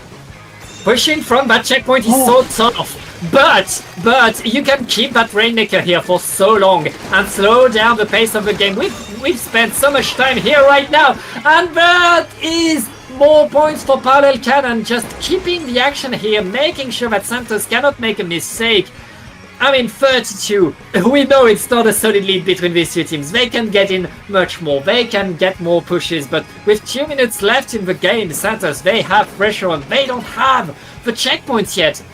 They wait for the Rainmaker to reset, leaving Parallel Cannon the time to get back in defensive position, and Parallel Cannon are already all around mid right now. All specials are deployed by Santos just to get some momentum, and it's working. They get 3 down. Now it's about pushing that Rainmaker. They're going to the left. They want a big push. Want a big push indeed, but it gets splatted right at the last second. Oh. And Acing coming in with a hammer gets 1. That's 2 for them so far. And that's an amazing defense there coming out from Parallel Cannon. We saw in that previous time they played this map, they weren't able to make these defensive holds. They're doing it now. They have adapted and they're changing things up. It's 2 down on their team, but they're going to try to push the Rainmaker as far away from mid as possible here. Ooh, but Santos able to get the wipeout, able to punish Parallel Cannon being a bit too hasty in their counter push. And right now, Santos taking their time, taking back control, making sure that they are secure into mid. They wait for that cooler and that reset of the Rainmaker right now. And Parallel Cannon back on the attack, punishing that waiting time. Been getting splatted a lot in these first engagements, but it's been Parallel Cannon kind of pushing off that, but now they don't. Because gets shut down on that re-slider, and these members need to pivot over towards this left side here in order to stop this checkpoint once again. But they are ready. They have double fizzy. They have all this AoE damage. It's going to be seriously hard for these members to get the checkpoint, and they won't be grabbing it anytime soon as 2 go down on the side of Santos. Yes, these members of Parallel Cannon do get splatted as they try to push forward, but this defense will be hard. Acing coming in with a hammer, not going to be able to grab anything. 2 go down on the side of Parallel Cannon as checkpoint is grabbed. And now, but there's 8 seconds left. All they need to do is touch this Rainmaker, but it's down to 40. Oh no, it's chaotic, but it's not going to be popped. Such good defense there at the last point.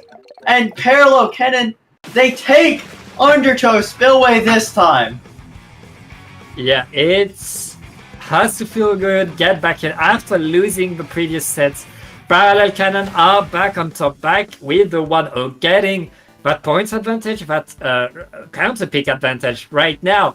This is the kind of way back in through the knowledge of the map, really playing off of that right side so well, delaying, threatening, and then catching that one mistake to get to 30, and then that defense, that emergency splat on the Rainmaker allowed them to really stay in the game. I mean, what an ending, and Rose just sharking there, waiting for the Rainmaker, and boom, ending the game. Pick at the end there to take the Rainmaker carrier, because 32 is not the trench. That trench where the slowdown happens is like 28 to 20, I believe. I could be wrong on these points there, but it's around there, right? Yep. 32 is a bit before that trench. You need to make a forward push there in order to have that defense, and they do that. They splat right before that those members can make that fast push. That left side, those points go down pretty fast. So, I mean, Santos could have brought that back right near the end, but they don't.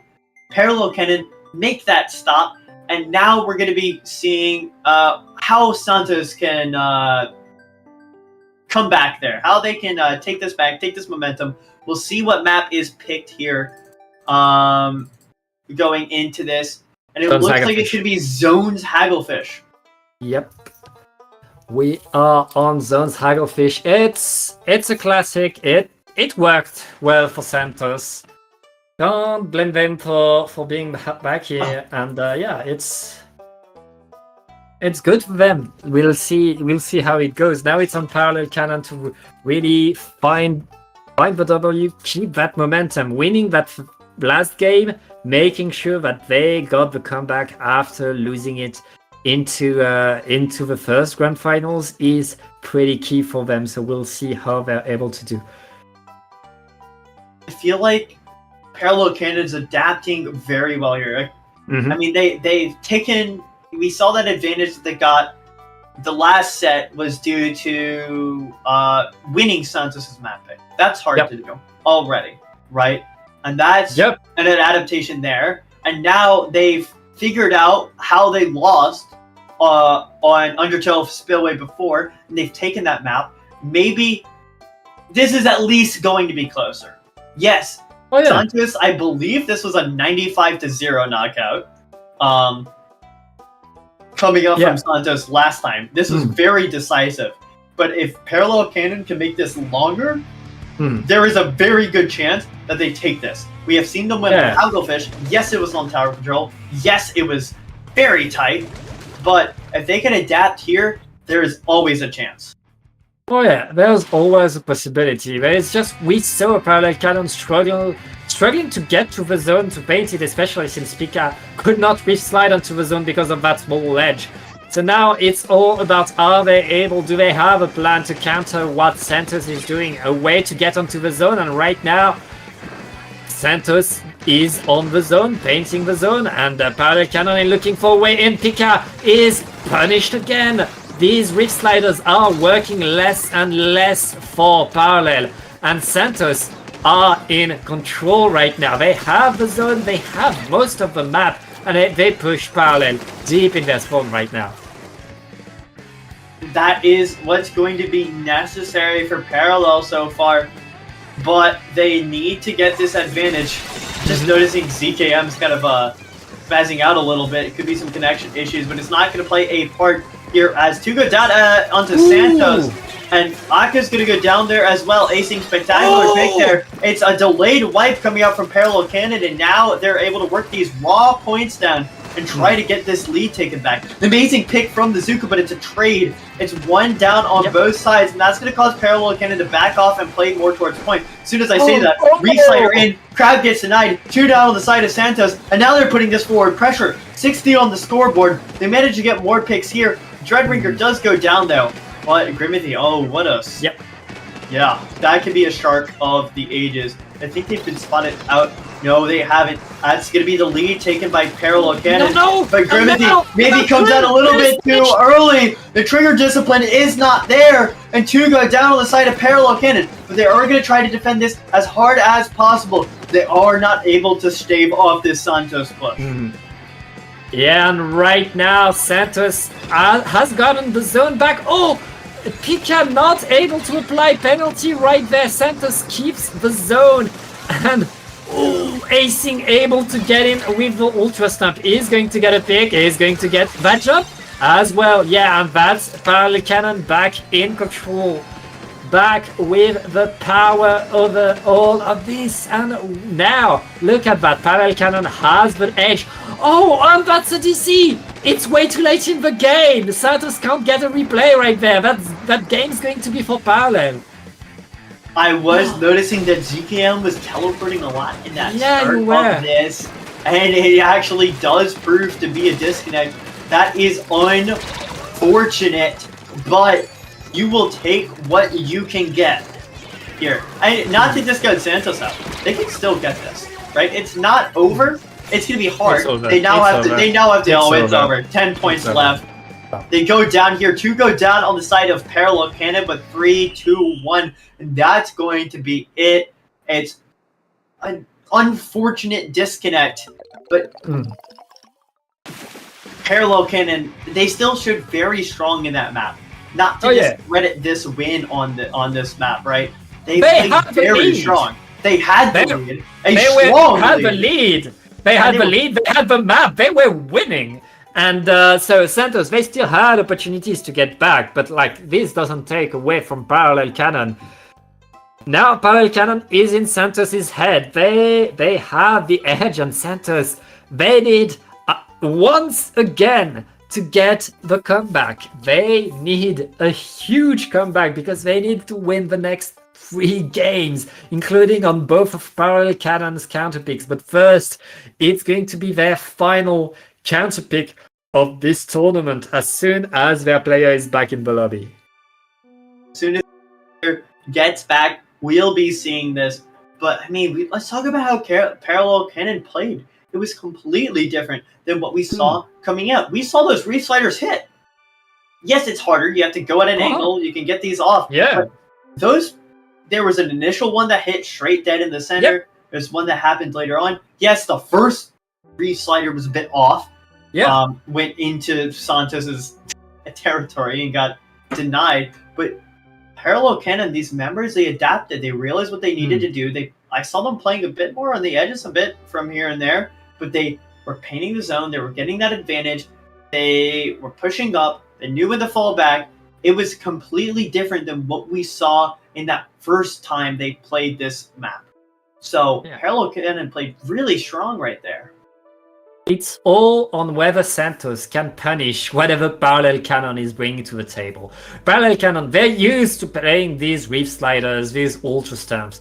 Santos, they've shown that they're able to punish them, but the second they're a bit too confident, the second they forget that they can be a Reef Slider or a huge hammer in your face, they are the ones getting punished. They are the ones losing, and it's all about being constantly on the lookout for what Acing and Pika are throwing onto them with, like, other than that, Parallel Cannon, they have the other 2 players bringing the solidity, giving them the meta specials, giving them the space, etc. But Santos, if they're able to punish what the 2 weirdos are doing, they win the games. But right now, Parallel Cannon, they're in Santos's head. They find the ways to create the surprise, and they are 1 game away again from being your paddling pool champions. They are 1 game away, but Santos are not out yet. It's not over till that number right there up there says 3, right? And it's not a reason, and it's the second set. But it's going to be all about whether they can take this. But remember, if they win this map, now they have to go into Parallel Cannon's map choice. And Parallel Cannon are running one of those comps. They're running that niche comp, as I explained a long time ago. Yep. That this comp is kind of more geared when you have those niche options like Luna and Dread. You are going to be a bit more map dependent, and when you get that map advantage, it could prove to be the thing that swings this around. So we'll see how Santos are going to play through that. But even to get to that map pick, you have to win this one. Yeah. Well, the first step is to get the last players back in the lobby. They are back in the room. Now we're waiting for their counter pick. We're waiting for them to collect themselves, and they are counter picking Clam Blitz on Scorch Gorge. I mean, can't blame them. Really can't blame them for going there. That really worked for them, and I mean, if you beat a team on their counter pick, now it's your counter pick. You got it. Blitz, Scorch Gorge, we saw how that happened. Santos played really well there. But Parallel Cannon, I mean, they were confident enough to pick it. Maybe they were just like, hey, that map, we didn't play so well that time. We'll bring it back this time. Maybe we'll actually see why they picked it initially. Or this could be Santos saying, hey, we know you've tried this, and we know we're strong here. We're going to take this map. We're going to start swinging this momentum around. We're going to take this game. Yeah, I mean, there's a bit of mind game, and Santos, they have to remind Parallel Cannon that they beat them before. But Parallel Cannon, they've beaten Santos on 2 maps where Santos beat them. So, like, right now, Parallel Cannon, I think they're happy to go back there because they want to to fix like the mistakes they did in the previous game. They are learning, they're getting better, and like they're not gonna do the mistakes that they did in set number 1. We'll see how it goes, but this could be your final game of the night. So let's get hype. Antonin, here we go. I mean, no surprise in terms of team composition. We're not gonna change weapons at this time. Not this late in the night. Here we go. I checked Azing's stats. He is streaming, and I like to see these players and their streams here. And chat was trying to convince him to go Kraken before the Kraken cheese died. So yeah, I was about to say we could see some change, but these teams are not going to be changing what they see here, what they bring, and already it's a mad brawl in this. Yeah, well, the brawl is going, and right now, there's still the fight. Pika is using that Reef Slider, is punished for it. But at least all of Santos is back in their spawn. They just activated the crab tank, but that crab is so far from anything. They're not gonna get a push, they're just gonna fight for mid for it, and that's going to give all of Parallel Cannon the time to get back in there and paint their side of the map. We are pretty even right now. Are pretty even indeed here. The massive Zuka there coming out from Primothy is going to take that advantage. And now they need to flush out Akko. It's about this pick. They grab this without going down. They're keeping this advantage here. They're trying to get these members off the ledge. They're so close to making this push. And here comes out the Reef Slider. It's going to get flatted. Does not get more advantage. It's not working, not on this map. But to go down there on the side of Parallel Cannon after that pick. So it's going to allow Santos to try to get back in. But Krim manages to get 2, pushing back this push all by themselves. It's a I'd win. And they get that double, and it's a spectacular job. But these members are coming back in. But it's spectacular picks. 2 down on the side of Parallel Cannon. And make that a 3rd. And the drop should get camped here. Yeah, and that's a wipeout onto Parallel Cannon Santos. They just need a super clam, and they're going to open that basket, get the first point. We've waited 2 minutes to get points, but the points are coming in pretty strong right now. All of Santos is in there trying to get a bit more, and they get to 59 right there.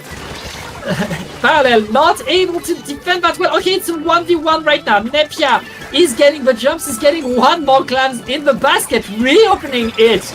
But that's going to be the end of that basket break for you. But Santos, they're still right there. They're still right under that basket, looking to stay there, keep Parallel in their spawn. See, getting that initial pick, it's going to make Parallel Cannon back off, but Power Clam has already been made, I believe, for the side of Santos. So now it's going to be all about trying to prevent that from getting into the basket. Pika managed to get a pick after that Reef Slider, so call that not an advantage, but it's 3 going down on the side of Parallel Cannon, but they all had Cooler up, so they will be coming back into this real soon. Timothy trying to delay as much as possible. It's a good stall, but does go down there without a pick. As Parallel Cannon are starting to lose these fights here, and it's going to Akko making a spectacular pick there. Yeah, great pick indeed, and Santos still looking to fight for mid. They're not even trying to push really, they're just keeping control, and with 3 down onto Parallel. Oh, Akka Still is here. waiting. Okay, Akka is here. Akka was waiting for the rest of the team to come to activate the crab tank right after, and right now Santos are showing why they really like this map. They only need 1 more super clam. Okay, they only need 3 more small clams, 2 more, and they have it. It's just Nepia. Nepia, you have to move back right now. Parallel Cannon is alive in that game. They get a wipeout, but now they have a minute to pretty much get a KO. A lot of purple paint they have to get through. They need to get this paint on mid, get this advantage. And they're got a lot of short range weapons. Not going to make painting this easy. But getting into this, we've seen comebacks happen. Parallel Cannon are a strong team. It is not over yet. Pika in a bit of a trouble, but is going to try to reslide. Gets caught out. But it is a pick on the other side of the map. It's 2 down on the side of Parallel Cannon, but Cooler is in effect. And he is going to push these members back as Santos. They go 1 down, but it's trades. They are not clear advantages, but they finally go a second down here. And Crimothy trying to push forward, gets still alive, and Pico finally getting a safe plan there by getting behind that cover. Well, Pico gets this in. 2 down on the side of Santos as well. There should be clams allowed to get in here. There's a power clam also on the board as well. It goes in, but it's not going to be enough. 5 seconds left, and Santos will find the first map of this reset. Yeah, Santos able to get a point on the board is so important right there. Parallel cannon though, I mean, they showed that they were able to push in the end, but they got pummeled that game, and so then that was really, really tough for them. But now it's all behind them. They get to choose the map modes until the end of this tournament. Alrighty here. It's about this. This is what I said before, right? Santos, they needed to get this one. They've gotten past that hurdle, right? But now the next hurdle is, there's a lot of maps that Parallel can choose that are strong here. Yeah. They have Rainmaker available. They have Tower Control available. They don't have Splat Zones available, unfortunately for them. But they can bring themselves to a lot of places here, and we know they have a lot of strong maps. We could see maybe I was about to say Splat Zones Mako Mart. As soon as I said Splat Zones is not available, I am absolutely fantastic here. But we could see a Rainmaker map. We could see Tower Control Inkblot. We know they were really strong on that map against Air there. Team rolling on that map. So Santos, they have to be prepared for what's going to come up. Parallel Canyon on the hand, they get to sit, they get to talk things over, they're going to take a breather, and they're going to try to get into this map really strong. It looks like we've had... we are switching hosts. Yeah, we are switching All hosts. right. Everything's fine. We're just waiting a bit more. We'll wait how the counter pick goes. We're waiting for Parallel Cannon, but first, they're switching hosts. It's going to be simpler, and I mean, Santos has had a bit of connection issues, so probably going to give a bit more rest, a bit more peace of mind for everybody. But yeah, there's so much on the line. We'll see how it's going. I mean, these two teams are going the distance now. It's all on so little, and lots that could happen right there. I mean, now honestly, I don't see how Parallel Cannon doesn't win this tournament right there. They get counterpicked twice, and they have such like a unique team, a unique comp, that they have to find a way to beat Santos, and they're counterpicking Rainmaker Huntback, the thing they should have counterpicked in the previous set, in my opinion, but now they're getting there. And we changed the host, and that's how it's going. Say this like this over. We are commentators. We have the power of the commentator curse on our hands. I don't care. Cannot be too fickle with that power. I'm always Tempering fickle. the universe is always fickle. I'm flexing my power, Anson. I am Flexing it? Yes. You're looking at the universe and you're going, I'll commentate curse. It won't happen. Walk it up like a Chad to the universe. All right, well, let's see what happens, as these players will be getting ready. This lobby will be filling out. And of course, I have to yawn in the middle of my sentence. Always found in fantastic. We saw how good they were on Rainmaker Humpback, but this is a different team. They didn't go this against Santos in the previous map. They have not played Santos previously in this tournament. So they don't have any kind of more map experience. Not like they played them in Winners Time 2 or something. It's their 9th game against Santos right now. They've been starting to have some experience. They know what they're about. They know what they're about. What I'm trying to say is they have not had a chance to play this map against Santos at all. I don't know. I have not looked at what maps Santos has played other than the maps they've played on stream, because we'd be getting into maps quickly. Yep, the here. game is starting.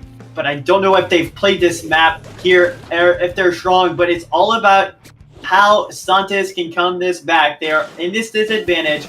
Parallel Cannon, they got the ball at the tee. They're ready to hit a home run here and become your grand champions. They have to seal it out. Yeah, and right now, Santos in blue is already getting 2 picks onto Parallel Cannon.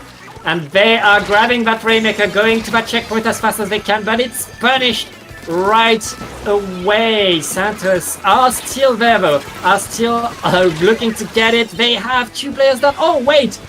They are able to get that checkpoint, but they're instantly thrown away back to their spawn. That's going to be Parallel Cannon back in business, back in control of mid. But I mean, that early checkpoint, pretty good for them. Crimothy there, finding the aggressive forward control is going to allow Rose to get a lot of space here, but they do go down. Rose, it's going to be a little bit of hard territory to get through, and it's up to Acing to break it up. Acing does manage to get 1, but does go down in the end. But it's all about pushing forward here, and we see already down to 46, but they wipe out in the end. All about here defending this. Santos to get a run forward with this. They're not going to allow it to reset. They want to get this advantage as quickly as possible. But Parallel Cannon, they're already set up here. 1 goes down, Acing in a bit of a pickle. ZCam in a great position as well. But they go down. It's all about who can get this advantage. It's 2 down on the side of Santos. And Parallel Cannon are starting to push up. They're pushing these members back. It's 3 down on both sides. But Pika is the last one remaining. They're going to grab this Rainmaker here and let their teammates get some jumps here. This should be Parallel Cannon taking mid control, but a spectacular pick from Santos might just take that away. And right now, Santos is back in control of mid. The lead is nothing, honestly, and with no checkpoint, do not blink at any second. A lot of points could be scored. Both teams are trying to get in, but right now it's Santos' turn to get in with that crab tank onto the street. That's going to be so tough right there, and that's a lead, and that's a lot of points for Santos. Santos is under the goal right now, so close to it. 10 points. Parallel Cannon have a huge lead to get back from, and it starts with at least bringing that Rainmaker back into mid, and that's step number 1. But now they need to take that street, and Crevette is already in position, already ready to defend all of this. And that's a lot of paint going down, but the Julius does go down here. Rose trying to make a forward push, grabs 2. It's spectacular, but Acing is not allowed to get any more further. It's 21 on the time, but there's 2 minutes left. A spectacular pit to the Rainmaker as 3 go down. Look at how close this out. Rose, it's not enough. There's a wipeout. 1 point remaining. Acing defense, but T down. It's not over. And Pika is still right there. He's going to give some space. All of Santos is there defending. Rose is right there trying to get it. He's going to get it. And there you have champions. And Parallel are your paddling pool champions. And what a game. What a way to end it. Congratulations to Parallel Cannon getting out of side order to beat everybody up and take the paddling pool crown. What a showing right there, coming out from Parallel Cannon in the end. Yeah. Santos made an amazing push in the middle of that, all the way down to 11. And I'm like, that's hard. Typically on Rainmaker, on this map, we see people get around 25, 20, right, on those good pushes. And if they get any further, it's off the back of like a good vacuum push. There's no vacuum in it here. And it's all about how they can play aggressive. But they played aggressive so well here. Parallel Cannon right at the end, clutching it out when it needed the most. Rose, look at, you can see him on the map. Rose coming in there for the backside. They don't realize, too late, and it just sneaks in the Rainmaker, It's so well done from the members of Parallel Cannon. I heard from before this, I heard that this is the first time a lot of the that some of these members have gotten to a grands on winner's side here in Parallel, and they take it. This is going to be, I mean, Parallel Cannon, they get that win. They get that first place finish.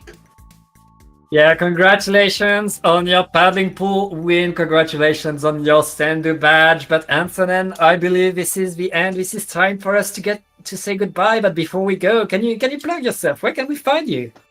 You can find me over at Antonin4 on Twitter. It's down there. You can find me on AntoninFGC on Twitch, where I stream not Splatoon. I'm sorry. Still working on that cable. It's been months. I'm sorry. Yeah. You can catch me over on YouTube at Antonin as the way, and I'm also working on my own production company, working on getting, Splatoon tournaments and fighting game tournaments as well. I plan on hosting a lot, so you can catch me and my work over at Micron Productions on YouTube. I'll be cooking over there soon enough. Pat, where can we find you? You can find me on Twitter at PatJLTom. It's written on your screen. That's pretty much it. And I'd also love to thank our streamer Brownie, who's pretty tired from all of this. But yeah, you can find Brownie at Bruffney on both Twitter and Twitch. And yeah, it's been a huge tournament. It's been awesome games. Thank you to all the players, all of you viewers, and thanks especially to Dapple Production for having us here for this awesome tournament. Stay here for the raid if you're on Twitch, and bye-bye. Thank you for watching.